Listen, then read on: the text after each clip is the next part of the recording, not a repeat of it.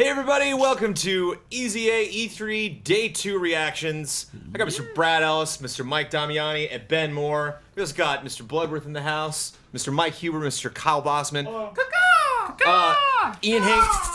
Ian Hank will not be joining us this evening. He already got in his 2 cents. Also worth noting that unfortunately Mr. Don Casanova will not be joining us this evening, but Don did join us at E3 today. Shot a bunch of fun stuff. Brad, did you get to do the cool stuff with Don? Mike did it with him. Oh, okay, cool. We shot lots of fun stuff today. We played lots of fun stuff today. If you're just tuning in, we are the Easy Allies. We're going to talk about E3 Day 2. We went, not only ran around today and played a bunch of games, but we ran around yesterday and played games that we didn't even have time to talk about.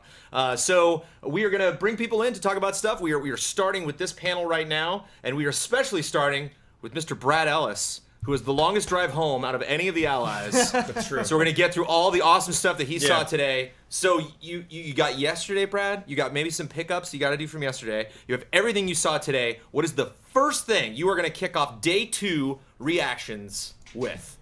Kingdom Hearts 2.8. Yeah! Ooh, which part of it? The Aqua Prologue to 3. Fragment time, WX, Duodecim, 3-6 over 8 2 days. Wait, isn't it 0.2 though? That's actually part of the title. Yeah, it's Probably, like I don't know. 0.2. I gave up trying. Divided by 0. So, Brad, you got to finally play it. Because Ben and I got to play this a month ago. I know. And we were nice. like, we want so many people to play this. Yeah. Yes. We need people to play this. And I could just see it in your eyes. When you told me, I you was were just like, Damiani, why did you even tell me about this? Torture. But now you played it. What do you think, man? Man, dude, first of all, obviously, first impressions, gorgeous.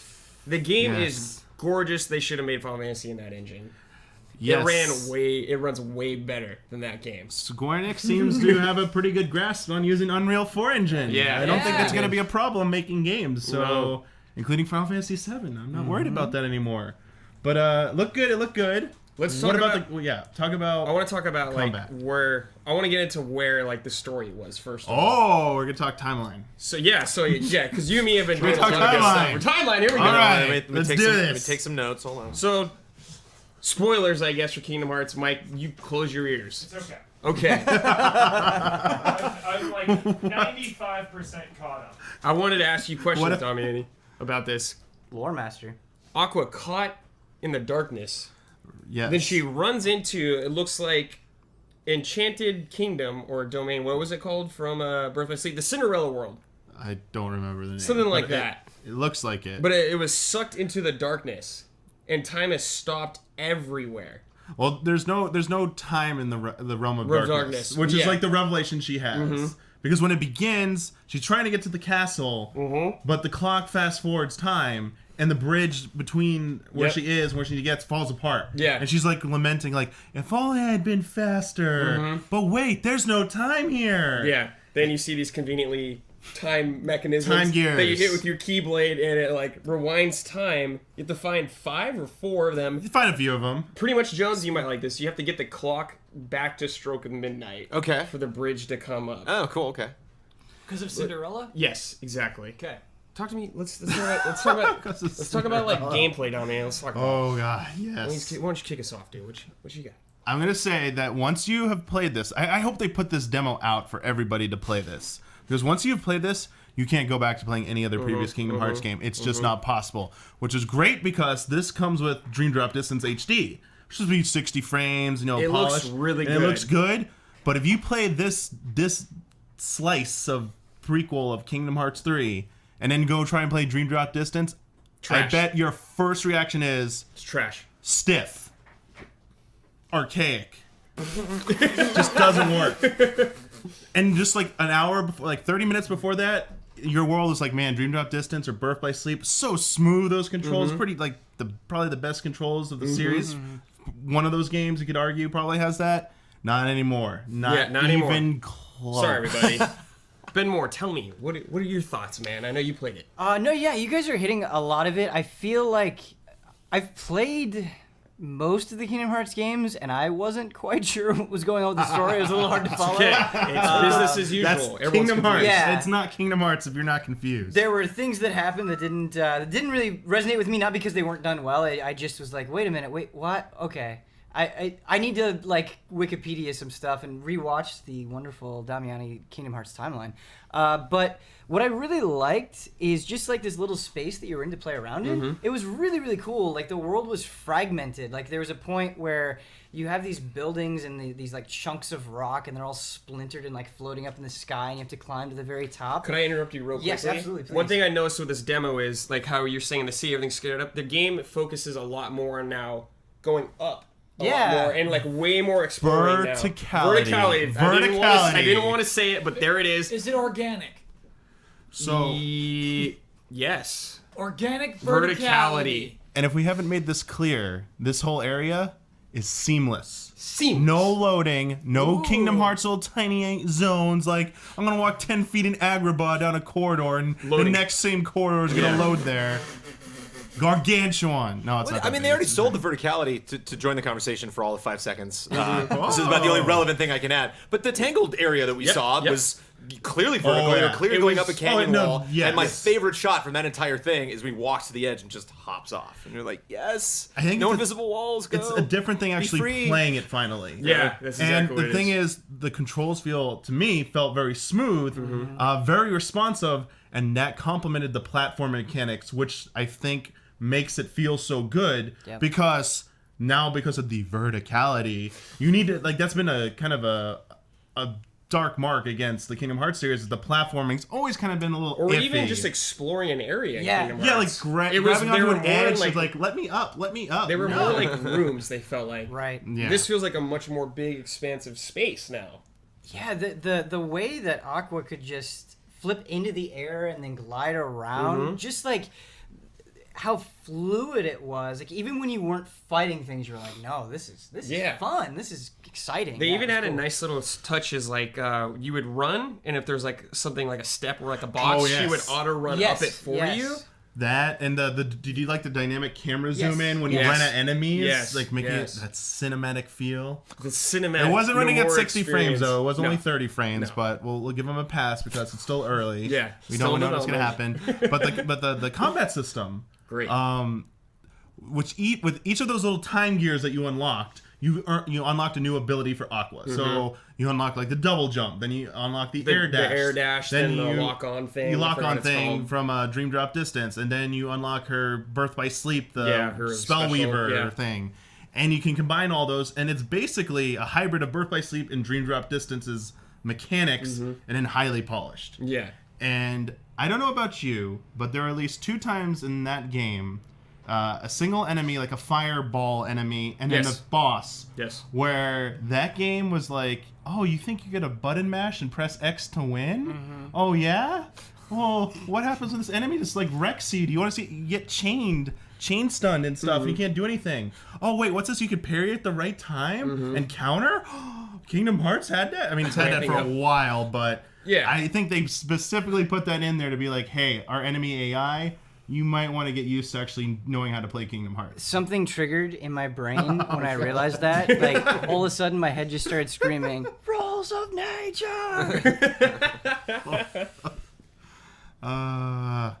It was, I was just astounded at. So this is what we commented on this last night. This is why, at least me, and I think Ben did too, we walked away from that judges event saying, this is it. This is like from the Japanese side. Yep. This is what I want to see more of. Like, I have more faith and more optimism for Kingdom Hearts 3 than I do for Final Fantasy 15.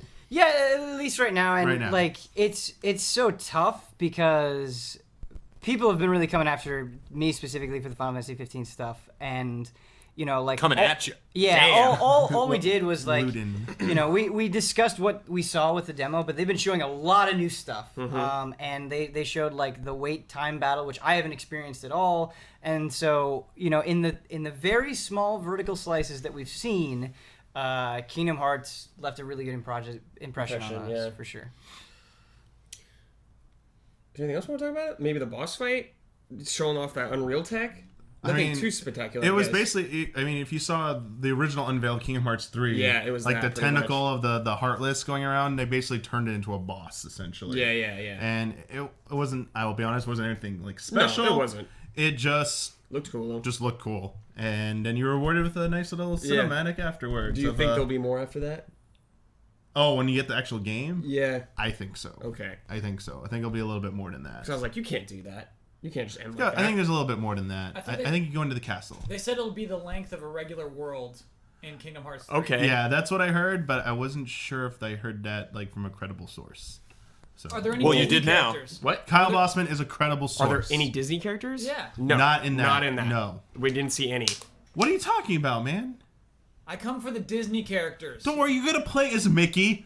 Chill out. Dual-wielding Mickey is coming. Goofy's gonna be there with you. And then you're gonna play as lightsaber-wielding Yoda at one point. No. He's gonna be in your party. Please don't. Yes. Summon. He's a summon. He's a for summon. Sure. He is definitely a summon. Don't worry. So will Wolverine. I don't know why. I don't know why that hit me so much, but like Kyle saying I came for the Disney characters hits me. Like I don't know if he's trolling or not, but it just I don't know. It just It's true. okay. He loves those Disney Some characters. people only come for the Final Fantasy characters. Now, Jones is a man who loves Disney and somewhat familiar with Kingdom Hearts. I'm a little lukewarm on Disney Yeah. right now. Okay. No, yeah, okay. What do you think? What do you think about all this we've been saying? How's it sounding to you? As much as I like to express my frustrations, you know, the things I think are a bit amiss about Kingdom Hearts, as far as like things that I'm really interested in that Disney produces, it's always been tempting. I think honestly, more than anything, you could take the Disney out, you could take the Final Fantasy out, and that combat just looks like fun. It just like just jumping around those areas. Well said. Looks like a great time. I love some like high flying 3D lock on like arena based combat. And yeah, this might be the time, especially if they're wrapping everything up. And like, I have missed out on those games, but like, I'm all caught up in the lore. Thanks, Damiani. So At your service. it all depends on what I have time for. But I mean, it is something that I'm curious to see. Excellent. I can tell as a outside observer of that franchise that Kingdom Hearts 3 is a big improvement. So Yeah. Awesome. And 2.8 might be. So how is 2.8 happening? So you get Dream Drop Distance and something else, and 2.8 is included. You get Dream Drop Distance. Or no, HD, 2.8 is the which game. Is like, Correct. Yeah, cool. You get this game. What's but- the actual Aqua and demo then, called? Prologue, fragments of I don't know. It has fragment and it has memory. It has Fragments. passage in it. Point two. 0.2. Fragmentatious. Yeah. It has a hyphen in there Some somewhere. nonsense. Like honest- Honest question, like with what Insomniac did with the Ratchet and Clank titles, how they're all sexual innuendos. Do you think Square Enix is intentionally trolling us? Like, do you think they know how fucked up their naming is, and they're like playing into it? Maybe the localization. Fragmentary Yeah. Passage. But thank you, Fragmentary Passage. I got Duodecim. Duodecim. But it also comes with. So this is a little bit of a surprise. It comes with something called Back Cover, which is the Kingdom Hearts Key mobile game. That Right. We have the Unchained here, which is the. I'm trying to remember if I'm getting this correctly, but basically they turned that mobile game experience into an hour. It's confirmed an hour-long video. CG movie, Wow. Out and of control. it's super important because it's a prequel to everything. it's the foreteller stuff, which magically became important. All of a sudden, and is actually going to be integral to Kingdom Hearts 3. You're going to need to watch this. So, and it's amazing that they did it in CG, and because it didn't exist as like in-game cutscene stuff. And Dream Drop Distance is Aqua and Ventus and that whole. No. No. That's Birth by It's Sleep. Riku That's Birth by Sleep. and Sora. Okay. They're doing their Keep Mark of Mastery exam. Tuning exams. And the tuning exams, which Naruto never passed. And the world is not enough characters are in there. Yep. Which, yep. The world I saw that. I was ends like, with you. oh wow. The world ends with you. World ends World ends with you. World's James not Bond enough. movie. Thank you, Ben. James Thank you. Bond is confirmed. Yeah. Well, that's yep. James Bond. James Bond world in Kingdom Hearts 3. I would not be Pierce surprised. Brosnan. Oh boy. Oh god, the world ends with you. I am sorry. Not the world, that's too good. Yeah. I totally in my head was like, yeah, the world ends with you. I just said that. World is not enough. Yeah, but Dream Drop Distance is the main cast. It's Got it. basically the last chapter before you're going to fight Xehanort. It even Got it. ends with the showdown That's right. in the chamber with the the 13. It's Xehanort 13. It's another prologue to 3. What? Dream Drop Distance. There's like 3 prologues now for 3. Dream Drop Distance. Everything is a prologue to I 3. mean, 3 prologues for 3. Like That's- everything sounds is about right. prologue to 3. I just want to state this. I remember when Kingdom Hearts 2 came out, I was like 18 or 19 or something like that. I beat it, and I was like, man, I'm not going to get Kingdom Hearts 3 for like 3 years. I'm 29 now. It's been like 10 years, dude. Let's Yes. go. Good God. Don't worry, man. I know, it's coming. It's gonna sell gangbusters, and we're gonna get the Kingdom Hearts cinematic universe because Disney's behind this. You're gonna get a Kingdom Hearts game every 2 years with a filler, like a solo movie or solo game in between each of them. So that's where the Wolverine Kingdom Hearts game is gonna take place. Yeah. Yes. Yep. Confirmed. So good E3 for Square Enix. Goods and bads. You get the 14 demo, 15. Well, I mean, we had our, you played the 15 demo Judges Got one Week, more game to and go. We got one more but game we we're got talking one about more. from Square. From There's Square. Another, Oh, that's right. Another possibly Yes. high point. yeah. Hype. Hype. Let's get into it. Let's do it. Come over Do here, it, Kyle. dude. We need Kyle over here because Oh, he played God. it with also. Yes. I think you played different parts than I did because you got further than I did. It wasn't a demo. It was the whole game. Okay. Yeah, it's like it's done. Okay. It's pretty much done. Do I get extra share? Taking Ben or Damiani? Which one am I taking? Rock paper scissors. Just for Can we I don't just care. can we get Have you can we played it? just get you I up haven't here? played I haven't played it either. We Damn need, it. We neither of us have actually played we it. need rock, paper, scissors, and you need to call it Jonkin. And it's Jonkin Pong, but it's still rock, paper, scissors. I can get up. It's fine. What? The audience wants to see rock, paper, scissors. Okay. All right. Give the crowd what they Say the want. words. I'll just sound like. It's Jonkin Pong. Okay. And then on the third, you do it. Okay. Okay. Look, Jon- it's Ben. What? Yeah, it Look gets at me. Ben. Look at Ben. I'm No, doing look it at Kyle. This is better. like this. This is more dramatic. Yeah. Okay. Ready? Jonkin Pong. It was we had both scissors. Okay, all Do it right, again. one more, here we go. Jonkin Pong. We had both Again? Okay, Wow. Here we go. Mind melt. Jonkin Pong. Ben wins. Ben wins. Damiani, you're out. Sorry, Damiani. We're having a Square conversation. Get the hell out of here, Damiani. We don't have to talk about this right now at all. I just wanted to briefly say that Square Enix gets an A from me because they have Dragon Quest Builders there. They did. Yeah. And Builders. Final Fantasy XII Zodiac Age. So it's all good. Wait, Builder's on the floor? Yeah. Yes. I missed it every single time. Where is it? It's Tyler, by you gotta 12. play that game. It's right by 12. Oh, okay, cool. I advise everyone that hasn't tried the Builders demo that is going to. It has a hard stop. So it doesn't get to a point where they're like, hey, if you have a little extra time, go and build. It like, you get to a point and they're like, okay, thanks for playing, you're done. And I'm like, so when I played at Judges Week, I was like, and I had to like restart the demo, get to a point, and then stop doing the story quest so I could just build and goof okay. I around. turned the camera off for that. But yeah, that hype for Builders. So, Let's do it. I'll play What's some your Builders game then, there, so Brad? we can talk about some Builders tomorrow. This game. sweet. Special little game to me. It's a love letter to fans of JRPGs from the SNES and PS1 era. It's called I Am Setsuna. And Dreamcast. And sure, yes. Okay. Yes. Okay. Yeah, okay. calm That's down. fine. Calm down now. We'll allow it. So it's very, when you look at it, it looks definitely like Chrono Trigger. Have you played Chrono Trigger? Yes, Did you I get that actually vibe? have played Chrono Trigger. Okay. Of all games, I've played that Do you one. not like Chrono Trigger? Love Chrono Okay, Trigger. thank Hey. Name me God. 2 characters from Chrono Trigger right now. Chrono. Kuo. No. I can do more. Robo? Is his name Robo? Ichigo. Is his name Robo? It's his name, Robo. Do you know the song? Frog?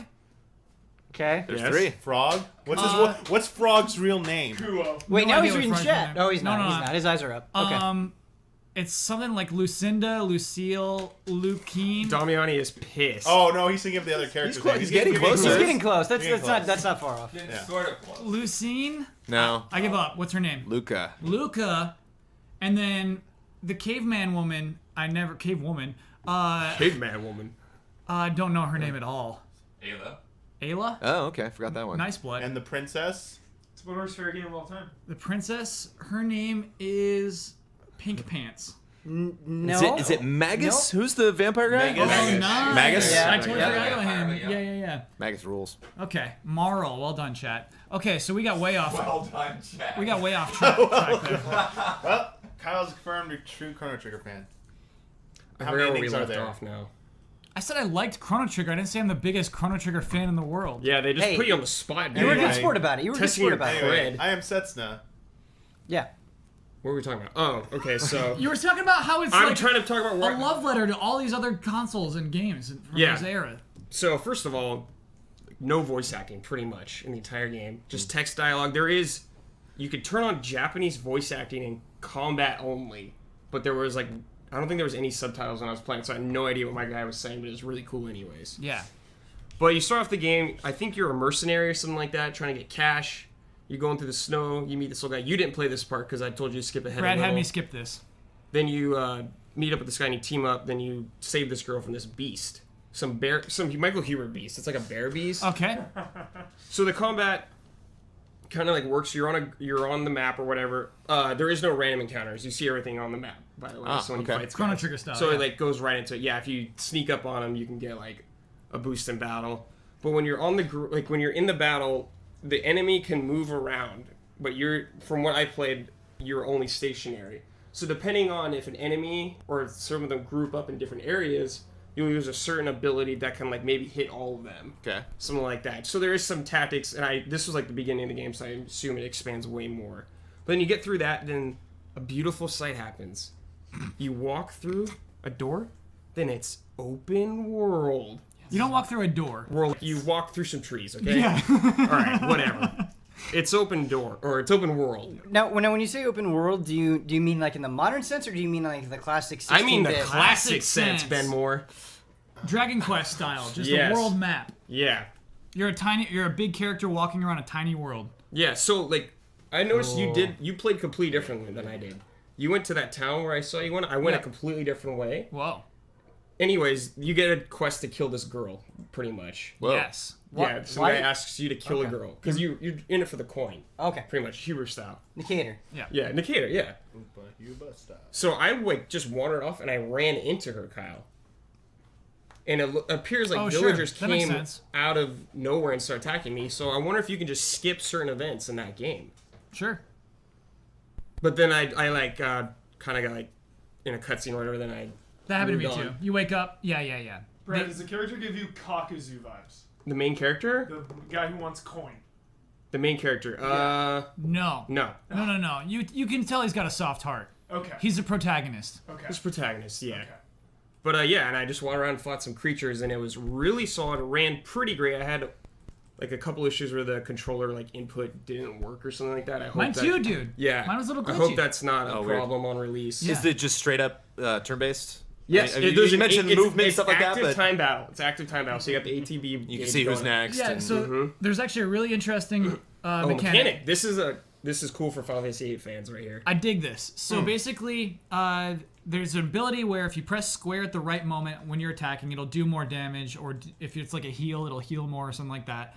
You earn that by time passing, and you can stack them. They stack up. You Up can to have 3, I think yeah. it was. Yeah. And so basically, if you just hang out and let the enemy hit you a few times, you can stack up that stuff. And so can you save that stack for like one crucial moment? Yes. Like let's say Yeah. you need a big heal or you just need to like do the final blow on a boss. That's what you would use the stack for. Well, you can only use one per turn. Okay. So you can just do 3. okay. Boom, Yeah, boom, yeah. boom, boom, boom. Gotcha. Tell me about like what happened with you, because I saw you go in some towns. Good towns, Huber.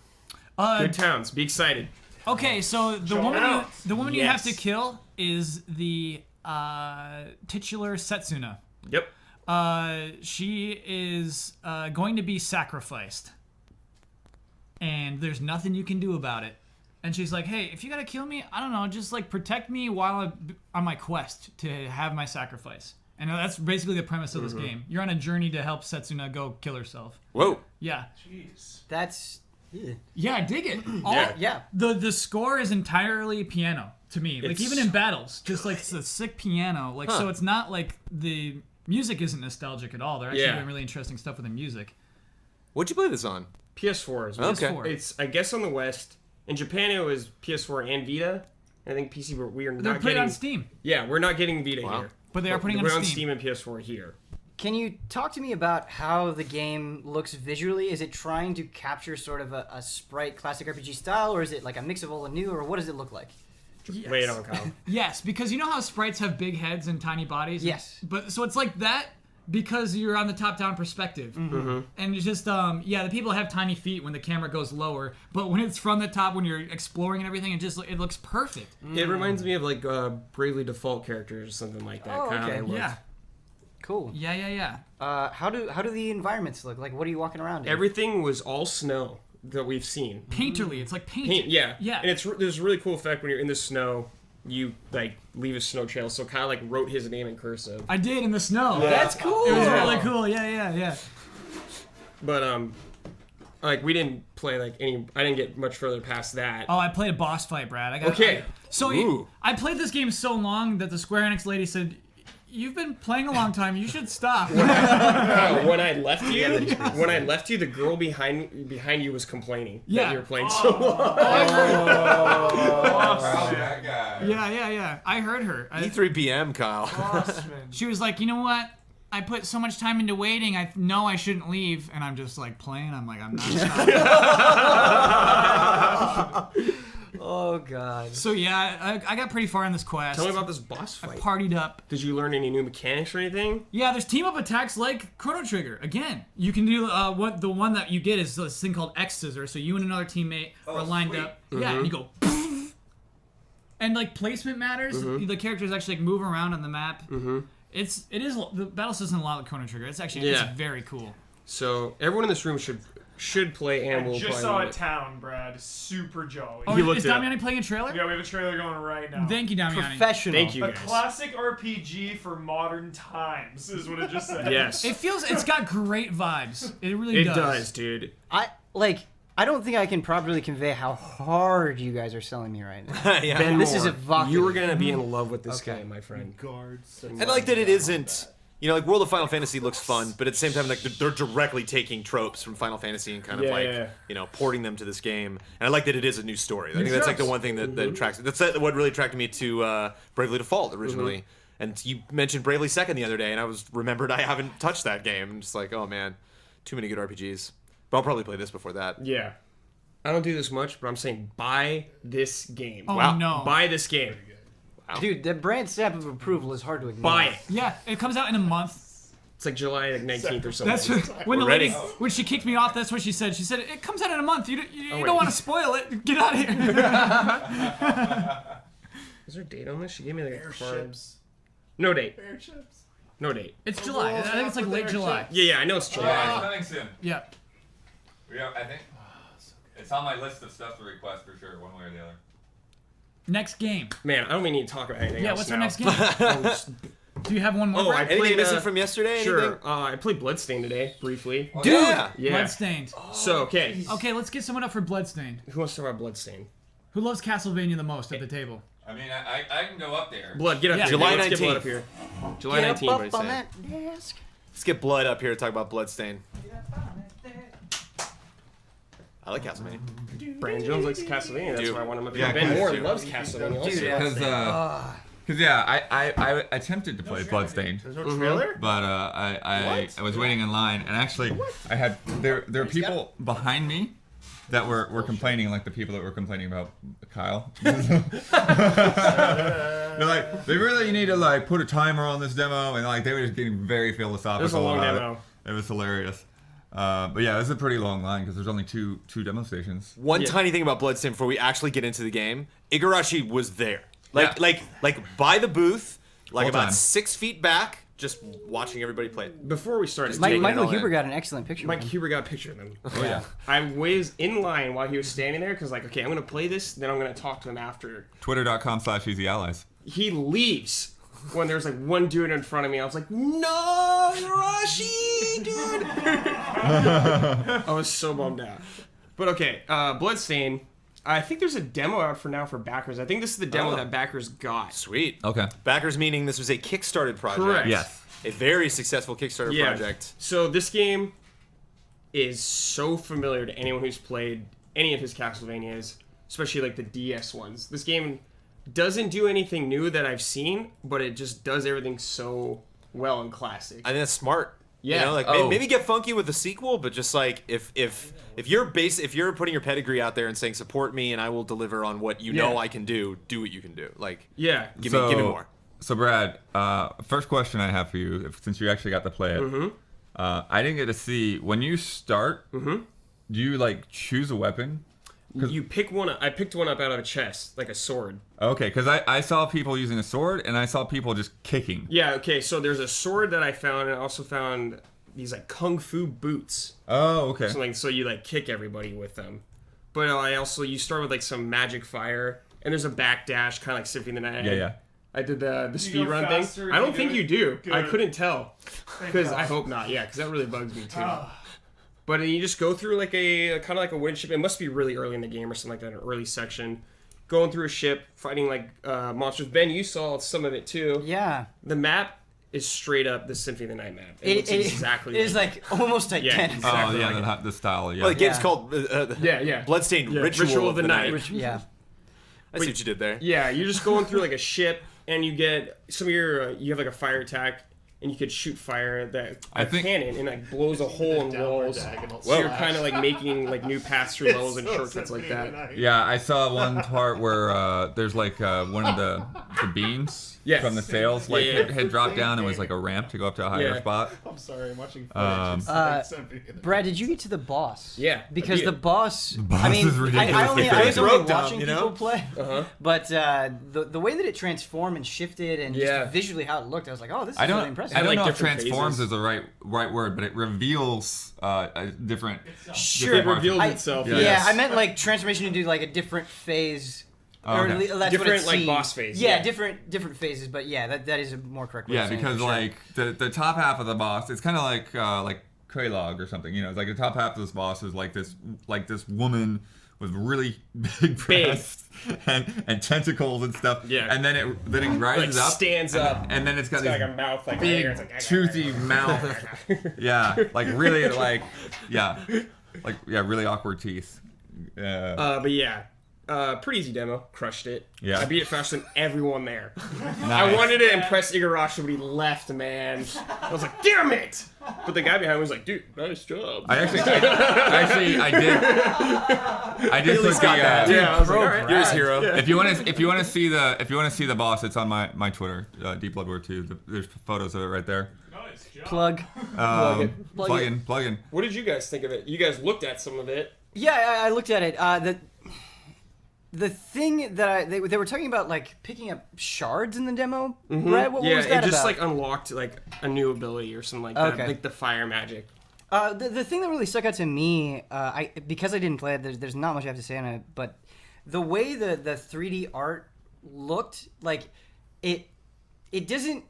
Okay, I'm not trying to trash on Mighty Number 9, but it's just the closest comparison I have. No, you're right allowed now. to. Like Mighty Number 9 kind of has this cheap look to it. Like it doesn't feel like it has like a lot of detail. But what's cool about Bloodstained is it sort of looks like a really good way. Like if they made a Castlevania game with this style, it would make sense and it would work. Where like.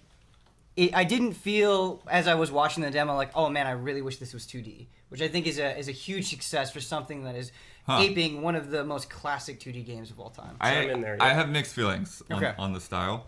I like the backgrounds. I think the backgrounds are probably the strongest Yeah, part they're of very the nice, style. yeah. Like they look really good. I like the ship moving. I like the stuff moving in the background and all of that. I'm fine with the character. I think the character I like her looks design. like a normal Yeah. Castlevania character.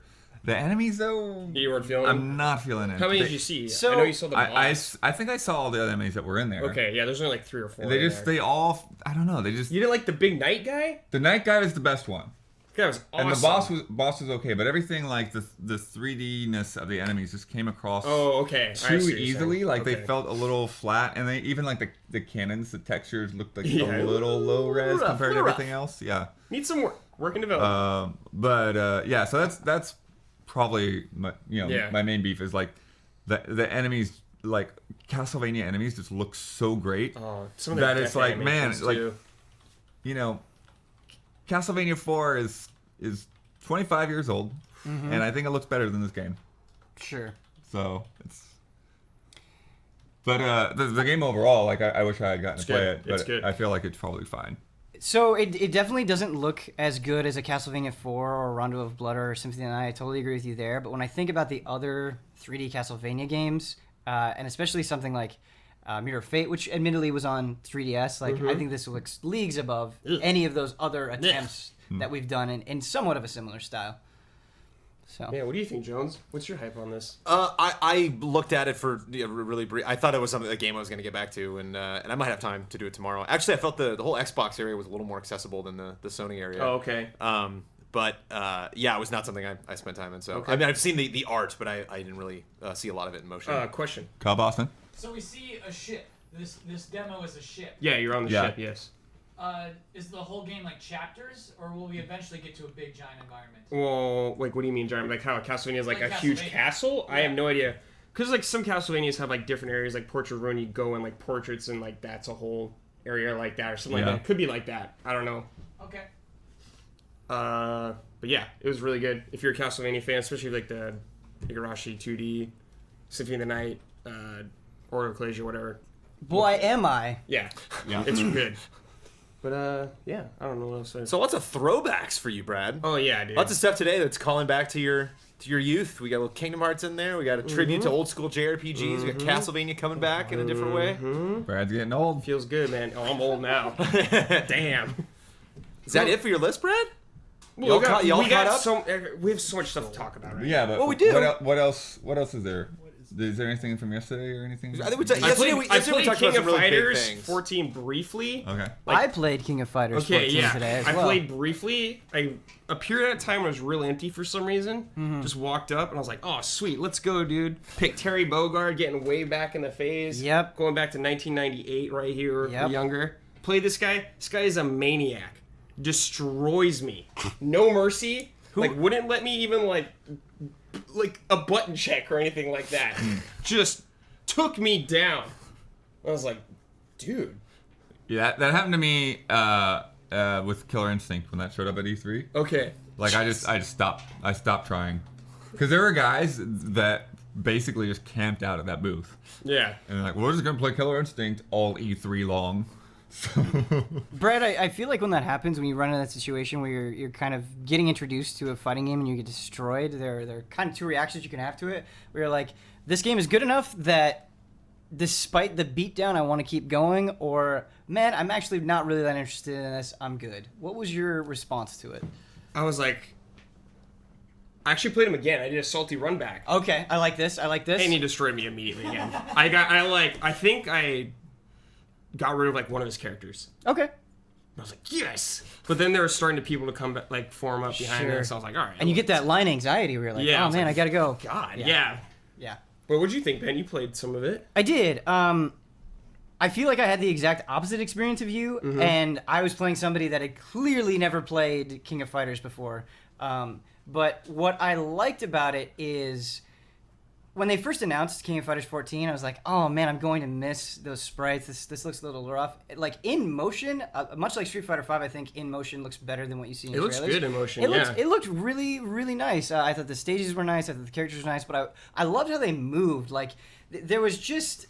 It was so smooth, and the effects looked fantastic. Like I was Joe, and I summoned this giant cyclone, and it looked fantastic. And Terry Bogard like slammed his fist on the ground, and that like earth shock that comes out of it. It was so good. And like when you hit a dude in King of Fighters 14, you really feel it. Like the sound that it makes, the way that their model vibrates, it just feels good punching dudes in that game. And like.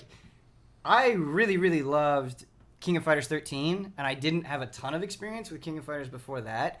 And I hold that game in a pretty high regard, and I wasn't comparing 14 unfavorably to that. Admittedly, I'm not like the deepest King of Fighters guy. I don't know like all of the characters and all the moves and all the like. I'm no expert. I just play very casually for fun. But I had a great time. Like the fighting games that I played today really, really, really impressed me. Yeah, good E3 for fighters, dude. I did play Final Fantasy 12 HD also, Ben. Yeah. And I saw you played that. I did.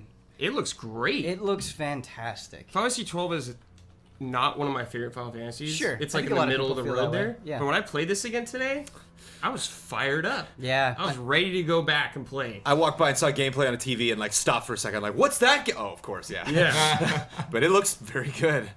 You have any thoughts on it, Ben? I mean, it's just Final Fantasy 12. Yeah, but it looks great. It is just Final Fantasy 12, but like you wouldn't. I don't know. I don't Just Final think. Fantasy 12.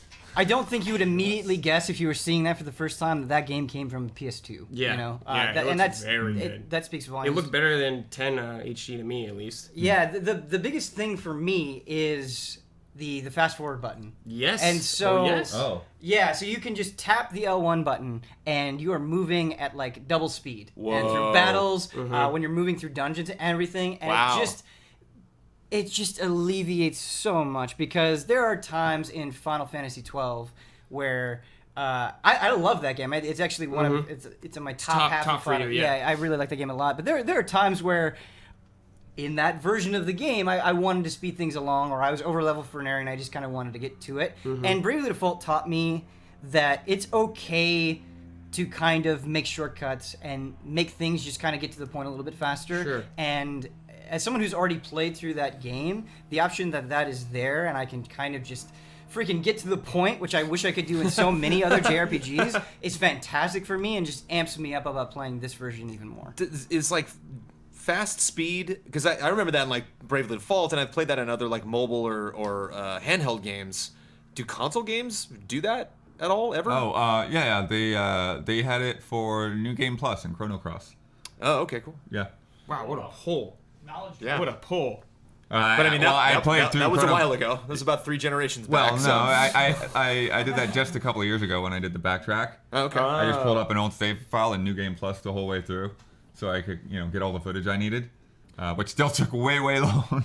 I love that, and you'd think it would like trivialize the story or like make it look fake or kind of like demean the combat that they're doing, but like you get into about 800 fights during the course, maybe probably double or triple Yeah, that so many in fights, any man. RPG. So it's just like anything you can do.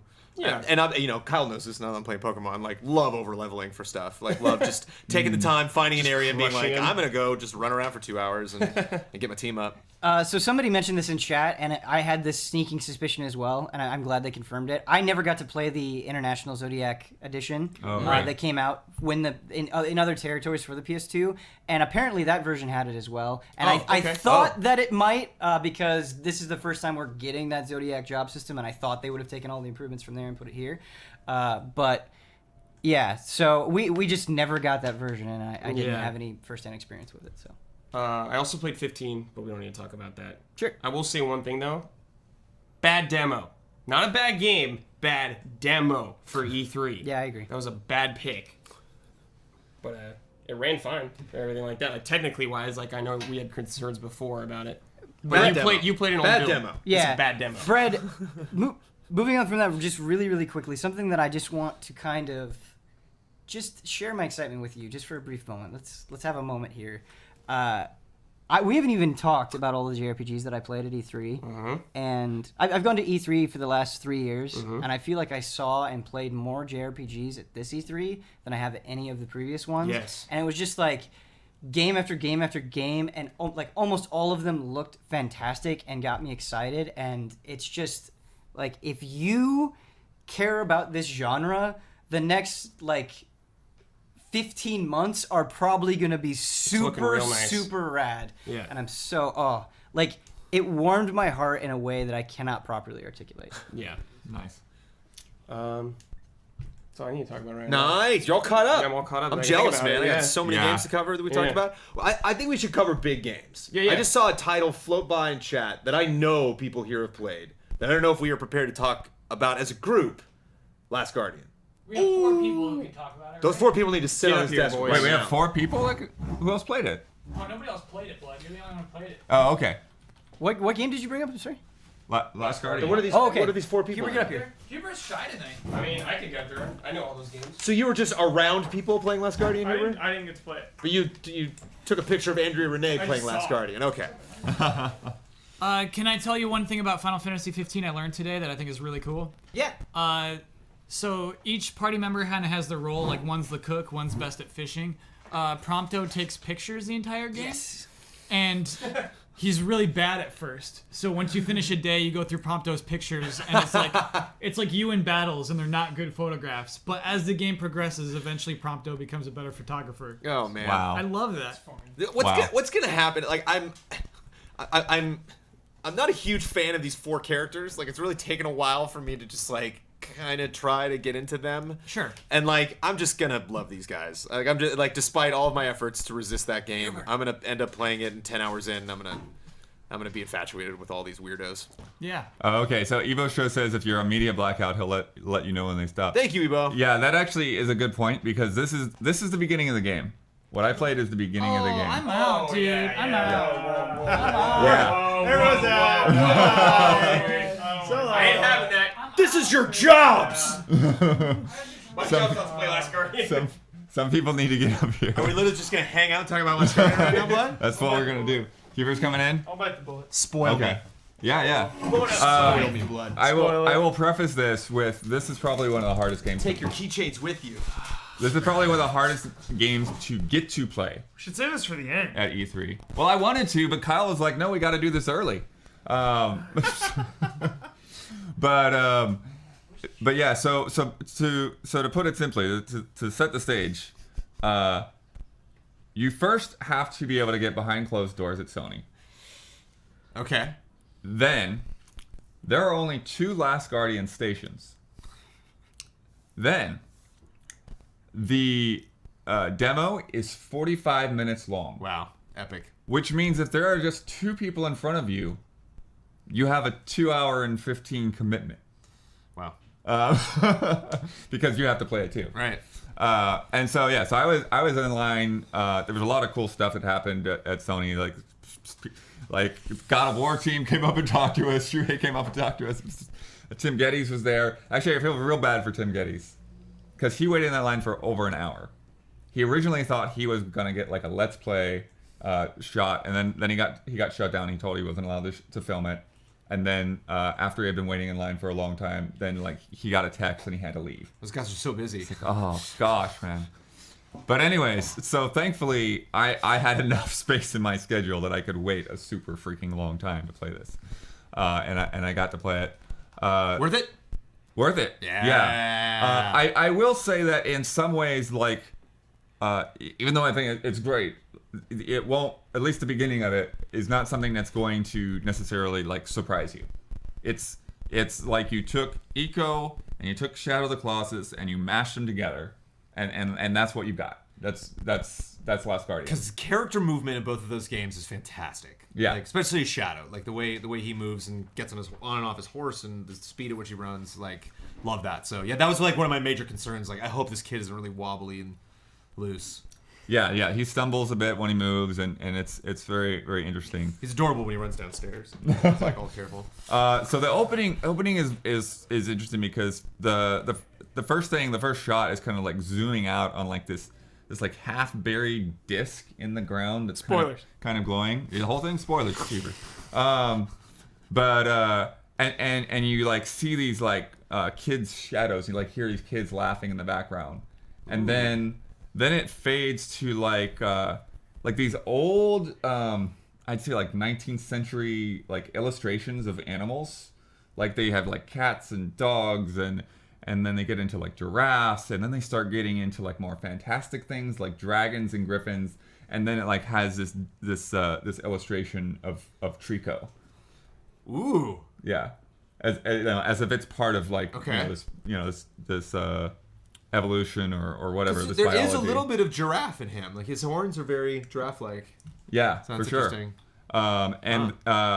Anyways, then it basically starts, and the kid is in the chamber, like the prison chamber that we saw the first teaser of. Mm-hmm. He's in there with Trico, and they're both basically like asleep, and he wakes up, and you hear this narration, basically of him telling the story as an old man. Okay. Spoilers. Yeah, I told you the whole thing. No, I mean, game spoilers. It's like, he doesn't die. He makes it out there. Yeah. And like Shadow of the Colossus, it's not in English. There's subtitles, but you hear the voice and whatever. No one's hearing it. Don't worry. Oh, okay. I didn't know what we were hearing. But he wakes up, and he clearly has no idea how he got there. He doesn't know how he got there. He doesn't know why he's there. he's covered. His skin is covered in all these tattoos and stuff. You know, those marks. He doesn't know why he has those. So, and then he just wakes up and he sees Tetrico there next to him. And then so the whole beginning, this sort of tutorial is gaining Tetrico's trust. Okay. So it's there, it's chained down, it's got spears sticking in it, and you try to get close to it, and it just kind of like basically pushes you away with like its breath or whatever. It just like starts snapping, and it's like, okay, I'll back off. So first thing I try to do is because I saw some other people play it while I was waiting all that time. First thing I went up to his back leg and I started pulling his spear out, and it's just like Shadow of the Colossus, to where like you hold the R1 to like grab and climb on it, and then it's very tactile. Like once you get to where the spear is, then you just pull back on the analog stick to pull the spear out. Then he gets pissed, kicks you, knocks you into a wall, and you black out until night. How does it feel though? Like just moving around. It's very like every time I see it, he's like clumsy. Yeah, it's like that. It's clumsy. It's awkward. It's difficult. Okay. And then so then the next thing I do is he talks about it seems like it's it's kind of it's desperate and it's hungry and so you go around the room and then there's these barrels, and the barrels just the same way. You have to hold the trigger to hold onto the barrel. So if you let go of the trigger, you let go of the barrel. So it's like the trigger is your grip. But there's not like a grip meter like Shadow of the Colossus. So it's not the trigger, it's R1. It's the shoulder button, right? Yeah. Okay. But to me, that feels like more of a grippy thing. Like there's more of an effort put into that. Sure. And so well, it's right on the top too, so it's like you're hanging on it, kind of. So like it. Yeah, for Shadow it was perfect, because it just made me feel like my hands were gripping something. And I think part of this too, like you really see, like there's a sense in a lot of ways that Trico is not like it's not just like an AI. It really has more of a life to it, because you put that first barrel down and it doesn't really know what to do with it at first. It kind of sniffs it, investigates. It's like, what is this? And then it figures out it's food, and then you give it another one, and you give it another one, and it kind of it's okay. It's full. It's satiated. It's all right. And then you can go up and you can pull out another spear, and then it can stand up. And then once it can stand up, then you can climb up on its back. And there's this lever that you you grab it first with the trigger, and then you pull back on the stick to like pull the lever down. And then the collar comes off, and then he's also wearing like a mask, and he shakes the mask off too. So then he's free, or she's free. I don't even know. And you ride it a little bit. You can actually push a button to like yell and to call it, kind of like in Eco. When you call for the girl, it's like, hey, over here. And in Shadow, you call for the horse. Yeah. And you go a couple rooms over, and there's like a barrel like stuck in a hole. And once you pull that barrel out to feed Trico, you see that hole's a tunnel. And you go through this tunnel, and everything else has been like these really like dark brown ruins. You go through here, and this room is just like white, and it looks like some kind of a shrine or a tomb or something. And there's no one else around yet. It's only just you and the beast. Through the whole demo, there's no one else. There's nothing. There's not any enemies. There's nothing. This is just you and Trico, and trying to figure out where you are and figure out how to get out. So you go into this tomb, and there's like a sarcophagus, and on top of the sarcophagus there's like this shield, and you pick up the shield, and you can see that you can shine like a green light on the walls. No idea what to do with it yet. They're like, okay, I can shine a green light on the walls. Then there's nothing else in there. So you come back out through the tunnel. You start shining the green light, and then like it gets real creepy, because Trico's eyes start changing colors. You remember seeing that in the trailer? Yeah. It's like whoa, okay. And you shine the light on the wall. Pink lightning starts shooting out of Trico's tail. Naturally. Like wherever you aim, pink lightning is just destroying things. So then you go back into the prison chamber, and at first I didn't know that it was working, because it's not like you just do it and it's instant. You have to like hold the lightning on something that you want to destroy, and if it's destructible, then you start tearing down the wall. And then again with kind of like Trico being kind of a living thing, I was just like, all right, cool, this passage is open, let me jump on his back and let's go. Trico is not Epona or Roach or a horse, does not care about you being on his back. You can't just say, hey, let's go. Nope. So like, all right, I guess I'll get in front of you and start leading you. And then you go through like this cool, like narrow cliff passage. And then like this big pile of pots that are like starting to like fall down and roll down as you go past them. And Trico's not really sure how to navigate around it. It stops for a second. And then you get a little farther in and there's like this cliff and then like a pool and there's like a waterfall. And again, I was like, okay, this looks kind of like that earlier trailer. Like, oh, we're gonna dive into the water. This is awesome. And so I get on Trico's back, and Trico just kind of like goes over the edge and is like, I don't know about this. And so then I figured like, okay, well maybe I have to lead it again. And I dive off into the water and I was trying to like. Just like, do I have to get him to go this way? Do I have to get him to, like, come on? And he's just the whole time, he's just like, nope. Do not want to be near that water. Really quick, I'm just curious. Did you watch someone else play while you were waiting in line? Because you said you were waiting like 45 minutes. I saw some bits, but I was not like actively like watching them. So you didn't discern any puzzle, any solves? I didn't solve the puzzles through that. Yeah, through watching anybody else. Because I would.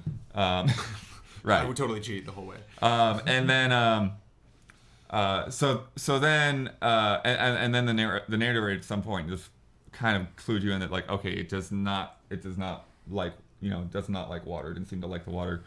So I go and I saw like another like set of boards, and so I like shot the lightning, tore down another passage, and then there's this big chain. You remember big chains? Yes. And like you climb this big chain, and then up there is this crate with some more food barrels in it, and you push the food barrels. Or you push the crate off and then, open up the food barrels. And then I tossed the food barrel in the water. And then that got Trico to jump in after the barrel. And then I was able to, like, climb on its back. And we went kind of up through another passage. And then there was another tunnel for me to go through. And I couldn't see any way for Trico to get out. But I was like, okay, I'll go through the tunnel. And then the boy turns around and looks through the tunnel and says, okay, goodbye, I've got to go back to my village. And then Trico climbs up the back side of the wall, comes out at some cave way above, and then just jumps over you and lands in front of you. And it's like, whoa. And your friends, yay! Yeah, and then you move up a little bit farther, and there's a cliff, and then there's this crazy tower, and it's clear that like the kid still has no clue where he is. And then Trico kind of like starts flapping like those wings. Is like, oh, you can't fly? Are your wings broken? And I'm like, is that a hint? What is that about? Yeah, they said that in the trailer. Yeah, that was. And then he said something about like it was called what is it? It was called something like the Den of Beasts or something, but I didn't know that at the time. It deserves to be mentioned that that this is the most quiet Huber has been this entire E3. Are you just taking this all in? Is there any hype from this? Yeah, no, just letting Blood do his work. Blood story time. Yeah. Okay. Continue, Blood. No, that was the demo. Then the Last Guardian comes up. Well, that's a good place. It's like the beginning of their adventure. Do you think? So did you get a sense that this is actually the way the game opens? That feels exactly like this is the beginning of the game. I don't know. It's very tutorial. I think that they probably had more button prompts on the screen than they would in the final game. Because I felt like any time I came up to something to interact with, it's like, here's the button to do this, here's the button to do that. Did you actually start to develop? I know it's kind of tough to do to like really get emotionally invested in a demo at E3 with everything happening around you, but like, did you start to develop kind of a connection with Trico? Like, were you constantly thinking of it as a game mechanic, or did you actually, not humanity, but did you actually like see some emotions come through it, or just kind of? It definitely. That's my hope. Like, my hope is that you just get kind of rare flashes of actually feeling, not only concern for the thing and wanting to protect it, because like I've felt that before in games, but like this curiosity. Like, I think my favorite part is when you say like it doesn't want to get in the water. Yeah. And just kind of, it's one thing to be playing like Dead Rising and just like yelling at a person I'm trying to save, like, get down the stairs, come on, and like another thing to actually see this beast that you just don't know. Like, what's going to set this thing off? Like, when is it, what puzzle the environment's going to make it turn evil? Or, when is it just going to decide, I don't like you anymore and take off? Right. Well, there's another there's that hesitancy, like I said, when it's coming like down that path, which for you it's already narrow, but you can imagine for like how big it is. And that's another thing that excites me too is it's really dainty and at points, and cautious about the environment and graceful in a sense. But like I'm looking forward to those moments where you kind of forget how big it is, so the game like reminds you here it comes. Well, there is kind of like when you get out of the water, there's this cool little moment where kind of like a dog, it just starts shaking off the water, and you're like, oh crap! Yeah, it's like Shadow of the Colossus, but the Colossus is your friend. Yeah, exactly. It's fascinating. I usually don't do media blackout, and like I'm like this wasn't spoilers. Like I'm not like upset that I found out about this, but this isn't a game I need to play the demo of. Like I am so ready for this. Yeah.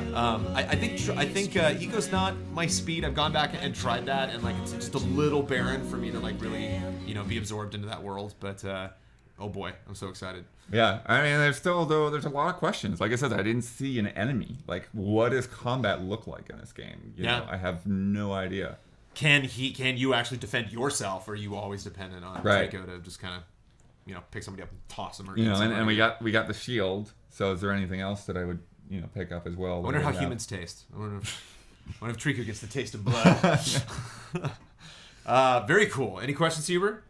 No questions. Wow. It's like having a bad lawyer in court. It's like, you gonna cross-examine anything? No it's further like, questions, Your Honor. Next witness. Serious question. Does it feel worth the wait? Does it feel worth the wait? I mean, I think so. I think people... I don't know. I don't know how Damiani will feel, because Damiani had issues with Shadow of the Colossus controls, and I don't feel like there's a real difference. Like, I feel like you're basically picking up like from that kind of a control scheme where things are a little tough and awkward and clumsy, and I think a lot of that really is intentional. We've had, this is the third game now that they've done this kind of control system. Well, but I mean, like, that's one thing I really loved about Shadow of the Colossus, and I've seen it in other games, but it was like one of the first times I actually felt like when you jump in Shadow of the Colossus, like the animation of that character, you really feel the weight. And it is a little wobbly because like we are weird things, like sometimes like when we're airborne, that's not where we're meant to be. And so like I did like that sense of like, oh, I gotta grab something, and so like a little wobbliness can be good because it adds that fear, it adds the weight, it adds the tension. It's like I said, it reminds you that one wrong grasp, you just let go of that R1 and game over sometimes. So damn it, I'm so excited. What do we got? Just jolly having a good time on the back there? Yeah, to explain to chat really quickly. Oh, okay. Kyle and Brad are like in the middle of the woods to avoid spoilers. They're hiding out in the forest in an undisclosed location. Well, I think we've reached a clearing. Okay. I think you can call it back in. I think in the UK they would call this a garden, right? The garden. Yeah. They're in the garden. They're the garden of bets. I'm gonna pour myself some coffee. Is there any other big titles you want to cover? We can get some other people other than me. I mean, I can go bigger titles. I can go smaller titles. You can go bigger than Last Guardian? No, not bigger than Last Guardian, but bigger. Well, one thing is, won't be a spoiler for anyone because it'll just be more details on something we already saw. I saw a demo of Days Gone. Okay. And Days Gone. A demo meaning different? no, well, yes and no. Because this is not a popular demo, right? This is the thing that they keep like yelling at people, be like, "Hey, we have 5 open seats. Anybody? Oh, really? Yeah, I've heard that from several people, and myself. I saw that where I was walking by, and they were just about to start the presentation, and the guy said to me, he's like, "We got open seats if you want to come in." Huh? What game? Because Days Gone. I think everyone just assumed like I've seen that, like that's the same. No, it is true though. You have seen that. But just like Huber's demo yesterday of God of War, it was augmented by Q&A and a lot of details from the developers. That Was it really different video or was it being played? It was being played. Okay. I can hear you. I'm gonna get coffee. There were some differences. Tell me the details, Blood Earth. for Blood Tik- Earth, I want to know cold hard facts. Don't Tell tell me- me that. Easy on the table. Easy on the table, Huber. Tell me about surviving in the world. Is there crafting? Are you building huts? Are you building campfires? Are you hunting squirrels to eat them? I don't know about some of that. Yeah, I mean, just to briefly recap the demo, the differences in the demo. For one, I think that they shied away from some of the gore when they were broadcasting. There was Yeah, those zombies just kind of fell over. There was not a lot. well, not the Literal. what the crap do they call them? The freakers or something like that. Oh, I didn't pick that up. Yeah, they've got another name for them. You little freaker. Fill the gap.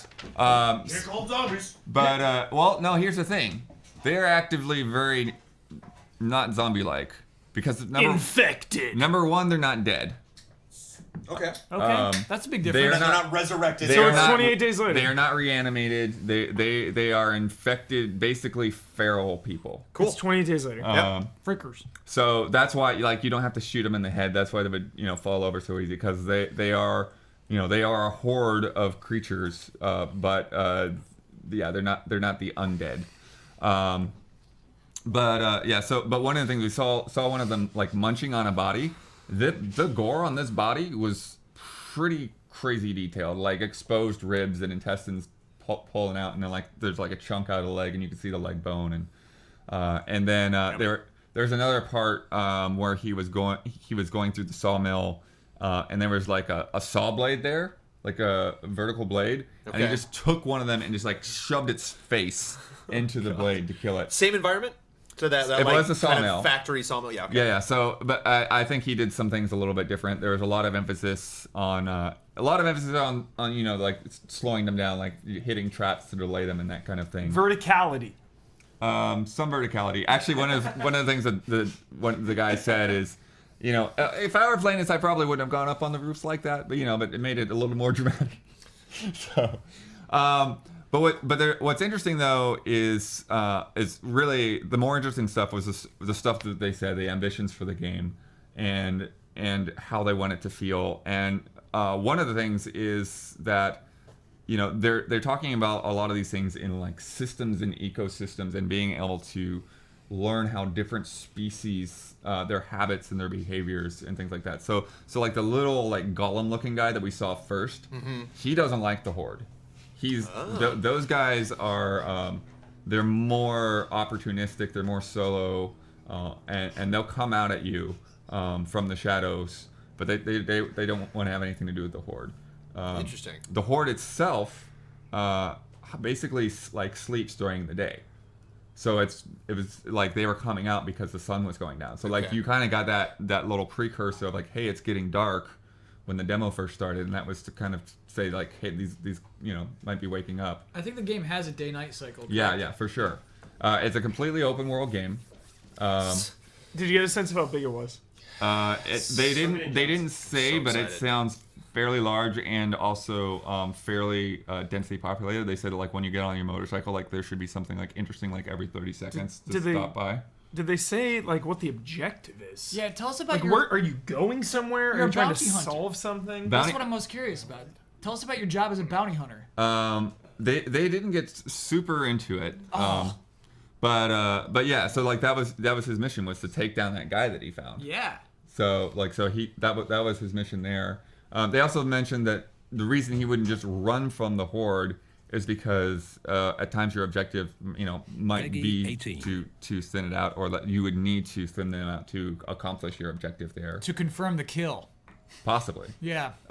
They also talked about in the daylight you would be able to scout out an area and like set traps and things like that. They also said that you could, there are like enemy like gangsters and stuff like that, like normal humans that are survivors, and that you could basically lure the horde into their camp and like have them just basically take down each other. Oh, cool. I like that kind of thing. Yeah, but one of their big goals that they said was that they want this to be a dangerous open world.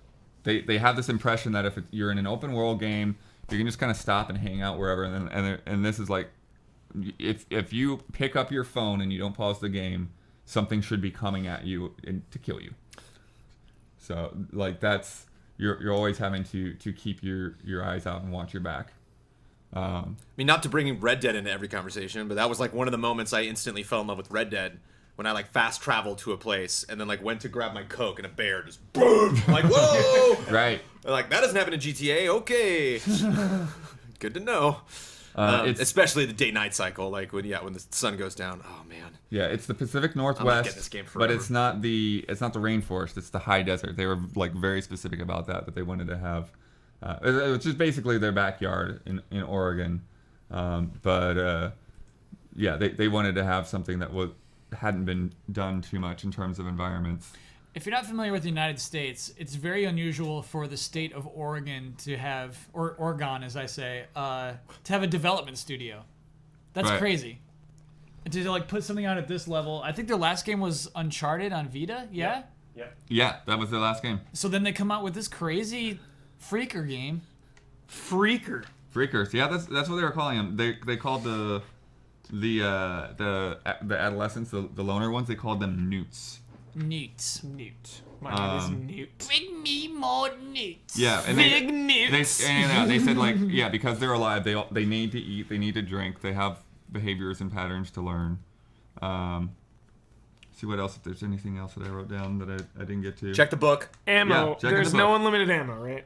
Oh yeah, definitely not unlimited ammo. There is crafting. They talked a lot about they wanted to be sure, like they don't want to be really silly at all. They want to be grounded, so they want to be sure that like when you craft something, like even if it's MacGyverish, that it's kind of believable, you know? Sure. Yeah, like the thing you pulled out of that car is completely unrealistic, but I get that it's kind of grounded. What about? Yeah. I mean, like, when compared to like Dead Rising, you know, you're not in like a Santa's sleigh, like shooting, you know, Yeah. candy corn. Or Is there a whatever. Santa sleigh? It's a in the Christmas new theme. one, yeah. It's In Dead coming. Rising, yeah. There will be one. four. Yeah. No, there was one big like North Pole looking crazy elf driven, doohickey thing he was on. What about gas for your motorcycle? Because Mad I Max. don't know about that. Mad Max tried to hype up this whole like, you gotta find food and gas in the wasteland. Oh, I remember that Yeah. trailer. And Yeah. after like 30 minutes of the game, you realize that food and gas are everywhere. Every 5 seconds. It wasn't. You didn't need to fill up your car. That's because the testers complained. Yeah, you need to do it maybe once or twice in the game, and then like by the time like you get a perk that's like, oh, your car doesn't run out of gas, and it's like, What is this?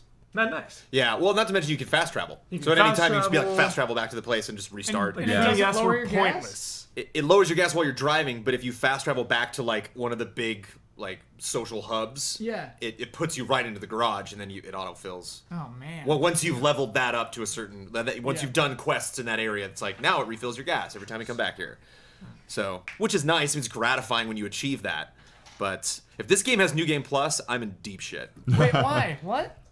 Because if I finish Days Gone and then it can restart With like all the your whole gear and area everything, yeah. with like the weapons I've leveled up and the items that I found and the my bike's all souped up now, like oh man. Yeah.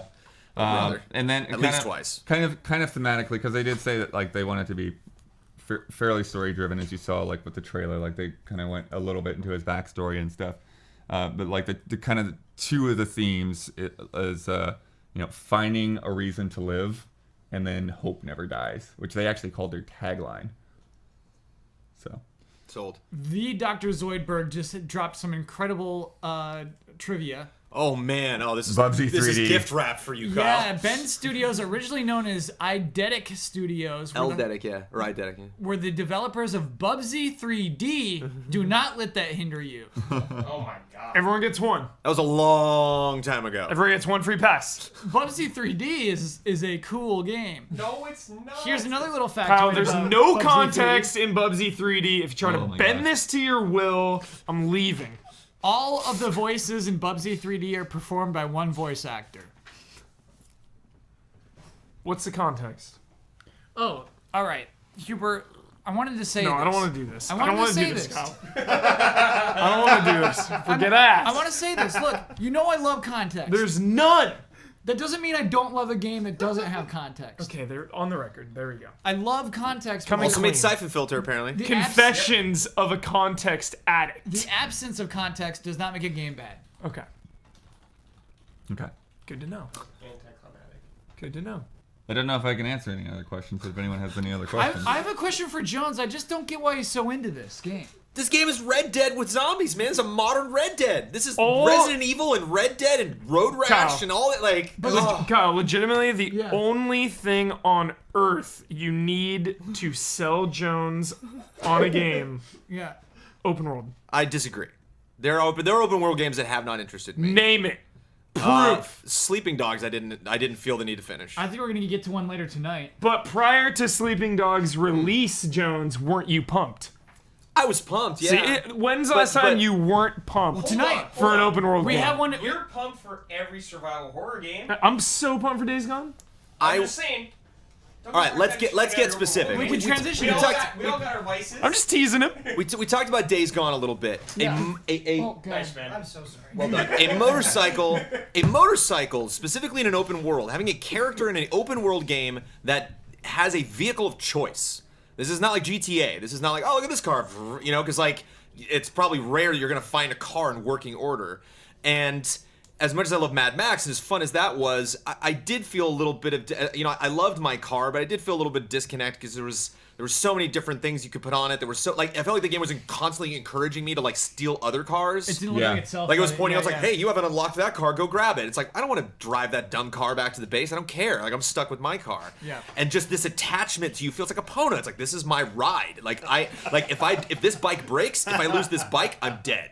You know, so you have this attachment to the motorcycle. Not to mention the motorcycles are just fun, like in games, in open world games. Like it'd be fun if they have like little. I want to go like straight Forza Horizon style, like jumping through, you know, billboards. But like, it would be fun if there were exploration bonuses That that, wasn't like Forza Horizon, you could but- try to figure like, I got to get my bike up this mountain, or if I can like, you know, jump this road or something to get to this area.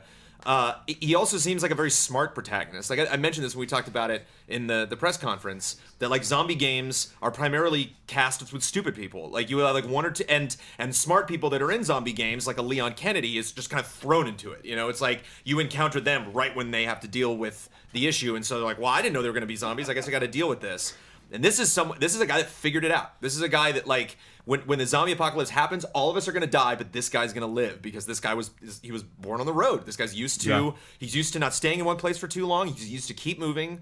they actually talked a lot about that you know he was a survivor because like he was in an outlaw motorcycle gang, you know. Every time I see a zombie the movie and like one the line they freeways used- are all cramped, I'm like, what were you guys thinking? Like let's Yeah. go to the airport, and then what? Like, you know, it's like it's just everyone makes such stupid decisions in the apocalypse. Sorry, Blood. What were you saying? No, there was one line that was kind of funny because they're like, he knows how to use a baseball bat. And I'm like, who doesn't know how to use a baseball bat? But okay. I bet everyone in this room doesn't know how to use a baseball bat. Ouch. Ouch. Wait, what? Jones, is Agents of Mayhem an open world game? Oh, I'm out for this. You're out for Agents of Mayhem? Yeah. Whoa. Anyone want to come up here?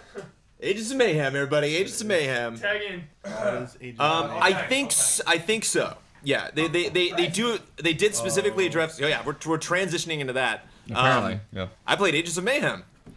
This was a. If you've been watching GameSpot's coverage, you've seen the commercial many times. I'm sorry, IGN. Really? When I was over at IGN, They were just they're rolling sponsored by Independence Day Oh, IGN first, yeah. and they play the same Agents of Mayhem over and over and over again. This is Volition. This is the same people that made Saints Row. This is in the world of Saints Row. It takes place in Seoul, Korea, which I think is an interesting The whole city. game does? The entire game takes place in Seoul, Korea. Wow, okay. South Korea.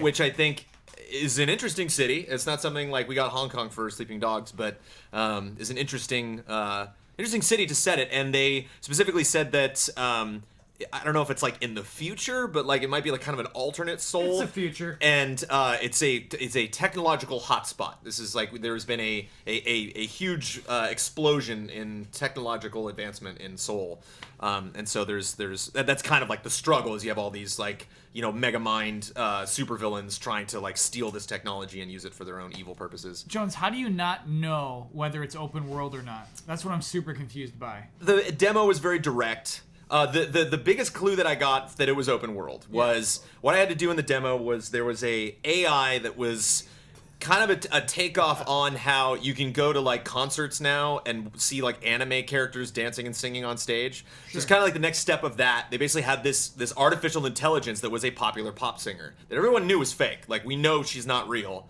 but that doesn't matter. And she can actually split herself into 5 versions of her, and they perform and sing and everything. What's her name? In the Ages of Mayhem? No, in real life. Oh, that does Miku? concerts and stuff? Miku. Lisa. Hatsune Miku. Hatsune Miku. Lisa. There we go. Wow. What? Wow. That's why we And got so- Damiani. She was being kidnapped by this by the evil organization that you're trying to stop, and so you are sent to rescue her. Long story short, at the end, near the end, when I was being transported to the final like boss area, a big helicarrier came and picked me up, and I had to go and platform and jump on it, and then that lifted off, and in real time, no cutscene, like it flew me over to where I had to fight the boss. So I was able to like look over the edge and see the city. So I would imagine it's open Okay, world, sure. but the game was very like, hey, you're in a plaza, go down that street. There's your objective. Now get on this thing. And you're Jones, done. can you tell me more about the gameplay? I honestly have no idea how this game Yeah, it's plays. interesting you said platforming. So this, yeah. There Yeah, wasn't do you a lot of switch- it. There was like Do you kind of switch at the between end. characters? How does this work? Yes. So it didn't remind me of Saints Row. Saints Row is very fast. I'm used to the characters running very fast. You have a dash in this game, so you actually don't move very fast, but you can dodge. You have a double jump. You actually jump pretty high. There were 4 available characters. There was the 3 that we were used to from the trailer. There was Hardtack, Hollywood, and Fortune. Hardtack is a is a sailor. He swears like a sailor, and he's got a harpoon. He's got a shotgun. There's Hollywood, who's an actor, who's actually I laughed. I'm fairly ashamed to admit it, but like he had a couple lines that actually cracked me up. And he just has your regular assault rifle. Is How the often does he say these lines? Well, that's interesting. If so, long story short, so you have these 4 characters. You can bring 3 of them into battle. If you hit left or right on the D-pad, it swaps between them, removes the character you're playing as, and replaces it with another. So you don't switch perspectives. So you don't move around. So you don't. Okay. It's not like Dragon Age where you have like the other 2 people in the environment and you're like moving around, which was kind of a bummer. Like Yeah. especially because one, like the shotgun guy is actually obviously close range, and then one of them, Rama, the new character, who kind of had like a kind of like ancient Egyptian kind of vibe, had a bow and arrow. So it'd be fun to like put her on a rooftop and then swap back and forth between somebody on the ground and her on the roof. Jones, Was she sassy? is it fast? Everybody was pretty sassy. The switching characters, I mean, is it really encouraged to switch characters when you're playing? I didn't get in a point in the game where I was like, clearly the game wants me to use this character. Like I just kind of swapped to try out their abilities and stuff like that. But they may get into that later, especially because there's only 4, and I think they said there were gonna be 12 total. Were you able to use the stunt double ability for Hollywood? No, but you can level them up. They were level 6. I don't know how high they level up. Sure. But what's cool about the VO is you have characters back at base, basically, that will talk to you and give you mission objectives as you're going along. And depending on what character you are, that character will talk back to them. So I actually played the demo 1.5 times, and when I went through the second time, I picked Hollywood, who I didn't pick before because I was like, screw this jokester. And then I was like, well, I have time to play the demo halfway through again, so I picked him, and he said totally different things as we were going in. Like, he was a lot more cocky about it, and they were like, okay, calm down, man. So, like, it's So interesting. They react differently too. Yeah, so like Wow. if like base says, dialogue line 1, and then your character responds with dialogue line 2, and then base says 3, and you swap to another character, that character will respond. So I thought that was interesting. Jones, I that they don't- write a script basically for the entire game for every character. That makes me think it's not open world. With so many characters, with so much dialogue options. It's a city. I mean, it's a big wide I open think it's city. probably open world. There were have no- story missions. I mean, I was on the clock, so I really wanted to get the objectives done. Yeah. But I mean, it looked like I could just go. It looked like I could just take off in any direction. Huh. The citizens of the city were a little foddery. It was a little just like, get out of my way. Like they weren't really believable. It was certainly not a Can you do a wrestling moves to GTA 'em? 5 level. No, but there is a melee. The R3 does a kick or a punch. That's or, one thing I love about Saints Row. The animation's pretty fun. The Hollywood, when he punches people, he throws his gun up in the air and punches them and then catches the gun. So like the animation was pretty fluid. Like I said, they jump pretty high, and so like it was the control was easy. Like there was no parts of the game where I got stuck or if anything, the demo was a little bit easy. Did they explain why they did this? Why Volition did this? Yeah, why they went with this direction with this franchise? From the way they described it, it sounded like they were like, "This is what we do. These are the type of games that we make. You know, we make these. We love pop culture." They had a picture of like Han Solo and the Punisher to represent like these are kind of underdogs. These are like not your traditional heroes. Did they do like a PowerPoint presentation? Yeah. Really? Yeah.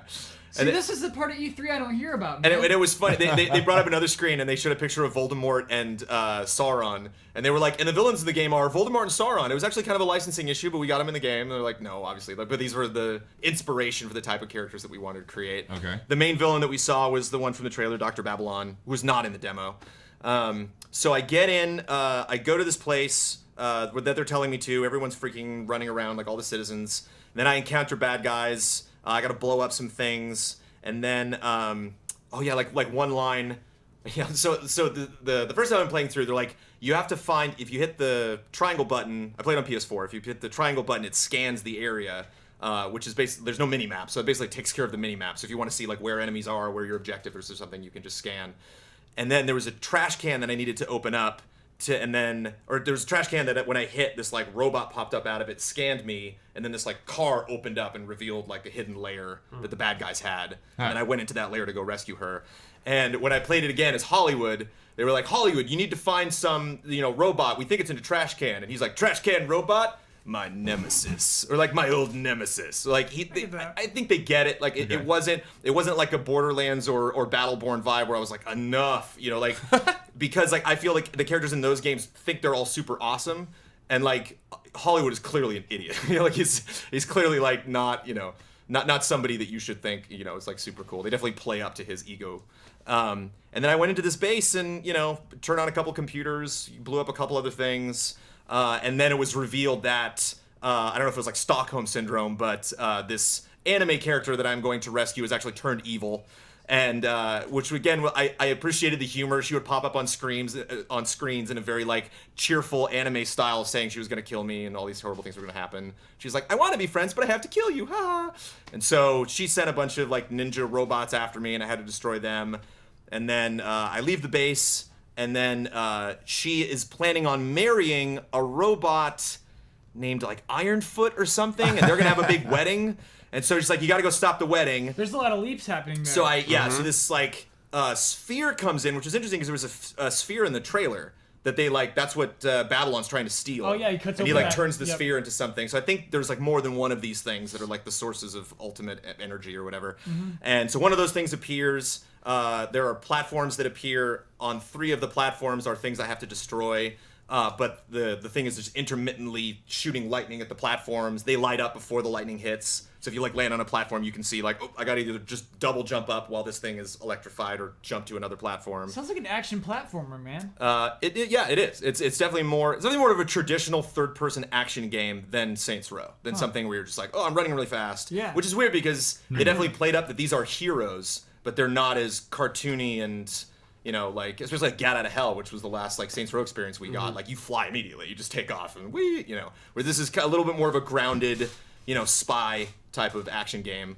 And then like I said, I blew up that orb thing. This like platform thing came down. I hopped on it, and then that flew off towards this big platform boss area where I stopped the wedding, killed the robot guy, fought her. She did this big like dance thing where she split into her 5 images, and they all had stuff blowing around. And it was just I wouldn't say I was like laughing out loud. I wouldn't say it's something like a game that I'm like, oh, this put this game on the map. But like I chuckled. I liked it. I liked swapping between the characters. Chuckles confirmed. Chuckles confirmed. Chuckles. Rama's cool because she's got a bow and arrow, which is neat. The first character you meet in the trailer, Fortune, her pistols were like super weak. Like they might have been doing damage, but they were very just like beep, beep, beep, She was the weakest character too. She's got like a little drone, but I didn't really mess with that. So R1 is their special ability, and the more you do R1, the more you build up L1, which is your like huge, super crazy attack.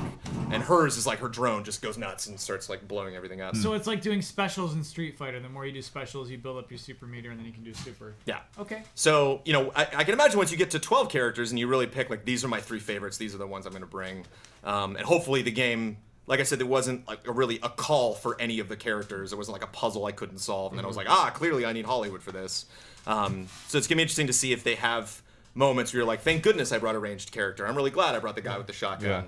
But it was fun, and it was a short enough demo that I was able to get through it about 1.5 times in an hour. Jones, I want to know now, since you played this, Yeah. are you looking forward to it? Are you hyped for it now? I think if you like Saints Row, I think it's interesting. I think it's different enough from what they've done that I wouldn't call it like a Me Too kind of game, or like, I mean, you can't say Me Too if it's, you know, the same developer. But no, I wasn't really that into Saints Row, even though it's a classic open world game I never played. I played Saints Row 1 and I never touched any of the other Saints Rows. Just no time.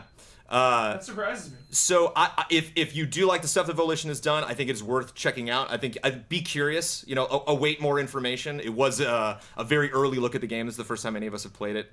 But just me personally, it's not something that there's so many games I gotta play. It's not something I'm really feeling the need to. I think the major thing that turned me off was while the environment looked pretty good, they start you right off in kind of this like Chinese style garden. You know, so it had you know, like lots of pretty foliage and stuff, but the NPCs in the environment, the actual citizens in the world, it didn't really feel to me like an actual place. So I wonder if that's looked a lot like Crackdown actually. Just the colors. There's lots of neon. I feel that. And so maybe if they flesh the world out a little bit more, maybe get into more things you can do. No vehicles. That was huge for a Volition game. Yeah. That is huge. I don't know if they're going, you know, maybe like once you get to a point in the game, you unlock a tank or a helicopter or something. You know, I was not able to get in a vehicle and fly to my location. I had to wait for like a taxi to come and pick me up and take me there. Wow. And it was all single player. There's no co-op that they announced. Yeah, but yeah, you know. they made it pretty clear that it was a single player game when they announced it. Chat wants to know, is there online co-op? We just answered that. Oh, I was like, But I wasn't expecting to play this. That was amazing. I would not be surprised if they had just dropped that trailer as an announcement and then that was it. Yeah, I was But, surprised it was playable for sure. Went in, you know, was handled very well by Deep Silver and Volition. There were multiple developers there. They were all having a jolly time. It was the last demo of the day, so they were getting kind of loopy. Like the guy making the presentation was messing up, and they were all laughing at him. Like it was, they seemed like they were having a fun time. Do we have time before we move on for a little hotake from me? Ooh, Okay. I think that's up to Ben. Let's hear it, Kyle. Ben, can I do a hotake? Kyle, you can hotake anytime you want. All right, I'll need you to chop it after this though. Oh yeah. Okay, so I think that game developers get in this habit of having to sell video games to their bosses with features and those stupid PowerPoint presentations where it's like, these are our characters who have to be, and then they present it to us, and that's wrong. So I think that, yes, they have to prove that this is a viable thing to sell to their bosses, to publishers, and then they get in that frame of mind. And it's like when Fee was presented. I hated the presentation of Fee because it's just like, here's our main character, you're a cub. And then these are our enemies. These are called the Noisers. The Noisers have this effect and will do this. Our world is this size and you can expect this and this and this. And that was the presentation they probably gave to EA. And that's not the presentation they gave to us. Yeah. I'm really upset about this. Yeah, well, one of the difficulties in a demo like what Brandon did, because I'm guessing you were in a room with many other people when they gave that demo. Yes. Yeah.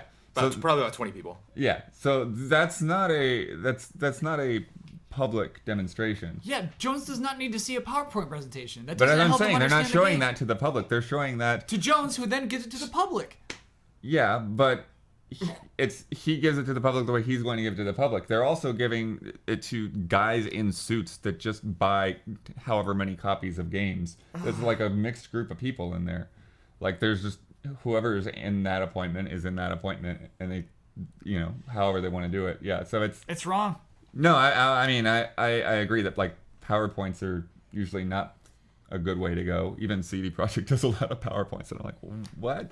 Why are you gonna read to me what's on your PowerPoint right now?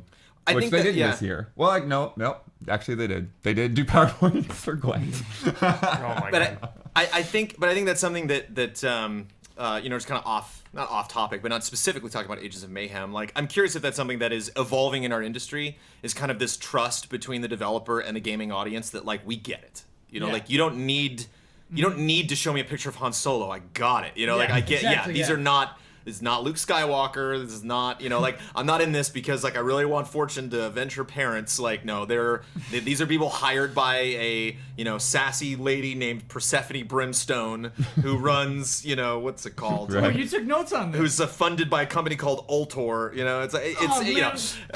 I'm so mad that they had you, like, watching their stupid presentation and you felt like you actually had to take notes on their stupid made-up names. What else am I going to do? I'm sitting there. I Like, know, exactly. Oh, boy. like, some of it might be relevant. I'm But getting steams. Wait, I need a Hotake chop. We gotta cut the Hotake. So yeah, I wonder if we're gonna get to a point where they're like, hey, if you're interested, we're gonna be in this other room. If you want a little more context, if you're confused, if you're not, go. Yeah. Just get in there. Yeah. Because I did appreciate having them there. Like they'd lean in every now and then and be like, if you hit down, you'll turn invincible. You've already earned a couple of those. So I was like, Sure. oh, cool, yeah, Sure, like sure. boss fight over. Thank you. Or just like remember you can scan to see enemies. Like, oh, cool, thanks. Yeah, that helped. Can we talk about something that was very different from a group PowerPoint presentation? Yes. I played We Happy Few today. Yeah, let's do it. Ben's got to cut the Hotake. Cut it, Ben. I'll make this. Okay. Do I do it here? Oh, right on camera, right over here. Yes. Great Okay. cut. Ooh, it feels good in here Yeah. again. I played We Happy Few. Does anyone want in on this, by the way? We happy few. Yeah.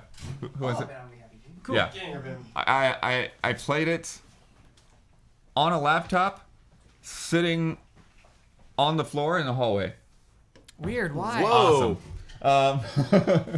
Because we were trying to do direct feed, and they weren't set up for it in the Microsoft booth, and so we thought, well, we'll just get it off the laptop. And then there were some. Yeah, every once in a while, we'll get like a laptop or a Windows install that just doesn't want to duplicate displays, and it wasn't working out. But so I ended up just playing it and not capturing it.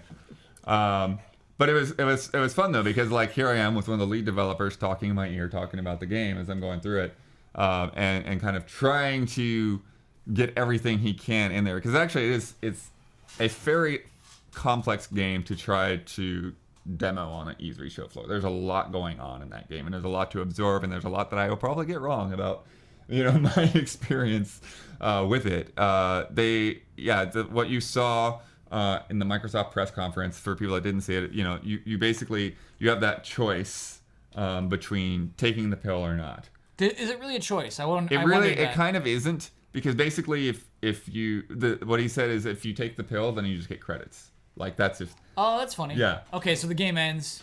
Yeah.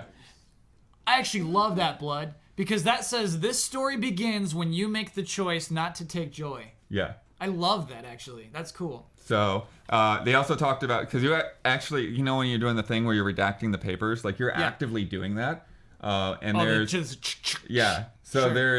there's sort of I guess there's going to be a trophy or something, like if you actually go through all of the newspapers on everybody's stations and like accept and reject the right ones. Oh, nice. So, and I don't know whether like it's the right ones in terms of like what they want you to do, or if it's the opposite, if you're actually getting the truth out there. But anyways, so yeah, you kind of, you start off going through that intro again that we saw in the press conference. It was like, okay, you don't take your joy, and then people kind of start questioning you about it. There's a little bit more time to explore like other people's offices and get backstory, and then there's like somebody that it's like, well, whatever happened to them? They never came back to work, kind of thing. Mm-hmm. And then there's if you didn't see the demo, there's this scene where they're all like beating on a piñata and talking about how fun it is, and it's like a new thing there. It's making a horrible squishy noise. Yeah, and then like your joy starts to fade, and you see that it's a rat, and everyone's eating these rat bits. And then that's when they figure out it's like, oh, you're a downer, and then the whole world basically turns against you. And then where the game basically starts is in like you have like a little safe house where you have a bed and some supplies, and the entire game is it's procedurally generated. So when you play it, the world is different every time, but it's made up of kind of common points. So there will be like, this quest that that will sort of be there someplace in the world every time, or this conversation, but the layout of the world and like where you find an item that you need are all kind of going to be mixed up and different. And another part of that is I'll kind of skip ahead on this, is that every run you do, like you have to get through the world on that run. There's permadeath. So if you Awesome. if you die, then you've got to start over with a whole new world Yes. to figure out. There we go. Do I have to watch the pinata getting squished every No, time? I don't think so. Okay. Cool. But the way the permadeath works is it's sort of like he explained it as is you make the short-term mistake and you make the long-term mistake. So the short-term mistake is I tried to sneak this key card away from the police and I got caught and they beat me with their nightsticks. But then you have this moment where like you're in near death mode and they're kind of done with you and you can kind of slip away. And if you have pills to like heal yourself, then you can come back and then you can start work from there. If you've wasted all your pills, then that's it. Then you die. Are the pills are joy? Not the joy pills. There are other types of pills. Great. There are also a whole lot of systems to manage while you're doing this. You have to worry about rest. You have to sleep at certain times. Huh. There are beds around the world. You can actually hide under beds too. Is the map procedurally generated? Yes. Okay. So you don't know where these spots are. Right. You have to worry about hydration, about water. You have to worry about food. And water has joy in it, doesn't it? I talked to the guys when I was. It might not all have joy in it. But some does. But some of it's kind of like fluoride. It's like in the drinking water. So you have to worry about food. And then one of the I made the mistake right off the bat. It's like, oh, you're getting hungry. It's like, oh, okay, well, I'll eat something. I ate something that was like mystery meat, and then I got food poisoning. And so, because I had food poisoning, now my vision's all blurry, and I'm getting more dehydrated and vomiting and stuff like that. And so, like, you have to have pills to be able to counteract the food poisoning. Did Flame in the Flood come out? I think so. Was that released? Yes. Yeah. Just reminds me of that a little bit. Yeah. So there's like grabbing all resources of randomly generated. And then your goal is basically, your goal is to get out of the city, but you have to go through multiple districts to do that. And there's bridges and checkpoints and all of that. I went through some houses and looted some houses. Which again, if some people will be cool with you, like regular citizens will be cool with you, but if they see you stealing some of their stuff, because there's a lot of crafting too. Like you have to craft lockpicks and you have to craft tools and weapons and all of that, and so yeah, if you steal somebody's stuff, then they're gonna freak out on you. What was cool is to see though is like people.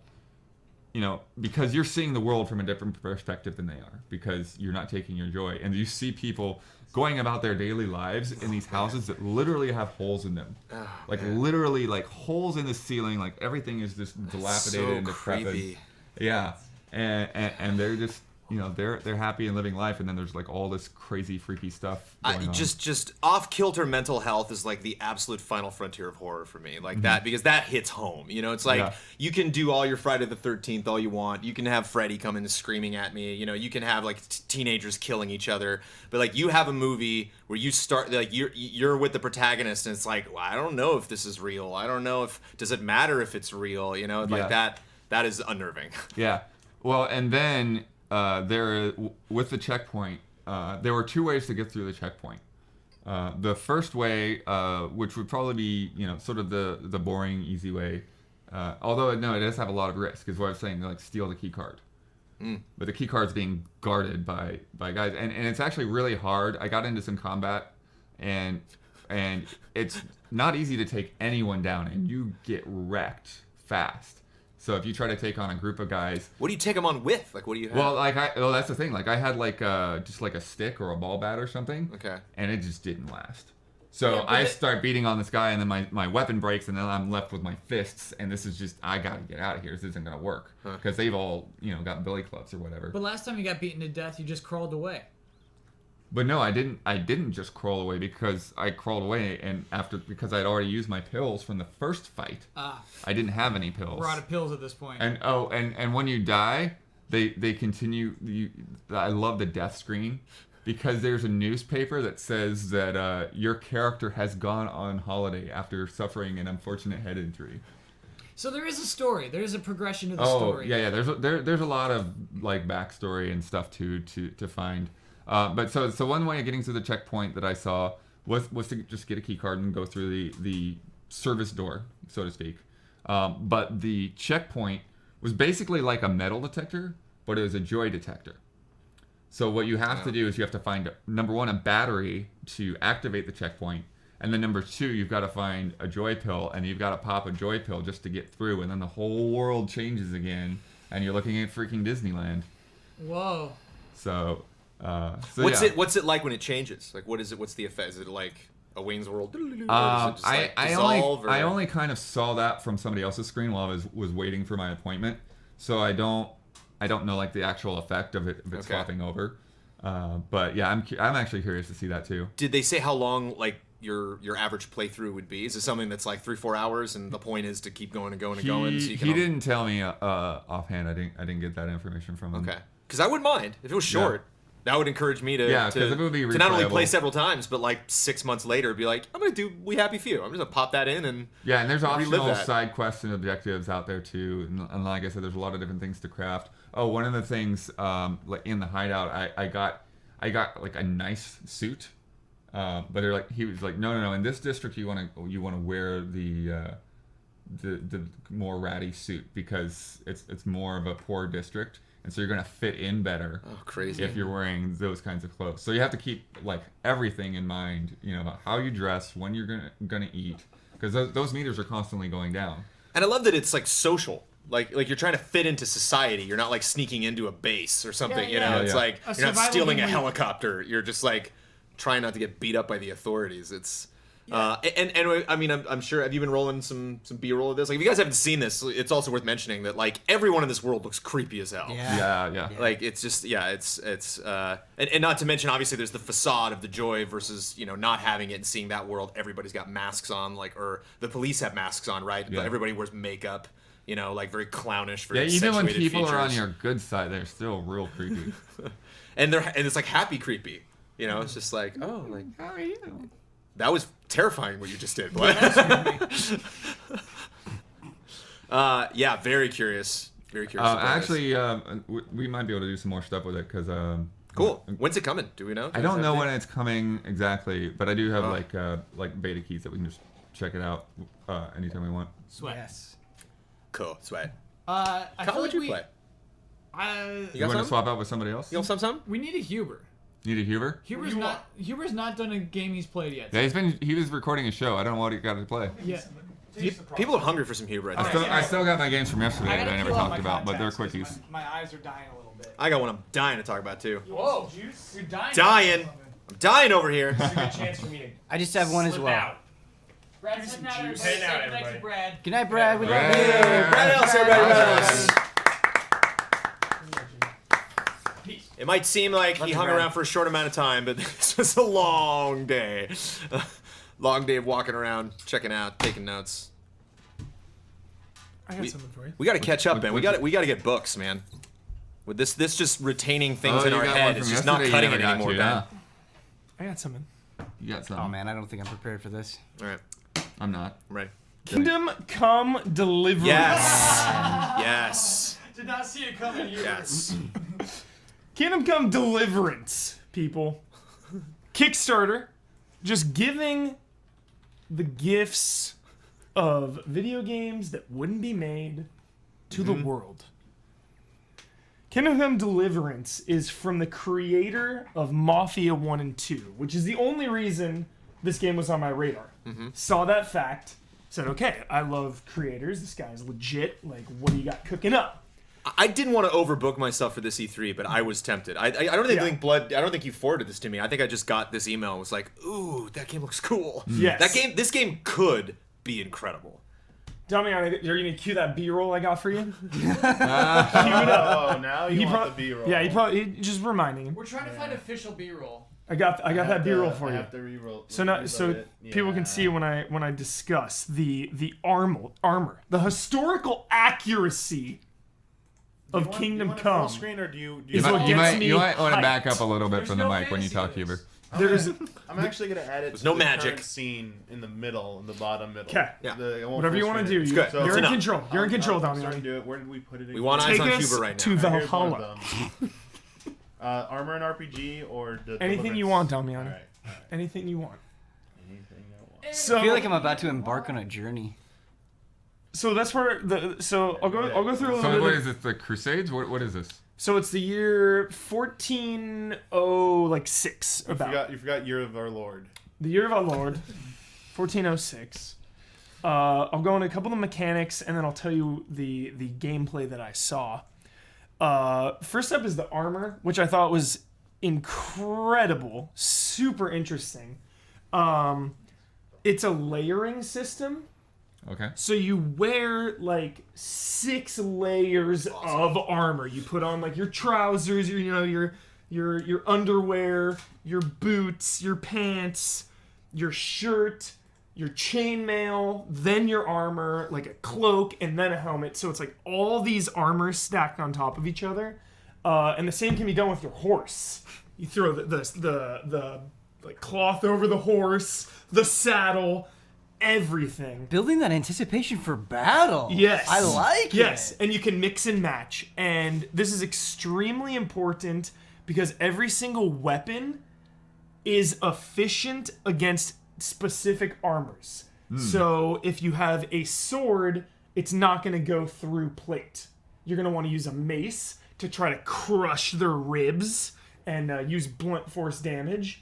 Whereas if you're wearing light armor, it dampens the mace, but it can be penetrated by a sword, so it's vulnerable. This game is entirely in first person. Yes. Okay. Context. Yeah, but don't quote me on that 100%. I'm pretty sure it's first person only. And then when you go into conversations, you see your character. Okay. So To me, it looks like Skyrim, where it's like, yeah, it might have third person, but like, if it does, play you're it playing first it person. in Yeah, that's what it's designed to be played at. So combat is intimate and intense. They train, they're giving me the whole spiel about we brought in sword masters and real armor smiths to train with these weapons. So it's similar to For Honor, but more points of focus. For Honor is 3. This is 6. So there's 5 and the center. And armor. Okay, 5's not bad. When you said 6, I was like, that seems too much. But... 6 is like the stabbing Right. motion. You can penetrate, like you can weaken certain areas, so then like you'll see them block those areas more. So this is where it gets pretty crazy. The demo begins, and he didn't want to give away too many spoilers. So he's in this town. He's in this cathedral area, and a monk has valuable information about where this evil villain went that killed this guy's family. So he needs to go in and find out what the monk knows. So you can go in, swords blazing, axes swinging, decimate everyone, kill everyone, and get the information that way. Or you can go in stealth, disguised as a monk. Nice. Yes. But this is not just simple, oh, hello, you are a monk now, I'm going to reveal the information. You then must roleplay as a monk in this monastery for days, maybe weeks, to build trust. No fantasy. No. Well, I mean, not to mention, I'm just guessing here. You were talking about having like, helmet, pants, all like these multiple layers of armor. Yeah. I'm guessing you don't have that if you just have silly monk robes on. Yes. So if you get caught, you're Exactly. like, I don't have a weapon on You're me. I don't screwed. have, yeah. So Tension. Again, these have huge. I mean, in-game repercussions. days, right? It seemed like a long time though. Like Right. days are pretty long. Okay. So it's the repercussions are huge because if you go evil, he said, people will react to you differently. Those can lead to new problems. Like now you've killed all these people, so other people are going to come and investigate this. It just seemed like the branching paths were pretty deep. They weren't just simple. Again, like these games are getting so insane with these choices. It's not just simple Renegade Paragon. It is so just ingrained into the fabric of the game in real time, which I love. And then he went to another town. He queued up a new demo, and he had like a sword fighting. Oh my god, this is the best part. Okay. So that's cool. That part is amazing. Now it's Don Casanova time. Are you ready? Yes. So there's like this medieval tournament in the town, like dueling. Wait, didn't you see this yesterday? What does Don have to do with this? No. Don would love this. Oh, okay. Yes. Don would love this. So there's this medieval tournament, and people come from all over to see the gladiator arenas. And, it brings the big crowds, Ben Moore. So everyone is away from their homes during this time because they're at the tournaments watching. Context. So now you can break into people's houses and steal everything you want unnoticed because everyone's at this tournament. It goes even deeper than that. It gets even better. You can enter the tournament. You can place bets. Oh, God. You can enter the tournament, place a bet on yourself, and lose intentionally. Dude. For cash. You like some boxer throwing the match. But, again, consequences. People can discover this and find out, and they'll attempt to prove what you did. So if you place a bet, you'll want to do it with like someone out of town or like another bookie in another region. Wow. So it's just, What happens if they uncover you? then he said you can like go to jail for like a bunch of in-game time. The one thing that I've always loved about tabletop and Dungeons and Dragons D&D and role-playing with you guys is, in a video game, you don't have that many choices. Like, even in open world games or even in games that emphasize choice, it's like, okay, here are my branching paths. It sounds like you can just think of crazy solutions to problems that feel like you're responding to, like, a dungeon master situation, and that's so rad. I have a question. Yeah. So this gladiator arena, this show is happening. Everybody leaves their town. If I'm able to sneak into a house, steal stuff, nobody saw me, nobody finds out. I actually don't I only grab like a couple of items that are like deep in a chest somewhere. Like they probably won't see this for months. That know this is gone. Does it just de facto take points away from like, well, that was just bad. No one knew you did it, but the game knew you did, and naughty you. So stat. Can I just walk away clear, like no consequences? I'm glad you brought that up. It's not stat based. It's or not. You don't like level up and earn skills that way. It's not like you leveled up. Apply your points. It's you use a weapon to make it more powerful. So you use swords. You level up swords that way. As for health, charisma, intimidation, it's all about your look. So if you go you kill a bandit and then you take all of his clothes and you go back into town looking like a bandit, people are going to fear you and be intimidated. Whereas, if you go into the bandit hideout wearing like full-on paladin, I am a do-gooder, they're going to be scared. So all of that changes depending on how you look and what you wear. How are they doing this? Like, how is this game possible? Kickstarter, baby! Time. I would imagine, right? Time. Yeah, it's been a while. Yeah. It's been a long time. I love what you were talking about with the weapons and how, certain weapons only work against certain types of armor. Are you in combat? Is it something like, okay, I made this decision, I brought this type of weapon into battle, so I have to prepare for not being good against certain things? Or can you switch while you're fighting? So, you can't switch, mid-combat. A lot of the combat he didn't go into too many specifics about that. It just feels like you kind of know when you're going to get in combat. It's not a threatening world in that regard. They're going to emphasize large-scale battles. Okay. So think Braveheart, think Castle Siege, open field, 50-on-50 mass battles. And, you want to pick your targets accordingly, and you're going to prepare for something like that. Yeah. This sounds too good to be true. It really does. And, Yeah.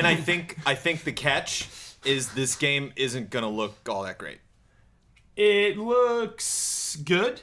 Again, I've been following it for kind of a while, and again, each time I see it, it looks better and better.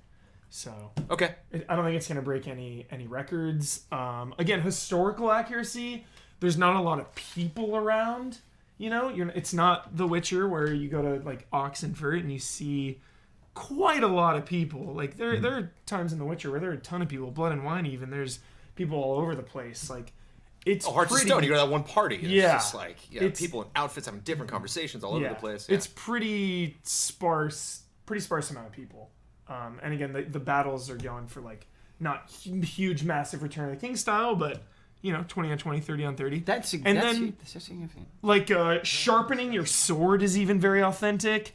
It's like a mini game, and you have to like use the grindstone to sharpen it, and it can break if you do it wrong. And you have to like find the sweet spot and like grind it all out. My dream for this game, based on what you just said, is being able to put on that VR headset and then put on your armor and then sit down and sharpen your sword. Like that is the VR experience I want. 100%. Just RP is like a blacksmith, right? And like putting on your robes and like folding them in the robe and like folding your hands. Oh, it'd be so cool. Hubert. And the lighting was so cool. There's like candlelight everywhere. It's like a scene out of Barry Lyndon.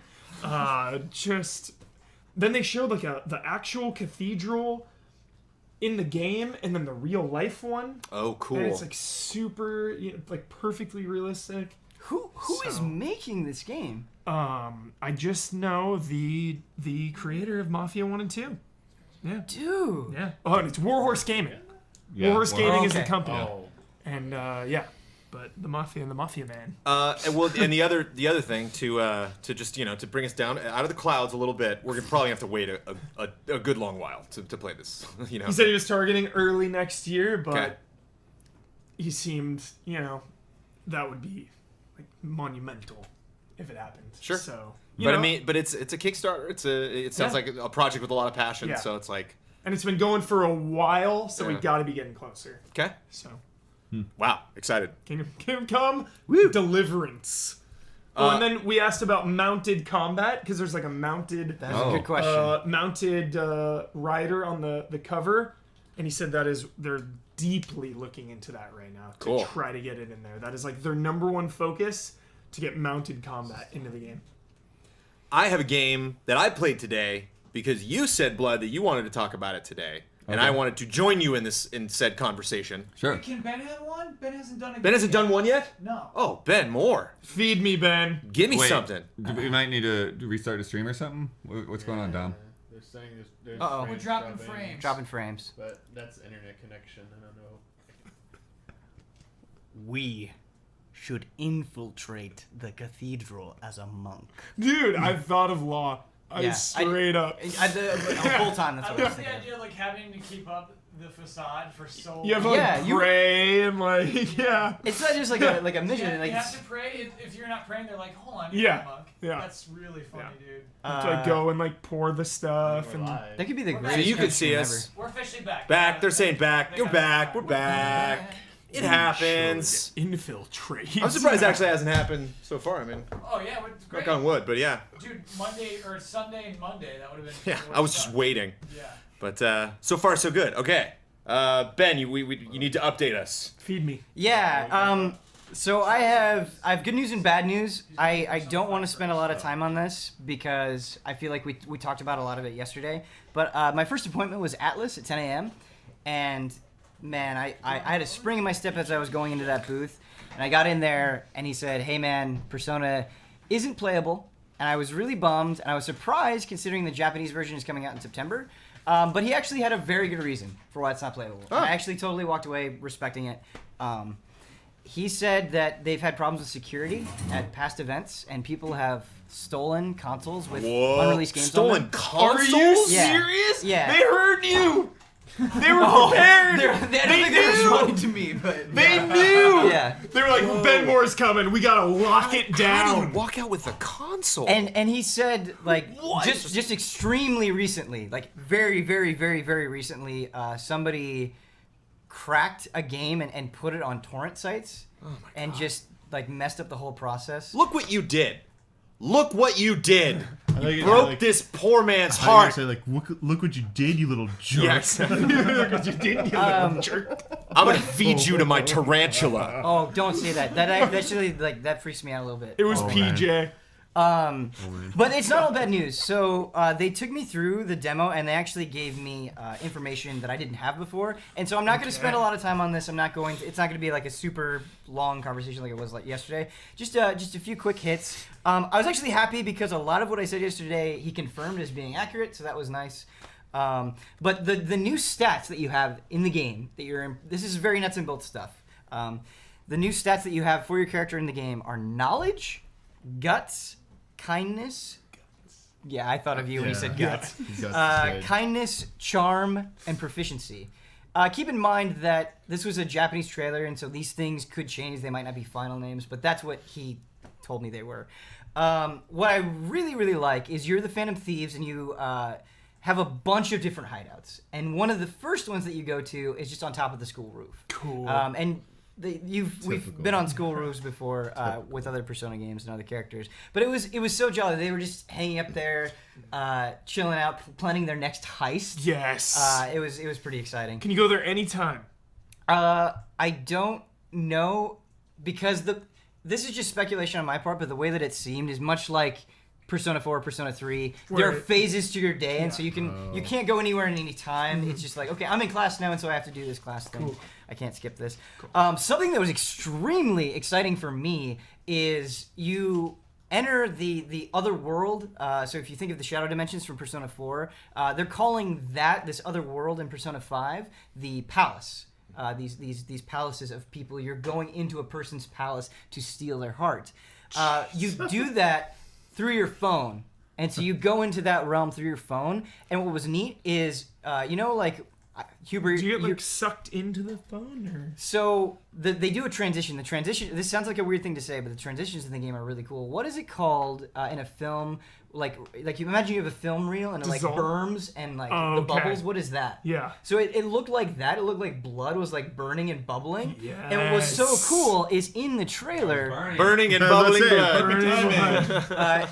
In the trailer, when you go into the palace on your phone, it kind of has that effect, and it happened so fast. Like he did it, boom, he was in the palace, and I said, was that just like sped up for the trailer? And he said, no, based on my understanding, like things happened that quickly in the game. Like you're not sitting through a loading screen or anything like that. You're just in another dimension. I think that's super, super cool. Yeah, that's the thing. Like just to interrupt you for a sec, it's like it being on PS3, and not maybe like you were saying, not necessarily looking the best. Right. It gives it the PS4 a little extra muscle to really make everything smooth, fast, seamless, minimal loading. Yeah, definitely. Which is a nice payoff. Definitely. The other thing, this was probably the thing that excited me the most. So there's a scene in the trailer where he activates what is basically detective vision from the Arkham series.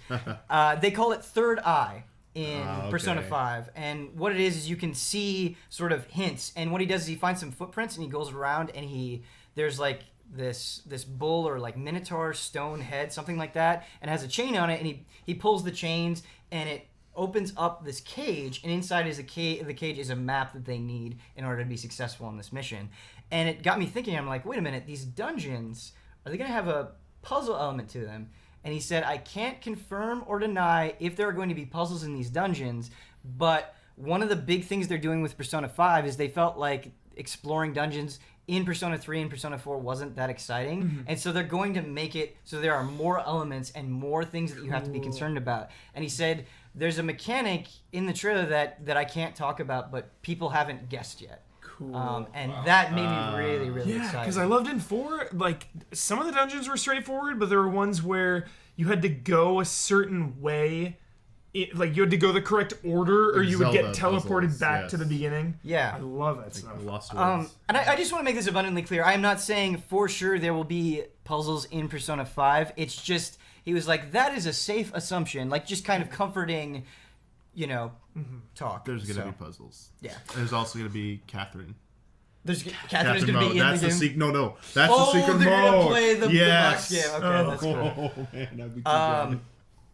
The other thing that I was really surprised at and totally didn't expect is there's a scene, and I said they were push-ups yesterday, I was wrong, they're pull-ups, where you know, like in classic Persona, you go back to your room and you kind of end your day, and you can do an activity before you close the day out. And it showed him doing pull-ups, and the guy who was showing me the trailer, the wonderful John Harden, he paused it and he said, before you could see a game console in his room, and that's not there anymore, and there was this workbench that he didn't say crafting or anything, but it looked like a really hardcore, like, I'm going to make things on this workbench. So I don't know what that means. He didn't say anything about that. Mod your but airsoft gun?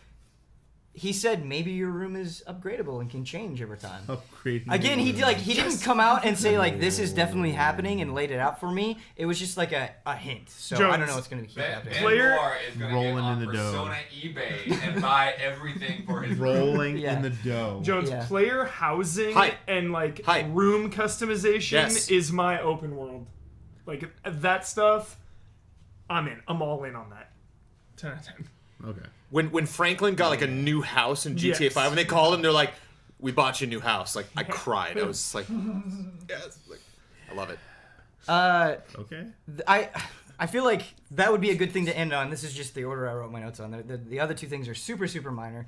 But at the end, Tell us. there please. at the end, you go to this bath, this Japanese bath, this hot bath, and you get in, and there's this old man there, and your Nice. best friend guy is getting mad at the old man, and it turns out he just keeps cranking up the old water, and you're like he gets in an argument with him, and this seems like such a minor thing, but I feel like in the other Persona games, they're kind of secular in the sense that most of the time when you go on these excursions, you're just interacting with your friends or your classmates, and it seems like you're gonna bump into random people, and I think it's gonna make the world feel a little bit more alive, which is really cool. And the other thing is just like he said it multiple times, but he's like, "Yeah, the last time we saw a Persona game, it was on PlayStation 2," and I was like, "Holy cow!" Because there are moments where like you'll be talking to an important character, something like a social link, and they're like this full blown art will come up, and it just looks absolutely gorgeous. Oh, it's so good. I spent more time on that than I thought I would, but those are my notes from the Excellent. presentation. Thank you, Ben. Yeah. Outstanding. If you want to go, Brandon, please, by all means. The one game I was going to talk about was Berseria. Ben. I actually saw requests earlier. I think Okay. let's do it. Let's roll right in. Okay, let's roll right into Let's Berseria. keep that RPG train a chugging. Yes. So, myself, Damiani, and Bradley Ellis all played Tales of Zestiria, and I like the game. I think it's a good game, but none of us were blown away by it.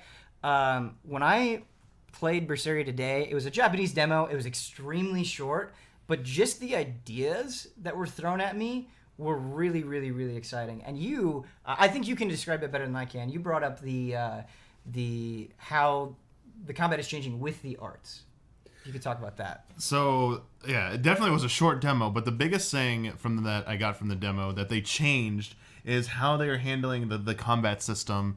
It's still pretty much the same in terms of like the mechanics. The core difference is there's no more directional inputs for your special moves. They're called arts. And you hit one of two buttons originally, and it would do like an attack, which was, and then you could do an art button. But to vary it up, you'd hold like up and do the button, or down and do the button, or back forward. Yeah. Demon Fang. Did Demon Fang reveal itself? Demon Fang reveal it. And you can always customize what went into each one of those slots. But what they're doing now is in combat, you have all four the four primary face buttons. So on the PlayStation control, the X, the triangle, the square, and the circle, they all do an action. They all do an art now. And there is a menu that shows you the flow chart now. You basically link them together to do combos, almost like a fighting game. Cool. Not quite as intricate as a fighting game, but it's basically 4 levels deep that you can link. So you could go start with a triangle opener, you can go into circle, then you can go into like square, and you end with X, or you can do X, X, X, X, X if you want. You can change out any one of those levels with what art or skill or ability you want, and it basically just turns into like a really, really cool looking like fight. Essentially, my only concern would be that I think they're trying to accommodate all types of players so that you could just button mash a little bit and get away with it. Just because sometimes people will label Tales games as a button masher, just because like, oh, just run up there and spam a button and you look cool and stuff. But I also think this opens up a lot more flexibility and a lot more imagination. I think with the combo systems and what you can do, especially when you change between characters and have they each have that many abilities. It's going to be insane. I want to contest the button mashing point a little bit with something that they talked about, the Soul Gem stuff. So, yes. Because I think this is an excellent mechanic for a JRPG, specifically Tales, because what the Soul Gems are is you have these gems. Each character portrait has these gems, and as you do actions, those gems deplete. And when you run out of gems, you can no longer perform actions. And so it's this really, really awesome dynamic where you get in there and you're pressing all these buttons and you're doing these flashy combos and you're feeling good, but you have to think about the right moment to strike. And that's why like you need to pay attention to your enemy's weaknesses, because you only have so many moves that you can do before you need to recharge. And that totally changes the pace of the fight, because when you're out of gems or when you're just about to run out, you feel like, okay, how do I need to get away? Do I need to defend? Do I need to dodge? Do I need to just run away? Do I need to heal? And it just gives you so much to think about in the middle of the fight that it makes it really, really engaging. To me, it felt like they kind of tweaked the AP bar, I believe. The like you had 100 points that you could spend on doing your actions, and once you hit, there's also MP, but just your basic physical combat attacks depleted that. And by doing longer combos, by playing well, you were rewarded, especially as you unlocked latent abilities that could reward you with like percentage burst or something for hitting an X amount of combo string. But this one, it's like only like up to 5 I think you could have, and it went down by like half, or they went down slowly. I don't think it went by increments. It was like just slowly went down. And there were like when you were attacking when a boss was guarding or something, you would burn through them much quicker than I was used to. So you gotta like stay back and observe your enemy and just. So you are right. Like it's gonna penalize you, right? If you go through there. Great but it's series. But it's not awesome. A one-sided mechanic, Huber. Oh man. So it's something I didn't notice till the end of the demo when he was like, "Oh man, no one else has pointed that out." Enemies also have these gems and they also consume them, and so yet that plays into your strategy during battle. Is you're like, you can either choose to just go in right away, or you can be like, no, I'm gonna hang back, let them deplete all of their gems, and then attack as they're recovering. Question about the presentation. How's the presentation? Yes. Okay. Because Zestiria kind of felt like they needed an upgrade. They've been kind of running the same, because Berseria even did the open world, but the open world felt so barren and sparse that it just made the whole game feel lifeless to me. I don't think Berseria is this graphical powerhouse. I don't think it will blow you over in the way that there are things that I saw in 15 that I was like, wow, this really pops. It's not like that, but I honestly think it's a significant leap over Zestiria. Great. Everything is much sharper. The colors are more saturated. And I think another thing that helps is the character designs were a lot more distinct for me. There's this samurai guy in bright colored robes, and it's just when he's walking and you're seeing those colors kind of flutter in the wind, it really pops. And just how colorful the game is, it's easy on the eyes. It's not gonna blow you away, but I didn't have those moments like I did in Zestiria where I was like, this is really bland. Because Vesperia wasn't a graphical powerhouse, but it was all how they used it. Right. I don't know. I thought back in 2008, I thought it looked really good when it came out at the time. It was it's just the art it was the style, first too. HD Tales game. Yeah. And I mean, I really have to think about that with its contemporaries, but with Berseria, one other kind of cool change that I like, and this might have been present in Zestiria, but if it was, they're just continuing it, and I do like this, is that you have like the 4 active party members that participate in battle. If one falls, you can just swap out one of your reserves. Cool. You don't have to worry about I got to revive them. Like if you really want that character and the abilities, yes, revive them, but you can swap out for someone else. And I mean, the last time I think the first game I can remember doing that I was like really happy they finally did it was like Final Fantasy X, because I was like, man, I have like, what are your other characters doing in the background? It's like you got a team of 7 and your 3 people are fighting, and then they die, and like, what do the other 4 do? Like cry and feel bad and like, oh, no, like I'm gonna avenge you, I'm gonna jump in there and like protect my friend or anything like that. Same thing like in 13, like you have like giant team and like lightning dies, it's over, you can't do it. Sorry, the goddess, you broke the RP. You broke the RP, guys. Game over. It's like Metal Gear hardest difficulty. You were spotted once. Game over. That's what it felt like. But I mean, that's just nice to have. It's nothing special, but nice. The demo only lasted like around 10 minutes. Like it was a time brief. demo, so no matter where you got to, it would just come up with the splash screen like thanks for playing, which is my least favorite type of demo, but that's whatever.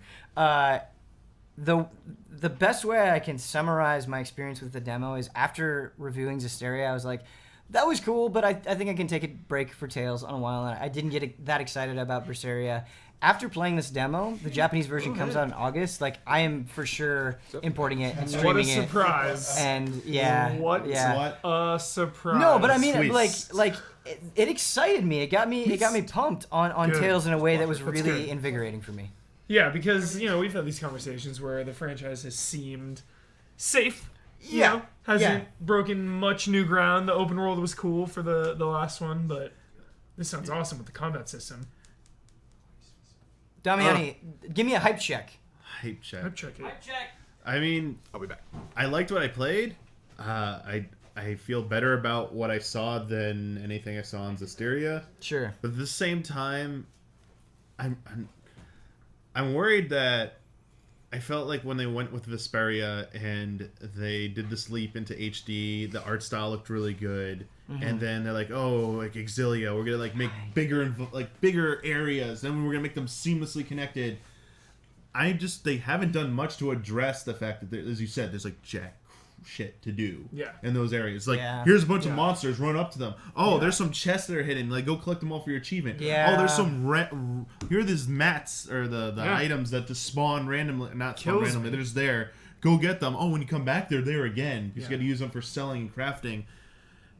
But I also don't know what they can do would make it better, but at the same time kind of break what Tales is. I think what Tales is what fans kind of like, and it's more than just the combat. It's the campy, cheesy stuff, and the skits. You were saying in your review that like Berseria, like it was no bueno in that regard. Like it had the campiness and the cheesiness and some of the self-awareness, but it didn't hit as hard for me as it did in some of the other ones, like Zodiac or like Vesperia. I thought those were funny. I guess, is it wearing out its welcome with that stuff? Is it just becoming too? Yeah, I've seen this trick already, guys. Like memes and LOL, like waifus. Like, how many times are you really gonna make these jokes? How are they still funny anymore? Damian, you bring up an excellent point, and something I hadn't considered is this demo was in a very small space that was just meant to kind of highlight combat and some of these new ideas and these new systems. And I think your concern about the world is totally appropriate. I've always enjoyed the Tales series combat. Even like the ones I hate everything else about them. It's so good to play those. It's just since Vesperia, I've not had one that had as good of a story, as good of characters. Symphonia is my favorite. Oh, Symphonia was before that. And Symphonia was great story. Like, Vesperia is just so good because of the lead character Yuri. Like, this vigilante justice. Yuri's so cool. Like, he looks super like anime drawn, but then it's like, oh god, this guy keeps like he's doing shit and he's like getting away. The law can't touch him. I'm gonna meet him at night and push him into quicksand. You're dead. And my dog witnessed it, and the dog just whimpers like, I'm sorry, boy. I had to do it. Had to do it for the good of the group. Yeah. It's like he's got to live with that. He's not telling anyone like I'm sorry. He's like, it had to be done. I'll bear this on my my shoulders for the rest of my life. Like, that was so good. They really haven't done that since. Like, Exilia had an okay story. didn't care about the Zesterias. It's like, whatever, get out of here. And then I don't know. Like, it was such a high point for me. Yeah. Like, Symphonia was great. Symphonia I and love Berseria. Abyss. Yeah. Abyss, you gotta wait for a little bit because Luke is a little bitch for a while. But then he goes through this transformation that's Haven't like played totally worth it. And I was like, okay, here we go. Like, it took way too long to get to this point. Totally worth the payoff. And then Vesperia was like great throughout. I was like, oh yeah, so good. I think we can agree though. Like it's nice being on the optimistic side for Tales. Yeah, it is. Yeah. Brandon Jones. Art. I feel like you've got a burning game that you want to talk about. Oh, well, I prepped. Okay. It was the game that Bloodworth mentioned last night, and he said tomorrow I will speak about this game. I was like, I'm gonna make time. We gotta get Bloodworth. This was the longest wait currently that I have endured to sit down and play a game, and I made it. Yeah, I heard there were long waits. I made a point to get in line. I chatted in line with one of the FX creators on Gotham and Agents of S.H.I.E.L.D. Oh, okay. Someone who does compositing. So we You talked didn't say about. she did Shield too. Wow. So we talked about all sorts of nerdy stuff. Waiting in line to play Recore. Oh, Recore. I thought you were going to say something completely different. What do you think I was gonna say? I thought you were talking about Sea of Thieves. No, I haven't. Yeah. If we want to talk about Sea of Thieves tonight, I missed out. But that Sea of Thieves, I feel Injustice like you're 2, probably and going to get Dimensions. to that. So I also might... promised Dimensions. I didn't get time. It was an hour and a half to 2 hours Oh, today. Lego? And I just. Oh, really? I didn't have that much time. But tomorrow. an hour and a half to 2 hours to play Dimensions? Yeah. To Dimensions And there was no PR Injustice. person wanting to help you out or anything? I mean, I can try to grease some palms tomorrow, but Okay. it That's was crazy. just yeah. Okay, so We need that emote. I still think that if you get a chance, maybe we'll wait till tomorrow to talk about Sea of Thieves, just because I feel like that's... I wouldn't mind because That's your game. Yeah, I hell yeah. But let's talk Recore. Recore is interesting because I feel like from the trailers I had no idea what it was. You know, I like had a clue. What I played was not what I was expecting. In a good way. It was fun. Yeah. But it was, because I was expecting something that was like more atmospheric in a way, like action, adventure, mystery, it sort of looked like. And there is this aspect that you're going through kind of these like technological ruins, but it's way more, I'd say, like fast-paced and arcadey in a way. frantic. Yeah, it's sort of, to me, it's not a good comparison, but it's probably the best comparison I can come up with is a bit of like a modern Jet Force Gemini. Cause okay, yeah. Yeah, because you're exploring these areas and you're doing platforming and solving puzzles and stuff, but you're also like locking onto targets and shooting them with like a blaster, like big ball bullets. And what's interesting is that there's this whole mechanic where you have to match colors. So like whatever color the enemy is, you need to like fire that color of blaster. And that's the D-pad. You can see it represented on the screen. It's red, blue, yellow, and white. Yeah. And the enemies are very clearly labeled, so you can tell. And they also, like, the red guys do fire. The yellow ones electrocute, which stuns you. You know, so like I might have been the blue guys that do that. I think they do electricity. So you can kind of get used to. What type of attack is coming. And one thing that I liked was that I actually didn't experiment until I just did it accidentally, was there was one boss. I know, Sophie. Recore's very cool. There was one boss, there was this giant orb that was floating around the room, and to do damage to that orb, I had to use my yellow bullets, but every now and then it would spit out little red guys. Yeah. And I was kind of like, oh god, so I'm like switching back and forth between yellow and red. It was basically like floating beehive. But one time I didn't, and I shot at the little red guys with the yellow, and it still took them out. So I was like, oh, I don't actually, like, it's not like you're not going to do damage to stuff. But if it's like the smaller guys, like, it doesn't matter what color it is, you can probably take them out. But if it's a bigger guy, like, switch to that color because you're not going to do a lot. You also have the bumper, the R1 basically.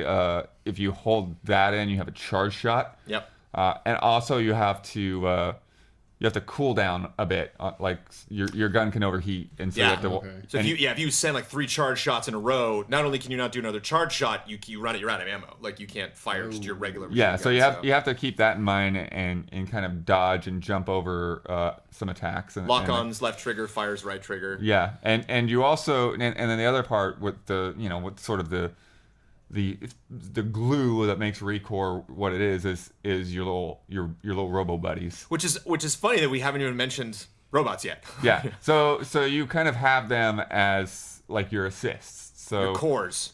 yeah. So the one that you would use in combat the most is kind of like an attack dog, and so you hit the Y button, and the dog comes in and does some attack. So like part of the strategy is like, okay, when you're getting close to overheating on your weapon, you get the dog in there to attack, and then you can back off a little bit. But at the same time, there's that one room where like you had to also watch the environment because there are like these panels, these floor panels that were heating up, and so like this panel, this line of panels would blow fire, and so you have to get over here. But then you'd be fighting this guy and strafing around him and dodging, and then like you have to pay attention when the next set of fire pops up. What I was not expecting from Recore, I mean, it's also worth mentioning that the first time we saw this game, and they described the overworld as being a desert. Also worth noting, I think it's Joseph Stanton from Bungie, formerly. Really? The guy who like created Halo with Jason Jones and Destiny. I went there doing some interviews for IGN, and I was like, "Can somebody from Recore come and talk to us?" And they were like, "Oh, let me see if I can get Joseph." And like, out comes Joseph, like the guy that first debuted at the PlayStation press conference, Destiny.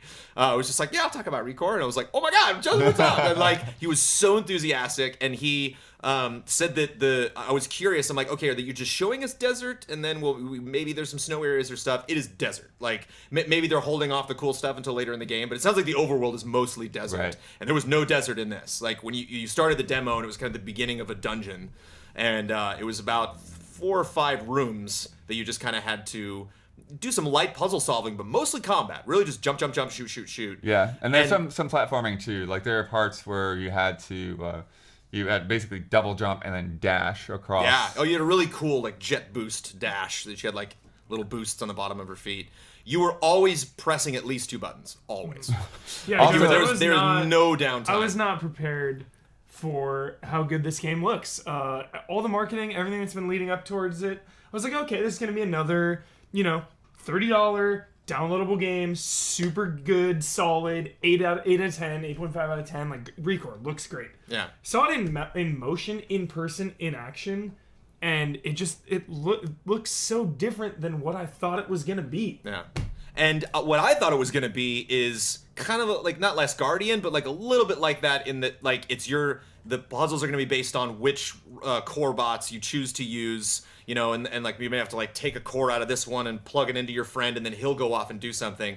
You hit the Y button to have to tell your cores to attack or to do whatever they do. If you don't press the Y button, they don't do anything. They literally just stand there like, yeah. What do I do? Like you have to manage them. So you're switching ammo, you're jumping, you're telling them to do stuff, you're switching targets. You're Well, and the other thing too, I was expecting like that whole idea of like swapping cores to be like this kind of slow.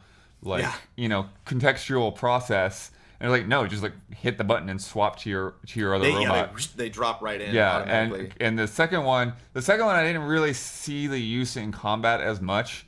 It was more a traversal thing. So there were these tracks on the walls and the ceilings that are similar to like the spider ball tracks in Metroid Prime. Yeah. Okay. And so you have this little spidery robot, and you select them, and then they go onto the track, and you just grab onto them and fly up the track. But then you had to, there's basically like this light puzzle solving where you had to like time when the track came over. Yeah. So you'd get on the track and then jump over to another track and then jump back onto the track as it was moving back to its rest position. So some interesting bits there. So again, like that's why Jet Force Gemini is the thing that comes to mind, even though it's a bit quicker and tighter than that game, because it's this mix of shooting and platforming and kind of puzzle solving. I'm trying to think of another game. For some reason, I know we've said some unkind things about this franchise in the past, not only in Easy Allies, but specifically on these E3 streams. But it reminded me of Crackdown in that the lock on is a lock on. Like you hit that left trigger, and like if you jump, no matter what you do, you are completely focused on that. And one thing that I like too is if there's a bunch of little flying dudes that come in and you just lock on to one and shoot, the moment you kill it, it'll automatically move to the next guy. So if there's like a flurry of things, if you just lock on to one of them and just hit fire, it'll take them all out. Can you tell me about the main character? Get me emotionally. I don't know anything emotional, invested in really. her. I mean, This was a combat platforming demo. This did not. You started right at the entrance and got ready. yeah, to it's just like scavenging like an old ship or station or something Yeah. that's like buried in the sand. There was a little bit of flavor dialogue. There was a little bit of like, wow, I gotta get up there, and like, wow, this room's crazy. How do I get out of here? Casual? Did she sound like urgency? Was there an urgency? Kind of a sense of wonder, like she didn't seem nervous, didn't seem scared. There really wasn't an introduction to the cores. You already had them, Yeah. or did you find the little spider guy in the dungeon, No, or did you start? there was a second. There's I think they just called it a core bot. Which, Yeah. but there is basically there is a plug, and you had to find the bot to plug into the battery kind of thing. So Right. once you this is just like it's basically a battery with a helicopter on the top of it. It just like you activate it and then it follows you to the thing that you want to plug it into. And you actually fight those, like bad versions of those in the dungeon, like little bigger ones, But it was what was interesting was I was not expecting. It was a very room by room thing. So Yeah. you'd like walk into a room, the door would close behind you, and then you'd like, okay, I got to figure out what I need to do in this room to open up the door, and move on to the next thing. The dog actually barks like when the demo starts. She's like, "Are you ready to go?" And you're like, "Ruff, ruff." And then you're like, "Okay." I thought that was interesting. Like, who programmed the actual dog to bark? Are there real dogs in this world? Like, how do they know what a bark sounds like? Who knows? But yeah, again, like, need to emphasize the speed. Like, there was like one fire guy who would do 3 AOE slams. So he would like raise his arm up and he would do just this huge like circle of fire that come flying out of him. And it's not like I was expecting to be like, okay, here we go, I'll just jump, and that fire came real fast. Like that, the first wave, when the first time he did it, I was like, wow, it was a lot faster than I was expecting. And there were some things where there'd be like an aerial guy in the corner that would be shooting at me, and it's not like, okay, if I'm not a total idiot, I can just dodge those things. You got to move. I saw little rockets coming, and I was like, oh, get out of the way. I'll just run out of the way. And it was like, no, you got to jump and do a dodge. Like, get out. I can see. It's either the kind of thing where like I could see the difficulty ramping up a lot, and I'm curious if there's like challenge rooms or like optional things you can do in that game that are just stupid difficult. Like that just platforms are dropping, fire shooting out of the side, crazy robots, like all the colors are represented all at once. So you're just like, do I attack the white enemies or the yellow enemies or the blue enemies? I thought I was gonna get a fun little, charming, cute puzzle thing. Where I was just like, where do I put my blue orb? And I was like, not expecting full-on automatic fire, like targets all over the place. It was interesting, yeah. Worth the wait. I dug it. It was fun. Cool. It was a quick 15-minute demo. The demo itself was not timed, but they did come by and tell people to stop. Really? Yeah, after 15 minutes. And you know what? I think because I played it Monday night at the Xbox showcase, which wasn't as crowded, but I did see some people that like. Weren't as fresh on their platforming skills, and we were kind of struggling just to just jump across the room. Oh, actually, and then like one guy just couldn't get through. It was like he wasn't paying enough attention to like realize he had to change colors, and so he was like, just like beating his head against the wall, like shooting guys with the wrong colors, and they're like dit dit dit dit dit. The only thing that frustrated me a little bit was some of those robots had just a stupid amount of health. Yeah. Where I'm like, well, I really got to focus on this thing. It's like charge shot, charge shot, charge shot. That got a little frustrating. Well, because what they said when we were in line for the booth, or in line for the demo at the Xbox booth, you got a T-shirt if you waited in line and did the demo. If you finished in that 15 T-shirt. minutes, you got a pin.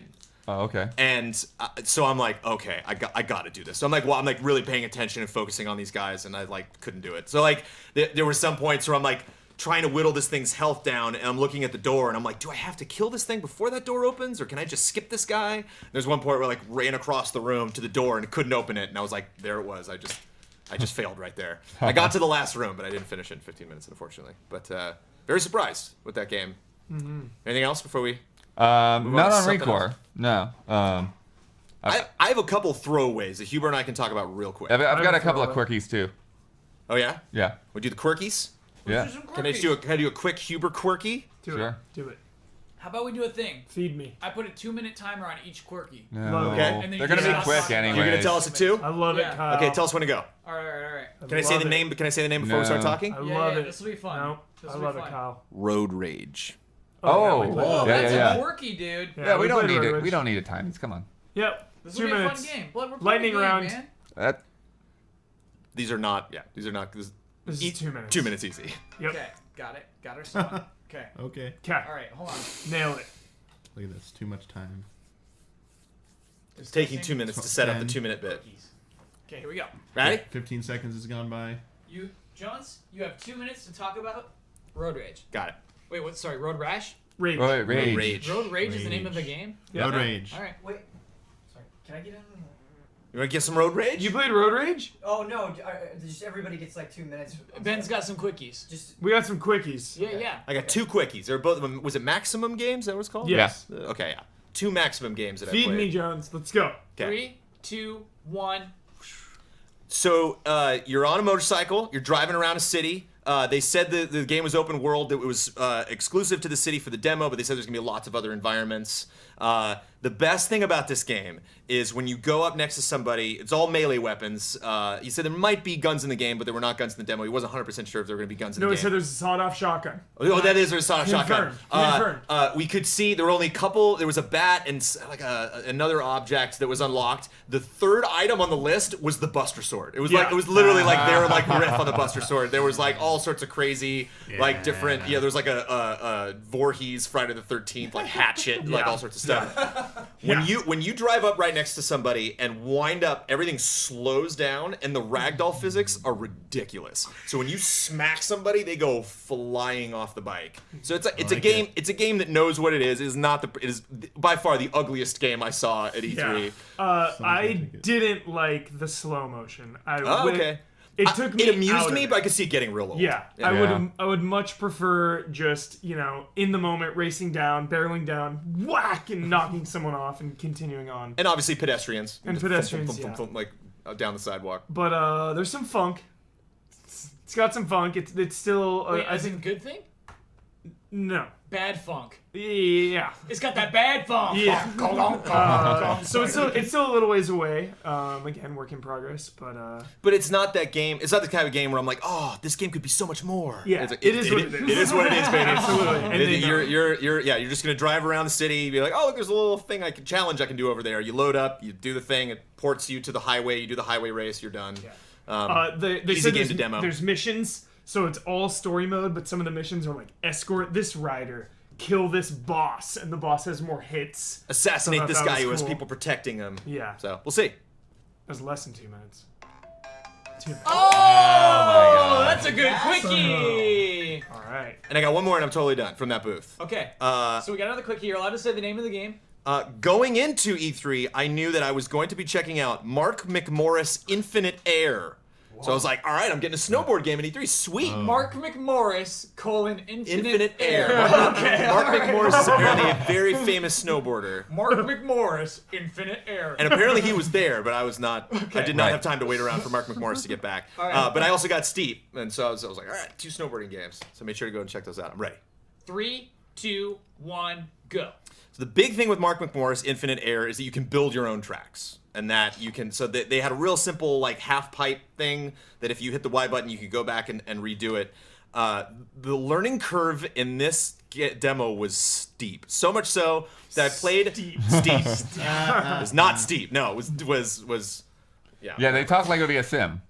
Yeah, it is very sim based. It was the kind of thing where they were like trying to explain to me like why they did the control scheme that way, and I was like, this just sounds like not as fun as SSX. I don't know. They were like, we just didn't want it to be buttons. I'm like, buttons are pretty fun in a snowboarding game. I don't know, man. And so like it's too realistic. If you jam the thumbstick to the left and the right, you will stall. If you go like I want to go left, like he'll turn the board all the way to the left. You'll just slide forward. You got to move it just slightly to the left. Like you have to compensate for like the weight of the rider. And when I would get up in the air, I would do like one revolution, maybe, and then land. And I'm like, why am I not doing this? And then I was like, oh my god, Road Rage, I'll go play that. And then while I was like watching Hubert play Road Rage, I looked over and saw one of the devs like doing flips and stuff. And I went over like, how are you doing this? He's like, oh well, you have to like press this, like you have to move the analog stick back and then like push it forward right when you're on the jump, and then like press this stick to go under, and like I tried real hard to just pick that up in like 5 to 10 minutes. Was like I don't know if I can do that. So yeah, Steep definitely impressed me with the systems more, but the building of levels and the sharing of levels with your friends. Get Dawn on that. Yeah, could be cool. Depending, but that wasn't a part of the demo, so I don't know what elements there are. I don't know, what customization you have with your boards with your character. But yeah, there's Infinite Air. How much time do I have? 9 seconds. Cool. You remember how hardcore it was to do a 1080 in 1080 snowboarding? Hardcore. What did they do? Did they do like celebrate on It was like, Oh, yeah. that's a quickie. It's crazy. Oh, come on. While we're on that appointment, did you actually get to see Troll and I? Did you check that out? Troll and I? The Mike Damiani story? I didn't. I saw it. I saw it in. Miguel already. Or Ryan Stevens already made that joke. Ryan Stevens already made that joke. I saw it. I'm gonna go back tomorrow and play it because no one is there. It looked cool. Yeah, I don't think anyone's checking that out. Troll and I hype. I'm curious because it like visually looks better than I expected. Like when I first heard the name, it's like, oh, okay. But I looked at it and it's like, oh, okay. I have a top tier 2-minute quickie. Here we go. Shadow Warrior 2. Shadow Oh, you got Warrior over there. 2. Okay, Yes. all right. Ready? Do it. Ready. 3, Go. 2, 1, go. So I just full playthrough Shadow Warrior 1. It was my game fly, so I'm fresh on Shadow Warrior. Big fan of the original growing up. Shadow Warrior 2 looks and plays so much better than the first game. And it completely mixes up everything. It is now 4-player co-op, open world, with quests and loot. Drastically different than Shadow Warrior 1. Yeah. I only played for about 10 minutes.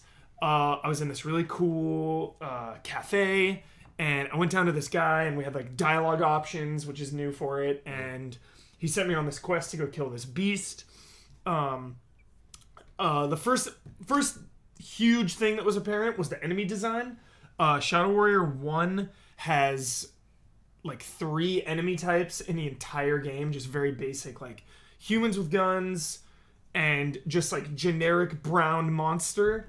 Shadow Warrior 2 had all sorts of crazy things and had, way more RPG elements. Shadow Warrior 1 kind of did it where this guy would protect his other minions. Now there was this fountain thing protecting minions and healing minions. And then when I cleared a stage, I got like a loot box and opened up and got some like rewards. Yeah, I got some loot. Biggest thing I was excited about was the chainsaw. The guy in the Sony booth designed it. So he's like, yeah, when we see that chainsaw, it's gonna have fuel in the future. It was unlimited in the demo. It's not like Doom where you just go up and trigger an animation. You're in control of this thing. You can launch people up into the air and like cut them in different ways. It has just normal attack like this. Huber, no! You gotta start with a chainsaw for doing quickies. Customizable limb cutting. I think that's a crunch right there. That's a crunch. Do we have any more quickies? Ben, you want to do a Ben's quickie? prepped. Sorry, I thought everybody was. Sorry. I just have one. I want a Ben quickie. All right, what's the title? Attack on Titan. Yeah. Oh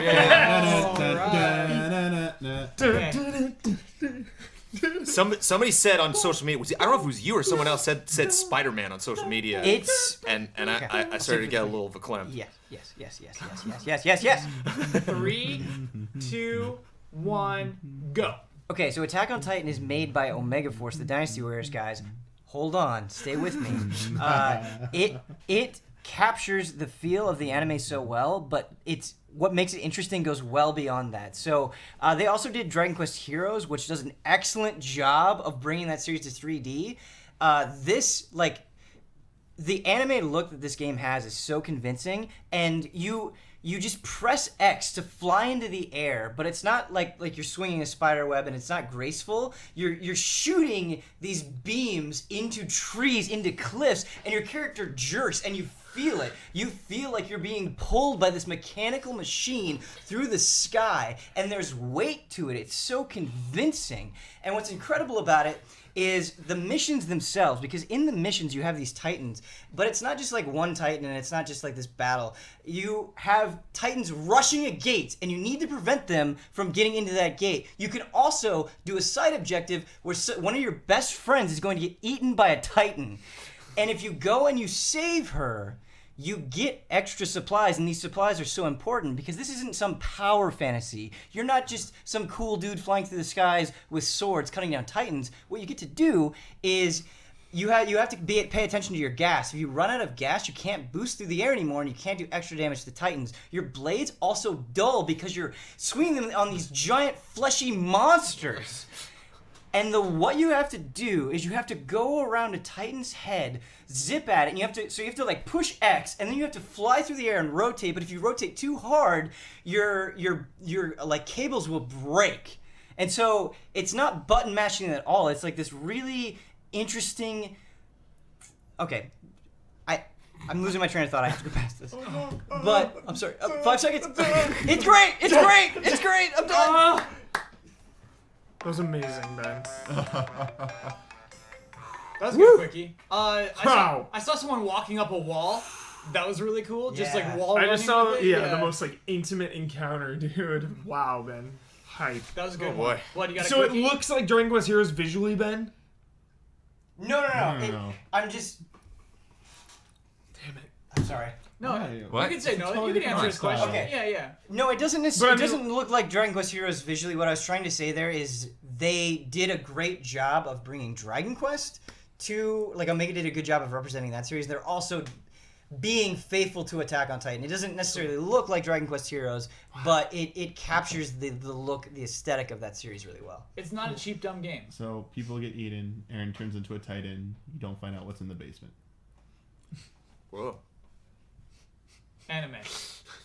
Jones, you wouldn't get it. Oh, I get why I didn't get that. You wouldn't get that. 'Cause Oh, you okay. hate anime. Right.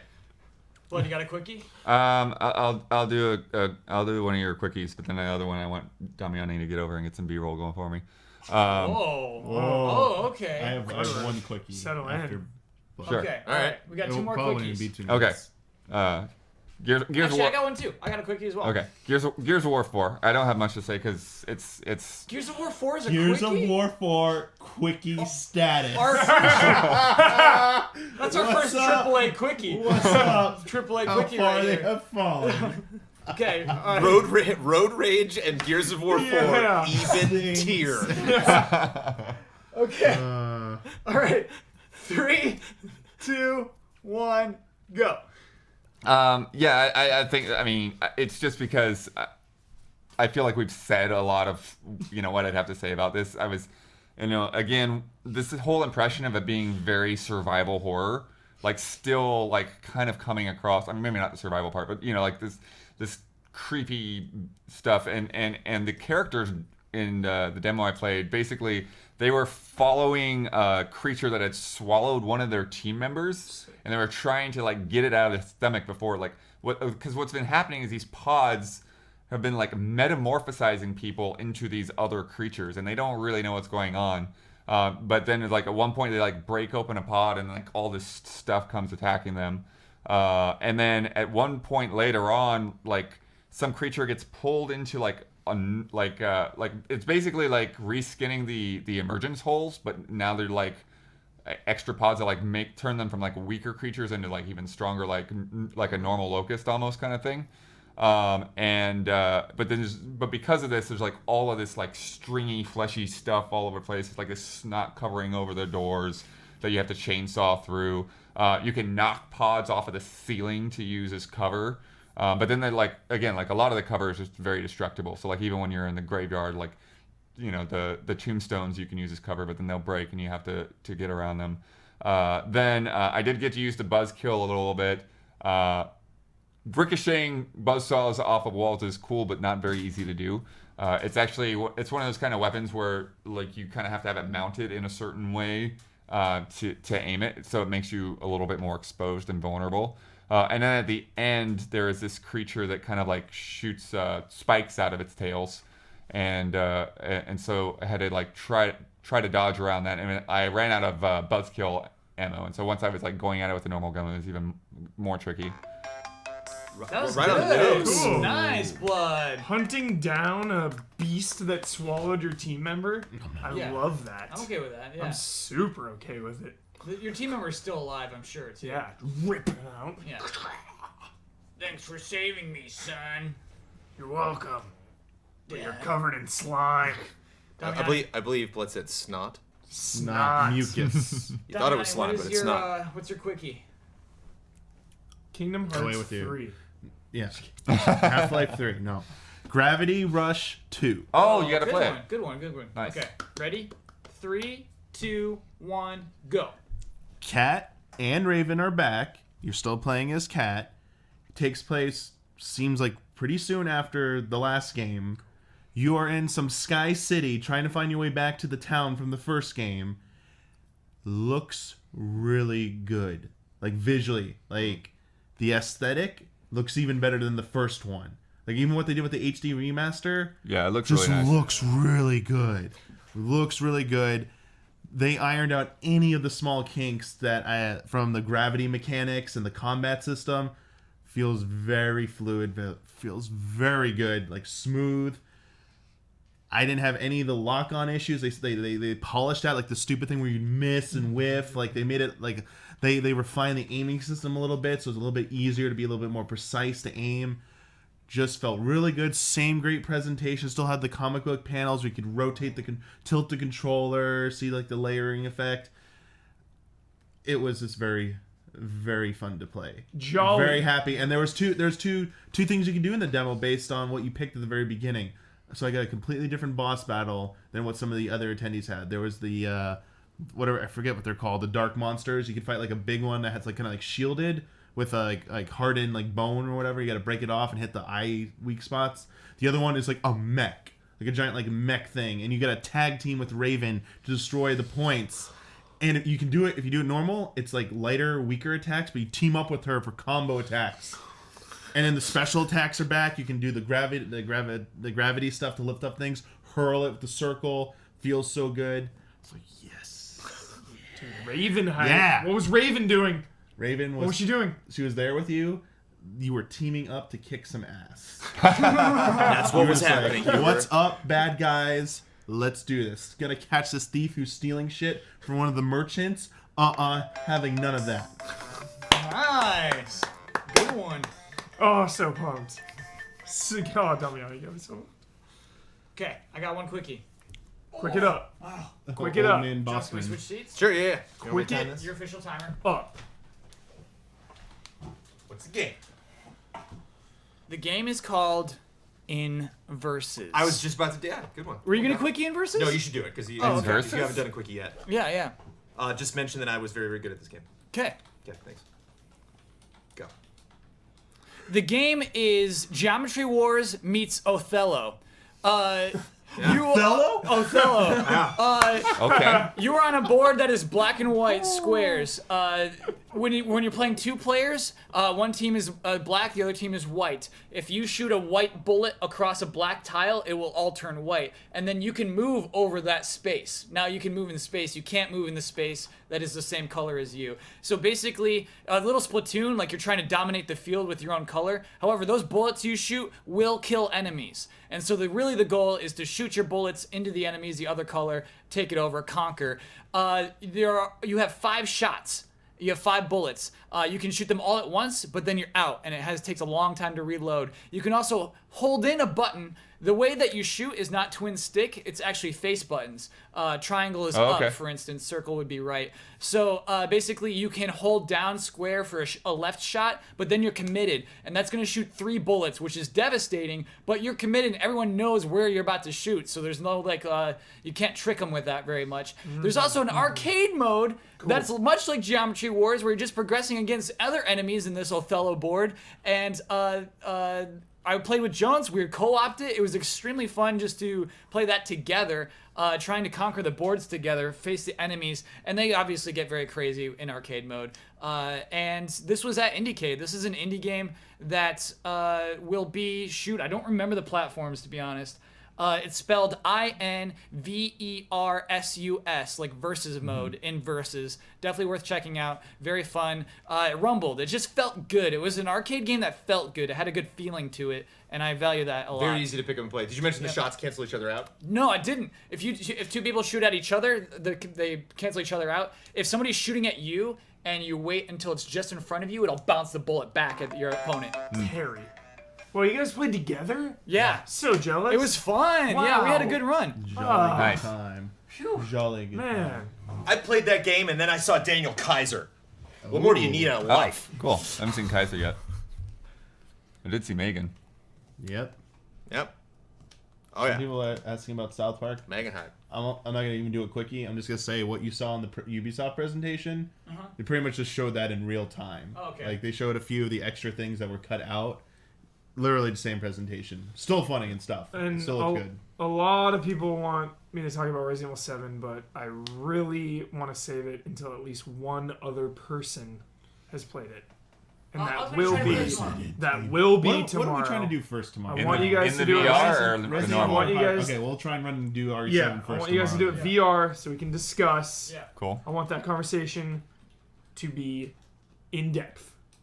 So tomorrow, I apologize. I think For Honor's gonna be tomorrow as well. For see- Honor Yeah. will be tomorrow. as well. Finally! I'm playing at 1 p.m. tomorrow. Heads up here, I will not. I'm probably gonna miss VR at this E3. I gotta play Dimensions. I gotta play Injustice. I have to play Honor. Sea of Thieves. Like those three might eat up my whole day tomorrow because we gotta do. I know Greatness. 100%.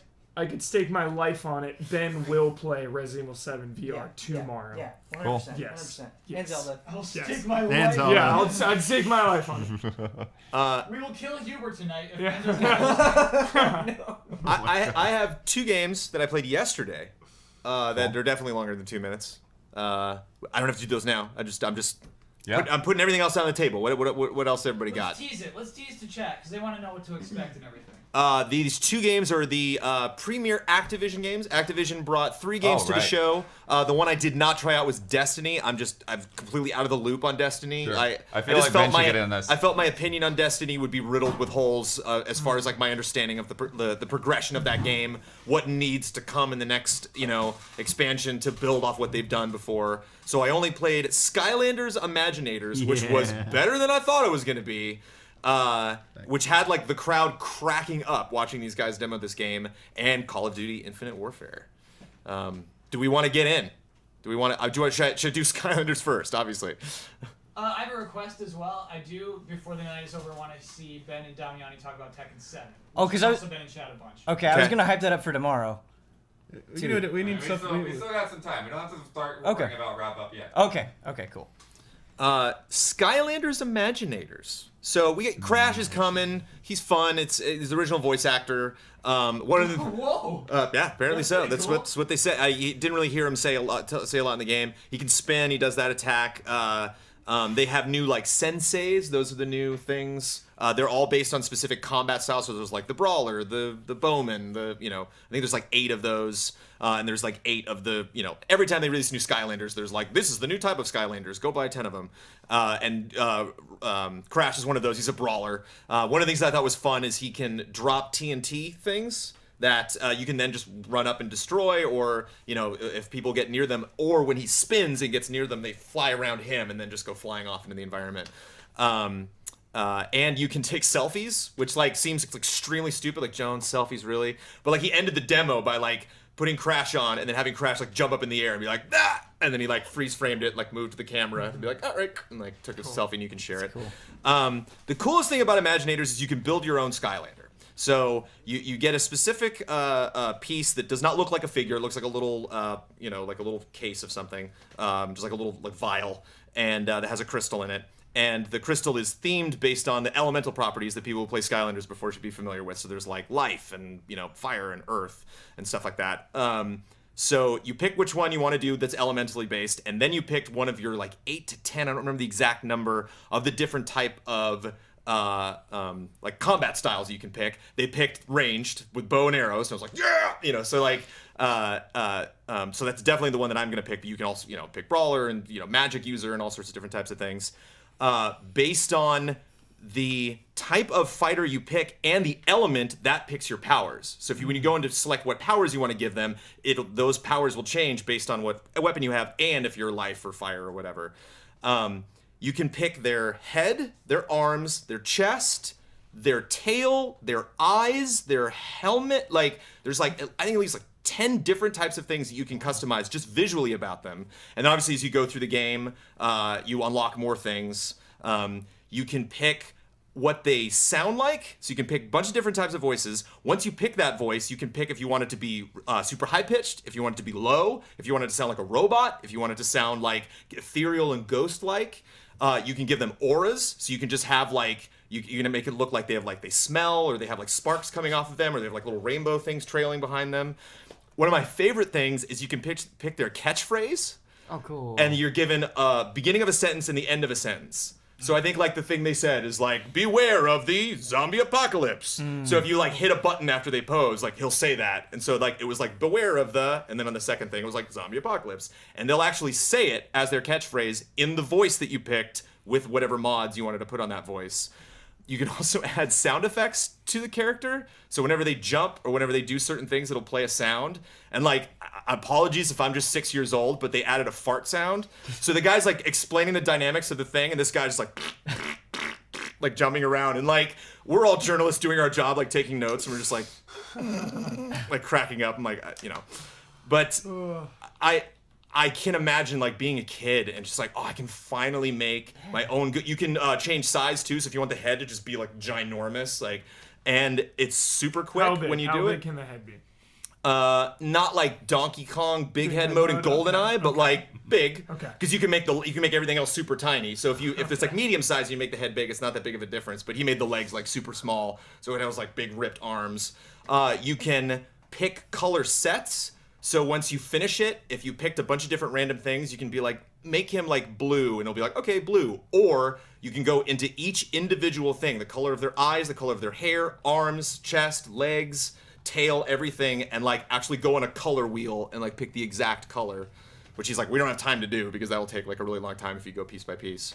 And then once he actually got into gameplay, it's Skylanders. I mean, it's pretty much the same old game, but when I first heard about like build your own Skylander, I was like, okay, I can imagine that being pretty simple. And the speech thing, actually, I don't think I had ever seen before. Like, I know lots of RPGs will let you pick your voice, you know, and you'll hear that type of tone, you know, in dialogue. Final Fantasy XIV does that. But picking your catchphrase, I thought I'm like, wow, that's gonna take me some time to actually pick like what I want that catchphrase to be. So you mentioned you get a beginning of a sentence and an end of a sentence. How many of those options were there? Was it like pages and pages, or like just 10, or like? Could you get a sense of that? It seemed like in the teens, probably like 10 to 20, somewhere in there. Okay, cool. And again, that might have just been what was unlocked at the time. So again, you go through, if you ever see a chest or something and you're like, oh yeah, I want to do that, then like you'll open up like, oh, I got a squirrel tail now, or oh, now I can do, you know, like lizard scale skin and stuff like that. So I have never reviewed a Skylanders game, and depending on what comes out, when this comes out, Lord knows I'm not reviewing Infinity this year. Yeah, I will hopefully make time for Skylanders. And then after that, I checked out COD. So we need to get into Call of Duty. Saw the same demo that they showed at the where was that? Was that Sony? That was Sony. Yeah. Oh my goodness. That they showed at the Sony press conference. It was a video, so it was literally like the same exact video.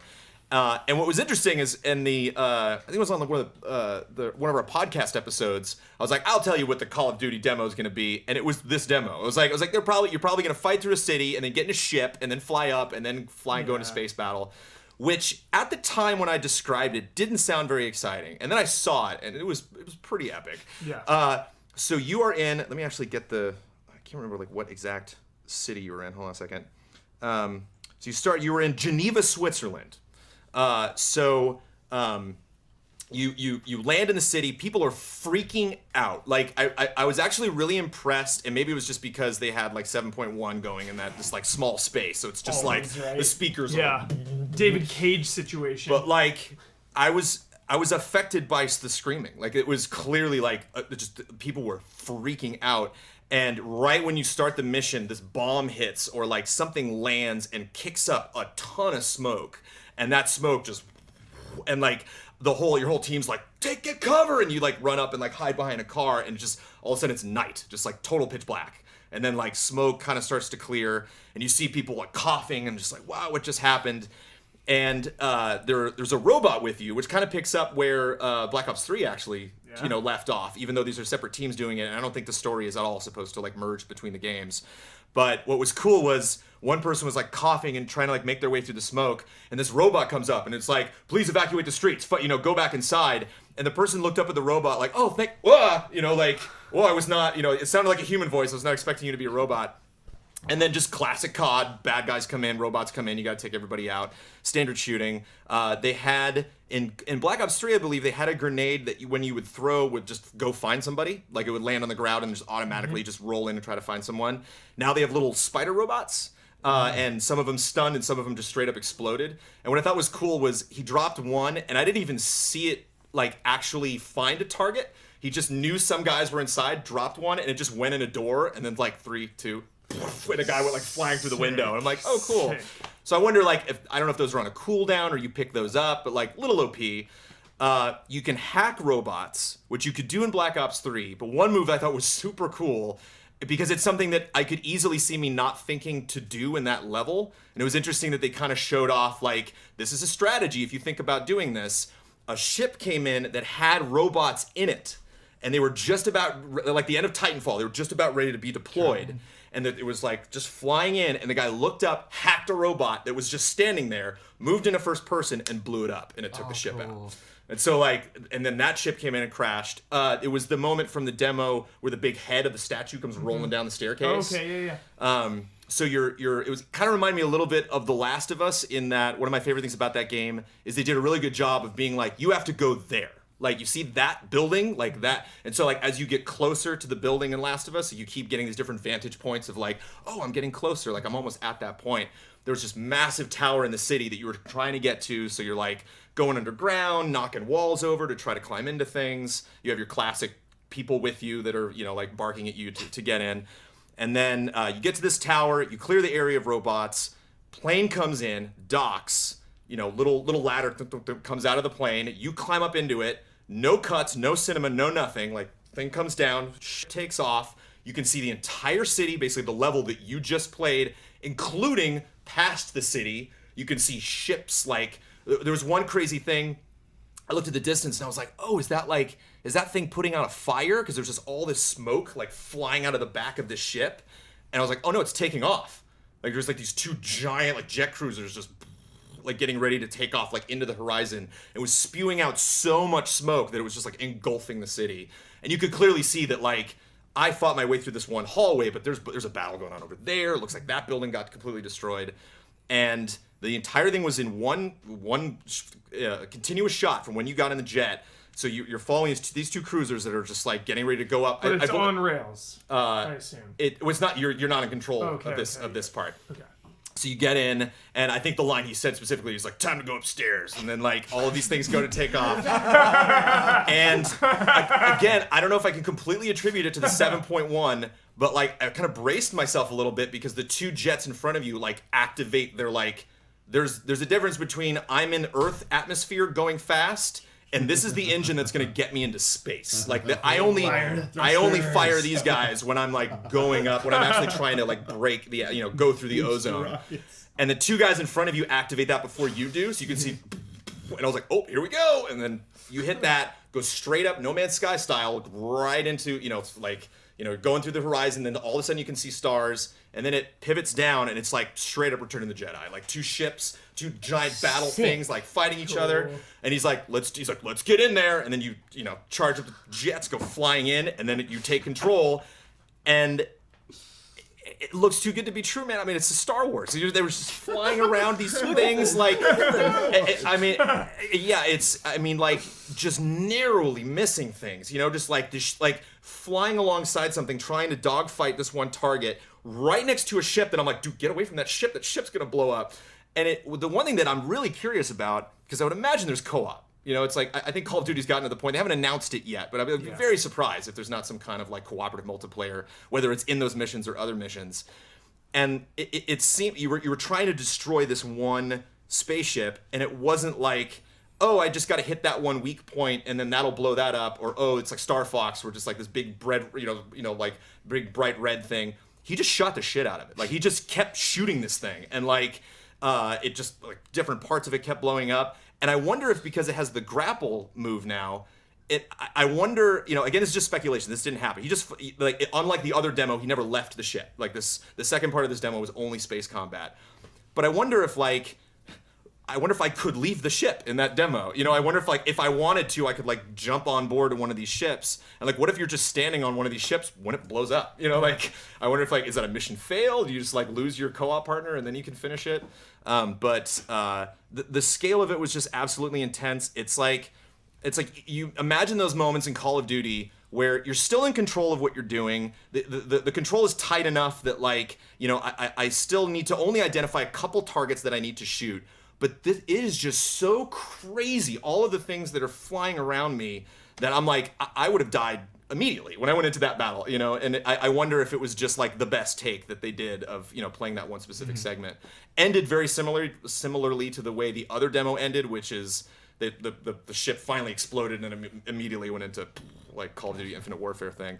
But worth noting that the entire thing was one take. I mean, there was no cuts, there was no going to an animated scene or anything. Again, it was on rails, flying up out of the atmosphere. And this might be one of the there might be only a handful of levels in Infinite Warfare that do that actually give you that experience of being on the surface and going up into space.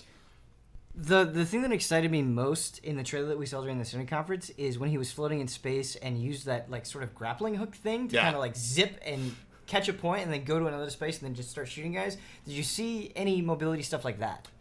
No, because you were in the cockpit the entire time. Okay. And he didn't use it at all when he was on the ground. That was my okay. Yeah, so I wonder. I don't know if that means that you don't or if that's just a space thing. Okay. But dang. Yeah, I mean, between the two, it's clearly the more impressive demo was the one that they showed. I mean, Sure. that was what I needed to see from that game to really prove it. But I feel a sense of fatigue sometimes. I've been to 2 Call of Duty review events now, and Call of Duty is not the type of game that I want to play for 10 hours straight. But if you're at a review event, it's just I gotta get as much as footage as I can. And so I got a little sense of that when I was getting into it, of just man, when you find the 500th target of just headshot. Yeah.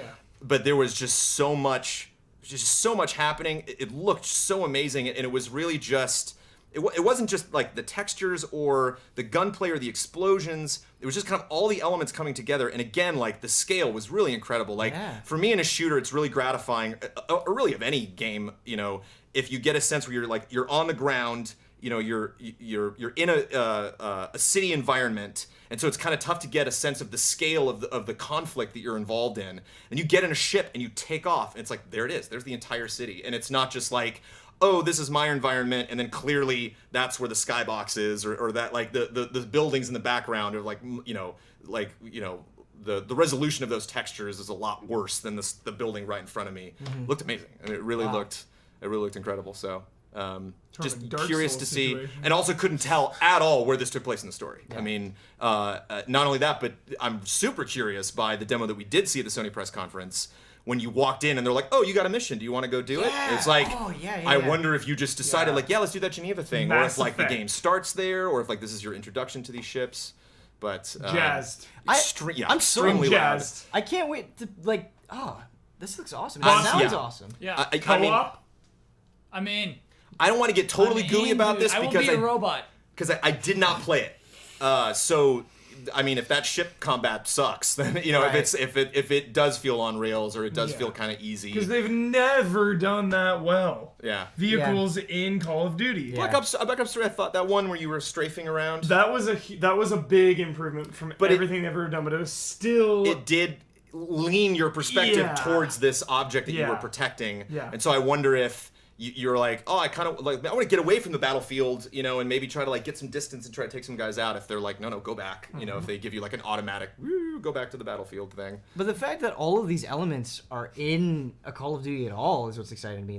Maybe they don't all work out, but I'm just excited to see them in the game. So That's really cool. One of the other things too that I'm curious to see about that world is that I liked from the demo that we already saw, not to retread ground that we've already discussed, but I'm excited to look around at that world. And when we see things like Halo, when we see things that are set so far in the future, the design of things is just super sci-fi. They you try to make a ship that just looks like super awesome and looks like a ship. You know, like I definitely got lots of Aliens vibes from Halo, like the Forward Until Dawn. What's the ship in the beginning of the first Halo that you see? The Reaper. Is it Pillar? Is it the Pillar of Autumn. Yeah. The Pillar of Autumn looked to me was the Sulaco. Looked a lot like the Sulaco course, from Aliens. The ship that you see at the beginning of that demo looks like a battleship. It looks like something that would be on the water. That they basically were like, let's just take that design and let's get it up in space. You know, so it's interesting to see like the modern military engine being applied to space travel, kind of like almost like Enterprise in a sense, the Star Trek show, where it's like this is the very beginning of space exploration. Like this is the first time that we're actually facing conflict in space. So you're not just kind of like, it's not like Robotech where it's just like my dad was a pilot, his dad was a pilot, his dad was a pilot. I get a sense you really are kind of on the frontier of being good at this, of being not only someone who can have boots on the ground and manipulate guns and all of this cool tech, but you're a damn good pilot too. I just hope the story isn't dumb, and I hope the flying is actually cool. Also saw what's the name of the mission? Crew Expendable from Modern Warfare Remastered. They showed that level, which is a nice little bonus. A level I've played like 20 times, where you get on board the ship. But boy, does that look good! Nice. Twist my arm, make me play look better Modern than Warfare the PC again. version. I do of Modern Warfare. I would imagine. Wait, of the old PC version? Oh yeah, I mean Like it's way better. Yeah, lighting is crazy, It's and unreal. Cool. and just lots of the facial textures are great, and I mean, but the music's the same, the dialogue's the same. It is the same exact level.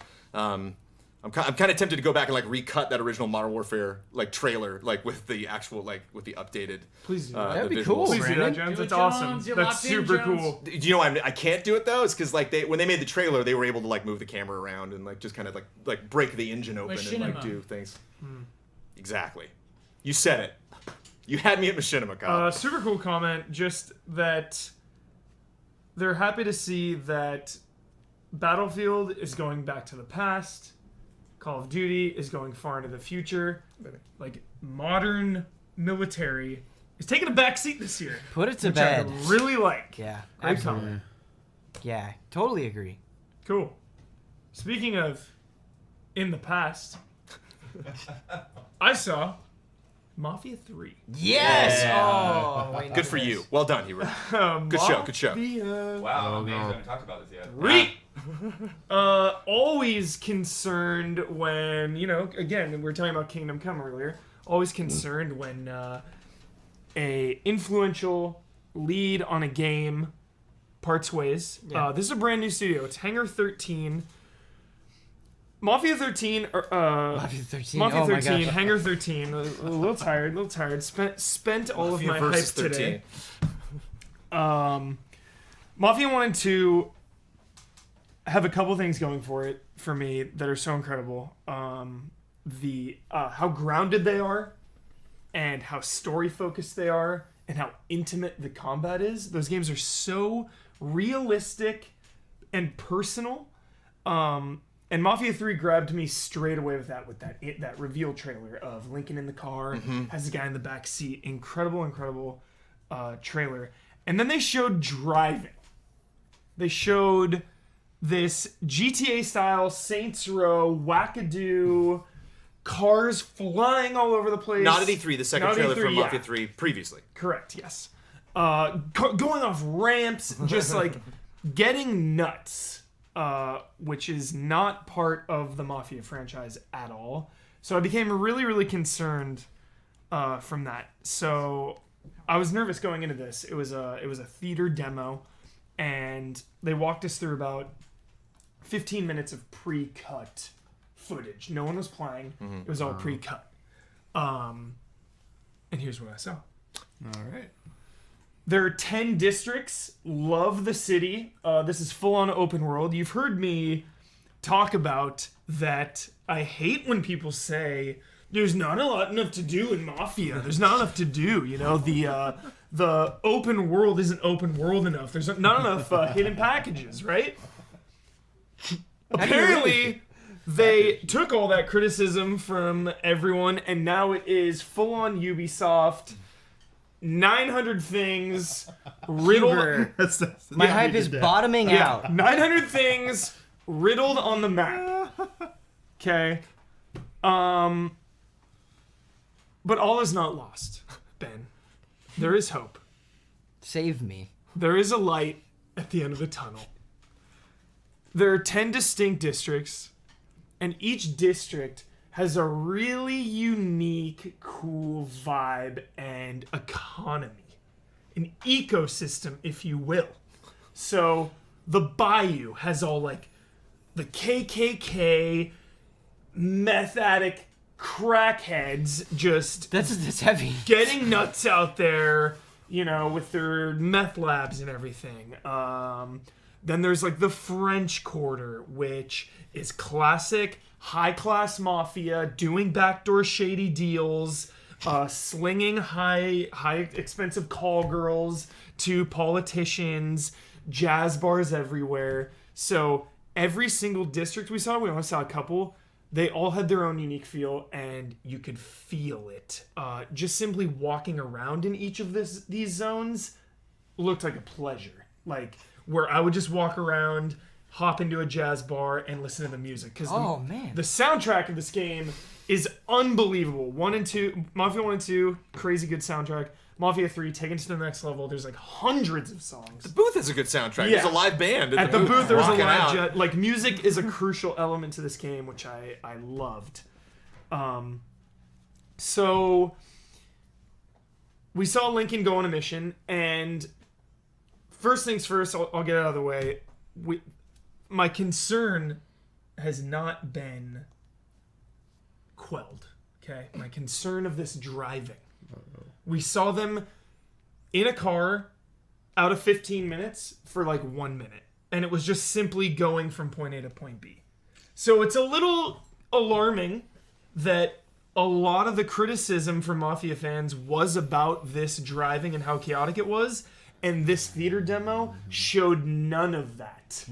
So that is concerning. Yeah. So the demo was he went on this Tom Sawyer's Island riverboat.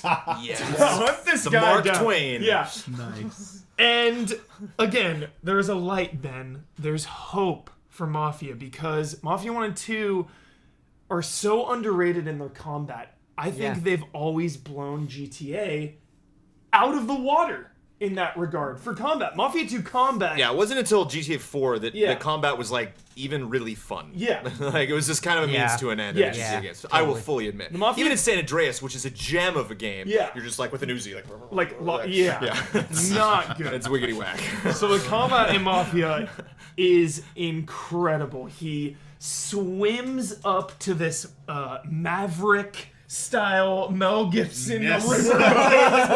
Okay? Yeah. Swims up to this riverboat and proceeds to just go nuts. The preface of the game is that Lincoln Clay is a madman out for vengeance. Okay, but it's not a simple Kratos anger, kill everyone. He's a cold, calculated, smart mafia killer. So very, very interesting character potential for Lincoln Clay. He goes on the ship and he starts out stealth, like brutal knife kills people, uses a machine gun, takes people out, then switches to the shotgun, There we go. which I announced last night is immediately in my top 5 shotguns of all time. The destructive force behind each shot was palpable. Just blowing people away. There was a guy like outside on the top shooting, and he like runs up, crouches down, leaps up, blasts the guy, and the guy just flies back over the railing into the water. There's like these execution moves where he'll run up and shoot a guy in the chest with a shotgun. They'll go flying. Jeez. So he's hunting this guy down, and you can like see the boss, and the boss is like, get him, you know. Chaotic scene. Continues to chase him down. The riverboat then crashes. Ooh. And it catches fire. And it's in there's a cutscene, but then it goes back into real time. They're playing. It's on fire, and people are jumping off. People are spilling out of doorways. It's absolute chaos. They're diving in, And Lincoln does not stop, does not care. Terminator, mowing people down. Finally, we see the mob boss that he's chasing after. He jumps in the water. The riverboat finally collides and stops. Lincoln gets knocked, blown off, knocked out for a second, wakes up. He's now like on the riverbank. So imagine behind him is this engulfed in flames riverboat. Awesome lighting. It's at his back. He's facing that way. The main boss villain is running away, shooting wildly, like limping along in this pitch black predator forest bayou. Okay, so Lincoln is out of guns. All he gets out is knife. Okay, immediately Rambo First Blood vibe. So this is like a mini boss fight. So he's like, because he's hurt because he got blown from the riverboat. So he's then chasing down the villain slowly, just crouching through the jungle, and the jungle is dense and dark, and it just felt so intimate. He then like goes around, and it's like this minor stealth section. It's not like Metal Gear Solid, sneaking suit or anything crazy, but he goes around and then dispatches the villain. It's like this little mini boss fight, which I thought was cool for Mafia. And then lastly, they've announced this before, but there's sit downs where you have your 3 lieutenants, Burke, who's like your buddy, Cassandra, this female who like has just a really powerful gang, and then Vito, which is the connective tissue that I so crave from Mafia 2. The main character of Mafia 2 can be one of your underbosses. And at these sit downs, it's kind of an RPG mechanic where you have to choose who gets what. And by doing that, you're going to get bonuses from people you side with, and you're going to piss people off that you kind of cut out. So this moment that I'm about to tell you is a semi-spoiler. If you want to mute your stream now. I don't know if I want this. It is a decision, so who knows if this outcome will be yours. But again, if you are media blackout on Mafia 3, avert your ears. So Burke is like, yo, Lincoln, like, I want that turf. That has always been my turf. I deserve it. Like, you better give me it, man. Like, what the hell? And Vito plays it cool and is like, yo, respect isn't something that I give out easily. You're gonna have to earn my respect. Like, whatever you want to do, man. Kind of like, passive aggressive Vito. So Lincoln sides with Vito, and Burke gets pissed and storms off. So then the next mission was Renegade Burke with his army now, betrayal in a huge compound. Lincoln's like, I gotta go take care of this. Goes into his compound, guns blazing, Burke on his knees, camera cut away, gunshot. It seems like you can kill off and choose who you want to side with. Or you might have to. Or you might be forced to kill. So these are those people that walked up behind him in that first trailer. Yeah, these are the 3 main underbosses. So depending on, who you side with, which it's really cool. I love that part of the game, and I love the districts, and I love the combat. There was another mission where he went into this hotel to assassinate someone, and basically you're trying to disrupt the mafia that has control of the city by getting rid of their cash flow. So each of the districts is tied to an economy. You destroy their factories, they lose money. You kill their bosses, they lose money. And eventually, that'll weaken them so much that they'll lose hold of that district. So and then he called in Vito for backup, and Vito's a car ran up, and the two guys got out Mafia style and just started unloading. Yes. Super cool. And again, I cannot stress enough how beautiful and how detailed this open world is. Jones, I'm telling you, man, you can lose yourself in this world. It is that believable and dense. It's not just this wide open, sparse open world. There's just so much detail. If I won a sweepstakes of a full paid expense trip to anywhere in the United States of America, there's no question I would go to New Orleans. That is the one place in the U.S. I have never been. I would be tickled if they touched on even a hint of how haunted that town is. That there's all sorts of crazy ghosts. Just watch Interview with the Vampire, and it's like the beginning of the Interview with the Vampire is before there was a United States of America. Yeah. And the houses are still there. You see Brad Pitt back to my plantation, and it's like the U.S. wasn't a thing, and this city was built. This is a old city. So I really like the vibe, like you were saying, where there's the things that are just extremely rural.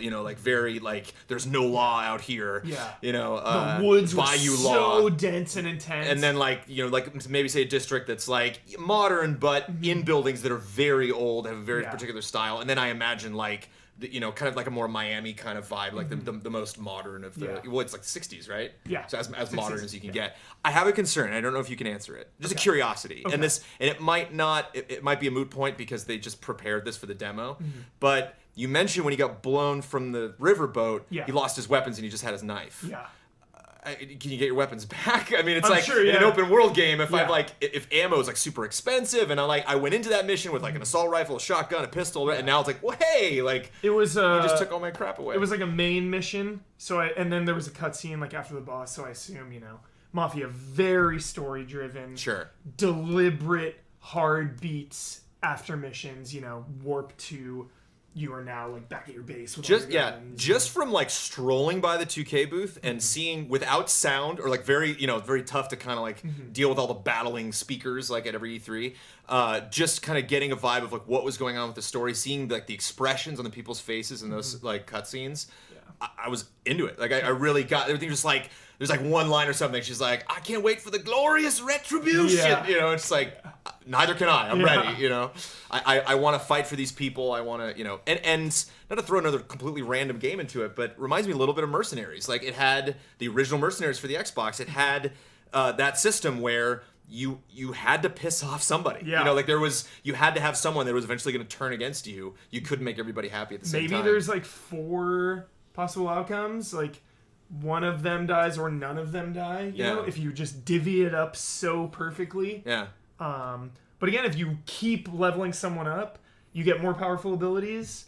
I mean, you're you're going Vito. Exactly. Like right? I said, I'm so attached to Vito as a character. I'm all in on him.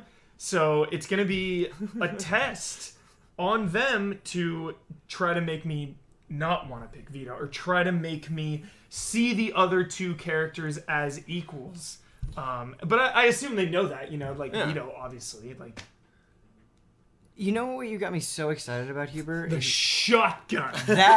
Yes, you got me The answer very is excited ready about for the it. shotgun. Anything that instantly enters the top 5 is a force to be reckoned with. But when we saw that initial reveal, what Mafia 1 and 2 did so well is those weren't open world games that had a Mafia skin. They were games about the Mafia that cared about the authenticity of what it is like to be in a Mafia in that time period, and they just happened to be set in an open world. Yeah.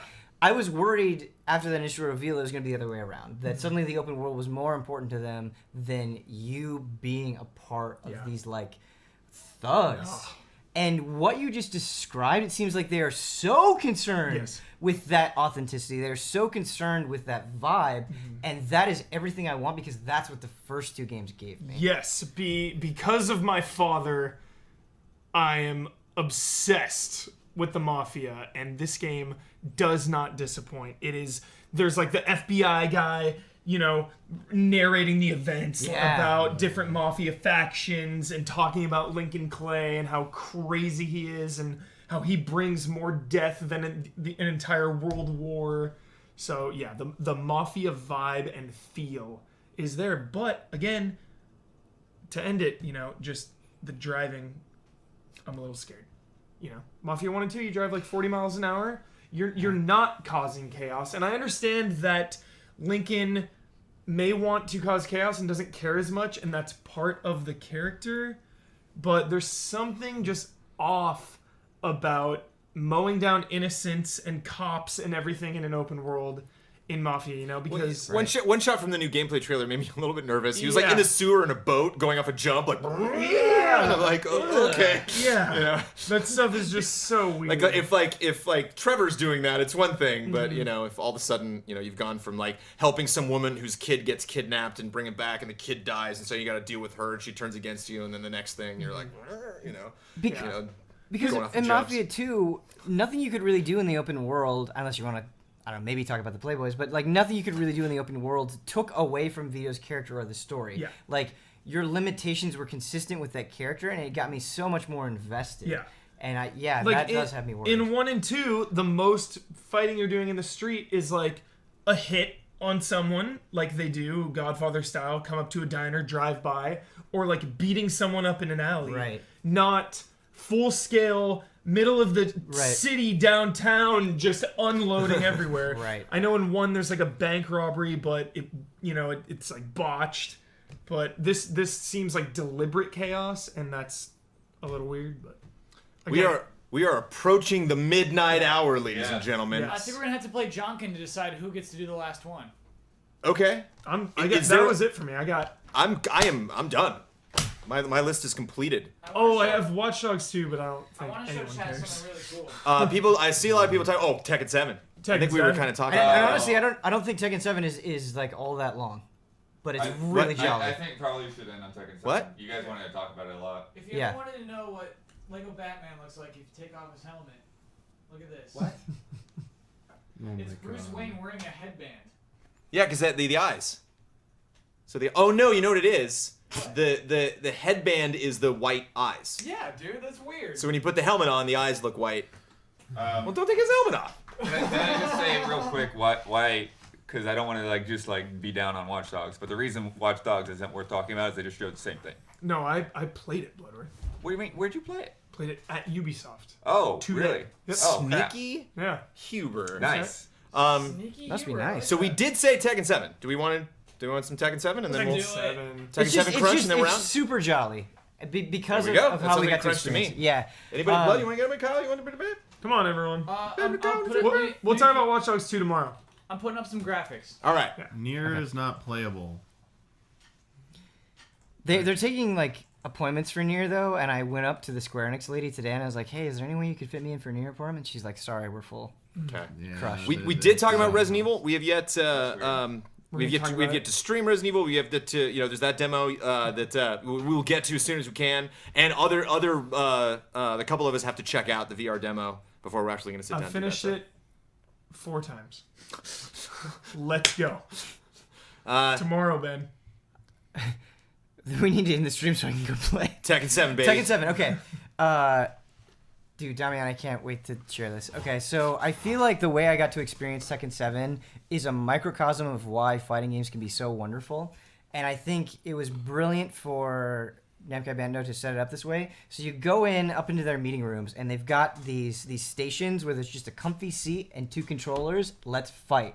And so I go and I wait for a little bit, and I watch the guys finish their match, and I'm like looking, and I'm like, wow, it looks so good. Just like the detail in the characters, like the image quality, it's so sharp, and the effects, like when you hit a guy and you hear that, it's like, no, I just punched you into oblivion. And it just watching these guys before I even got to play, I got really, really excited. And so I sit down and I'm like, oh man, I'm going to play a guy who's going to destroy me. He's going to be like, you suck, go away. But this guy comes up and he has a smile on his face. He's like, hey, nice to meet you. And I'm like, awesome. And he's like, you want to check out Akuma? And I'm like, yeah. And he doesn't like work with Namco or anything. He's just a guy that loves fighting games. And so I don't work there. Yeah, Civilian? Yeah, it's just a civvy. Just a civvy. E3. Just a civvy. No badge. And so he's like, oh, I see you're interested in Akuma. Do you like Street Fighter? And I'm like, yeah, I love Street Fighter. And he's like, me too. And he's like, I know some things. Let me show you. And so we do this Akuma mirror match. I'm so excited. And he's like, yeah, you can do a hurricane kick into a dragon punch combo. And it just like he's going through the motions. He's letting me see the moves.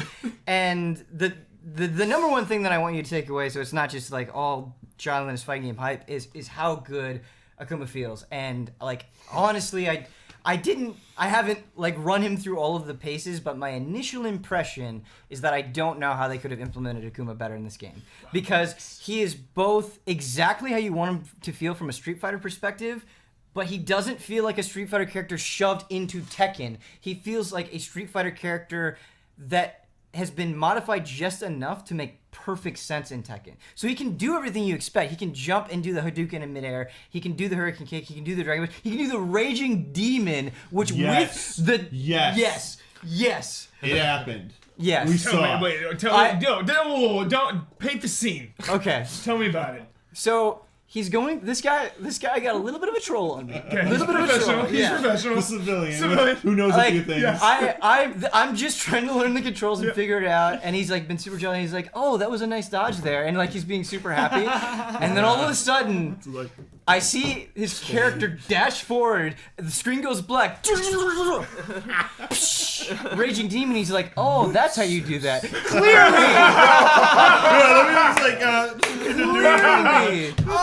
Clearly he knew how to do it. Camera and like do my pose. And was trying to like play it off like no. Like I imagine this being early in the morning and you go off to do other things and then you like just happen to wander by the booth later and you hear like, oh, so that's how you do it. You know, and it's like that's all he does just all day. Yeah, you just imagine like, yes, just sharking everybody at Tekken 7. Thank you so much for your help. And he's like, oh, sorry, I didn't mean to like kill you. Oh, I'm so sorry. Do you want to do? Yeah, he was like, do you want to do another match? And I was like, yeah, but I didn't get to test out that many characters that I would have liked. I played Jin. I played a new character that I can't think of the name of, and I feel so guilty for that. But how I want to end the story, it was so jolly. So Damiani comes in, and I'm like, Damiani, you gonna play Tekken 7? He's like, oh, I don't know. And then I got him. We both sat down, and he picked by accident.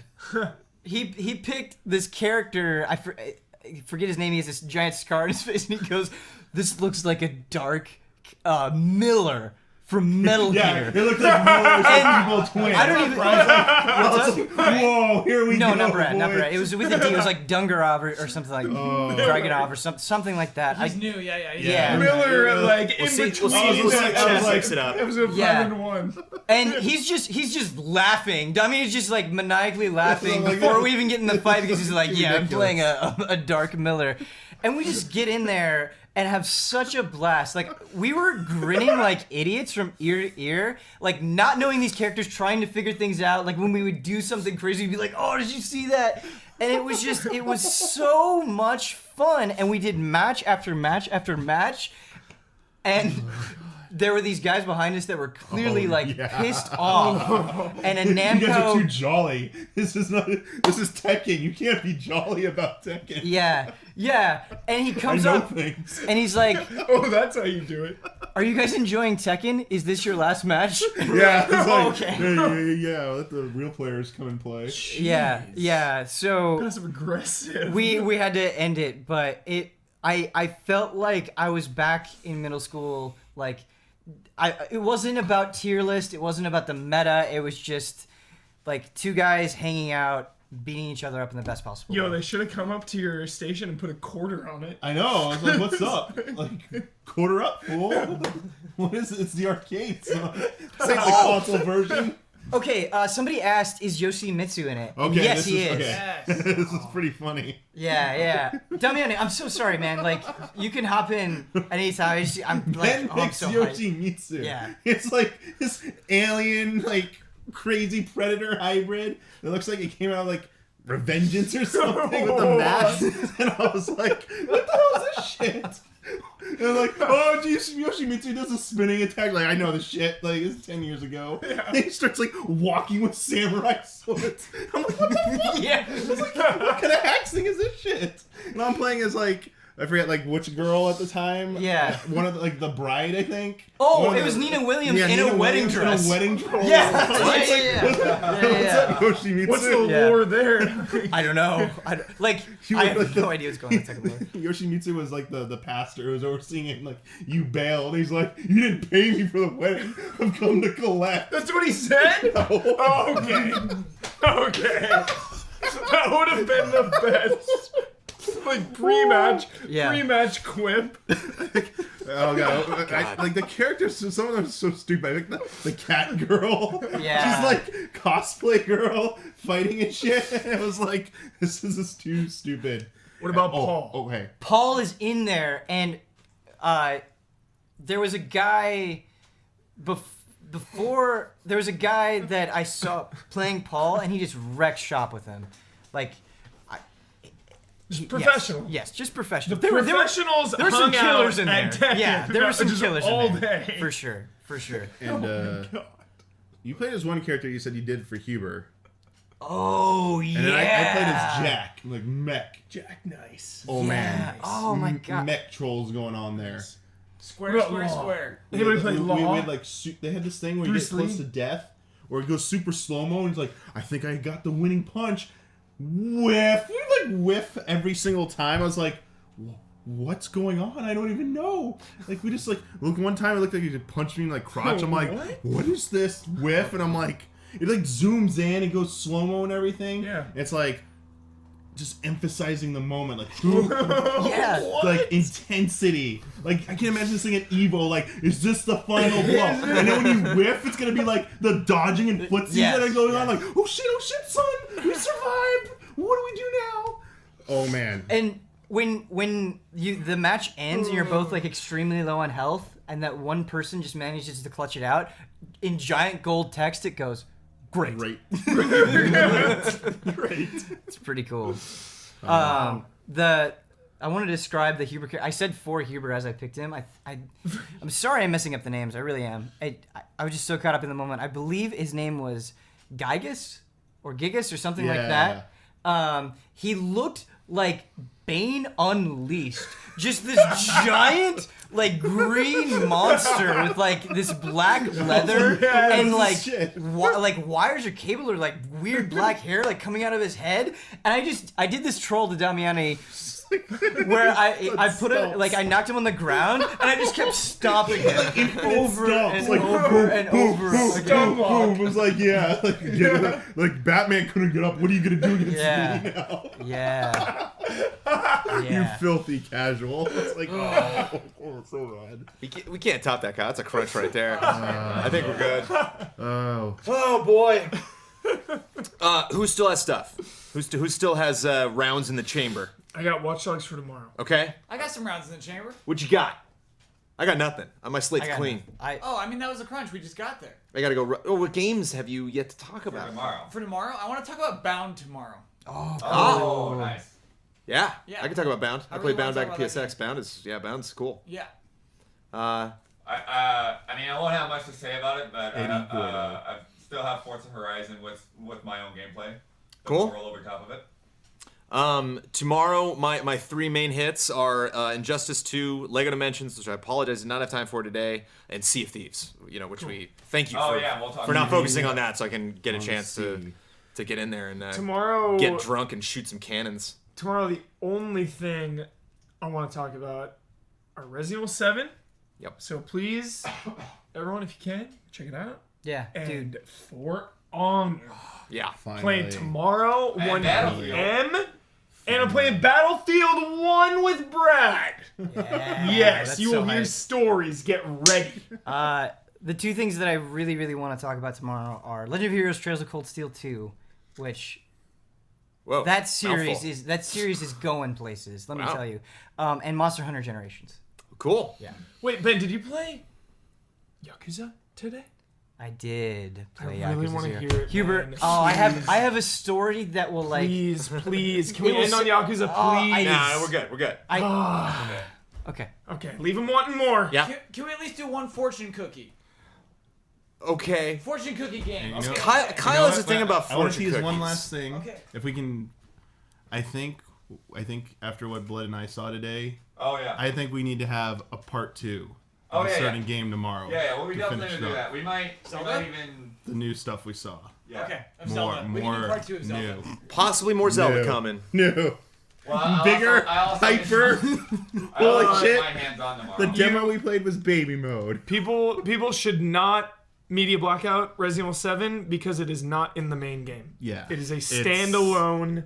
Yeah. You Demo. need to experience it because this is the only Yeah. thing it's relevant to. The It's just- zeitgeist. It's thematic. Yeah. Oh, man. I need to respond to this comment in chat because it's so on point. The Yeah. Yakuza 0 demo is like actually super well constructed and amazing, and it will make you smile if you're at E3. There's usually not a long line for it. Just go play Yakuza In the 0. Sony booth. You Or, can't. like- Oh, it's in the Sony booth. You can't beg people. And to it's at play the it. Atlas booth. Okay. Yeah, But and the it's Atlas booth is stuffed. it is stuffed. But I'm just saying, just check it out if you get a chance. It's really good. Okay, what are we doing here? All right, Jones. Here's what we have to do. You Okay. are opening this fortune cookie. Okay. You have to read the fortune as if you are delivering bad news to a good friend. I don't get it. Okay. Like End of Yeah, story. yeah, yeah. no. It's bad news to a good friend that like you've known for a while, and you're finally telling the friend this news. Huber. Yeah. You're my friend, and this is difficult for me to tell you, but because you're my friend, I feel that it's you not only need to know this, but it's really on my shoulders to tell you that you may be called upon to help a friend. I don't know if it's me, but Kyle's and I don't know if this is gonna happen. I think we broke Kyle But Bossman. there you go. Kyle Bossman is an Kyle- android confirmed. I Yeah, just the went to robot has shutdown data mode. has crashed. I think- the emotion chip has been. Why is I think not on that is camera? a sympathy laugh. I think Huber's being generous right now. What? Like Kyle's just okay. I don't My know. emotion chip was I don't know not about that. programmed to handle these types of emotions. I don't know about that bit. I don't know. Hot damn, are we having an E3? I was more laughing. At Yeah. Kyle. There's a lot of I'm- stuff I want to I'm- get to tomorrow. There is just no way we are going to get to everything that we want to. No. I mean, No there way. is so many things to check out. The crowds are so intense. There's so many different. I will finish this E3 without either playing Zelda or even getting into that booth. I think it's like a 45-minute wait to even just see it. To even what? just to get into the Nintendo booth and just look around If at you the don't get decorations. within the line within 15 minutes after the show floor opens, you're not getting to play it that day. Not play it. Just walk. Oh yeah. Walk into there's the a booth and look line. around. There's a line just to go see the booth. Yes. It's like a half an hour, 40 yeah. minutes. Yeah. Yeah. It's ridiculous. Yeah. I saw somebody stopped me and they were like, "Oh, Easy Allies," and I'm like, "Yeah, it's cool that you're playing it." He's like, "I'm not playing it. I'm just gonna go look at stuff." Yeah. Absolutely intense. So we have lots more coming. Obviously, we talked about stuff that we have played and yet to talk about. We talked a little bit about stuff that we want to play tomorrow. Thank you to our mods, everybody. We have all sorts of awesome people. Yes, I did clap. That is coming. We shot that today for Nintendo, reluctantly. Carl was saying you didn't. What's going on here? What's the Trying to scroll? keep it a surprise. Blood and Jones. Yeah, good job. A Why would I surprise that we disappoint told people? everybody I'm about losing already? stock here, Kyle. The longer I say I didn't do it, the more my reputation points dwindle. But then when people finally see that you did it, it's Resident Evil 7. It's like, oh, I never expected this would happen. Now it's here. That's how you do it. They You kept defy track of But the yeah, but it's bets. a bet. I mean, they should expect that I will own up to what I said. Oh my god. The anticipation is Kyle whether I'm played going it to screw perfectly. our I fans saw or it. not. I saw it. The anticipation on Jones being a liar. That's the anticipation. Like, no. Kyle. I'm a had- man of my Kyle's word. excuses Kyle was was a that you great said it troll. wasn't professional or something. Yeah, did it once, wasn't good enough, did it again. Got notes from Kyle, went back, got another take. Thank you to the mods. Before we started going live tonight, I actually saw a lot of new people coming by that were unfamiliar with Easy Allies and are just jumping in for the first time. We appreciate everybody finding us for the first time. We are finding you at the same time. So thank you to the mods for regulating that. Thank you for linking stuff out. Thank you for controlling the crowd because there's just so much going on here up at the table. We miss a lot of the stuff there. I also want to make a point that this year I have been approached by more people than I have ever been approached buy at any event. You know, even like PAX is probably the one that I go to that I expect to see the most people. You know, because there's just the vibe is so personable at that show that I really feel people like, you know, can open up and feel that they can come up and talk to people. And so like I'll have lots of nice conversations. It is overwhelming the reaction that I've gotten at the show from people coming up and saying, you know, congratulations to the Easy Allies. We love what you guys are doing. You know, keep it up. We're patrons. Thank you so much for supporting us. Thank you so much to everybody at the show that came up and said hi. And you know, obviously to everyone that we're gonna see tomorrow. Thank you to the Allies for kicking ass and getting out there and playing some games. And thank you guys, of course, for watching tonight. Day 2 of E3 2016. We have one more day, one more stream. We will go tomorrow night because we're like, what are we all sleeping in on Friday, right? Who's doing anything on Friday? Hey, if we have more stuff to talk about, we might come in here. I don't know. Also, a very special E3 Huber Syndrome will be going up. Oh, yeah. Tomorrow. And Ian is not here tonight, but this easy update is going to be excellent. Yeah, he's already been pimping it on Twitter. Yeah, 9 p.m. Saturday. He's going to put together a fun bit. I'm in it like 8 times. I kept bumping into Ian. I'm curious to see whether Don's thing worked out or not. We'll leave that up to Don, but I'm hopeful. But this whole thing has been very emotional, and this E3 has just completely bumped the entire thing up to another level. So excited not only about this show, but you know the things we're gonna start doing immediately after the show is done. So for all of our old fans and all of our new fans, mwah, we love you. We hope you have a wonderful evening. Hope you didn't stay up too late. Tomorrow night, 8 p.m. Pacific time, we will return to twitch.tv/EasyAllies to talk about Day 3, the final day of E3 2006. Get to bed, everybody. Thanks for tuning in. 2016. What year is it? I'm tired. I'm going to bed. Good night, everybody. I'm out.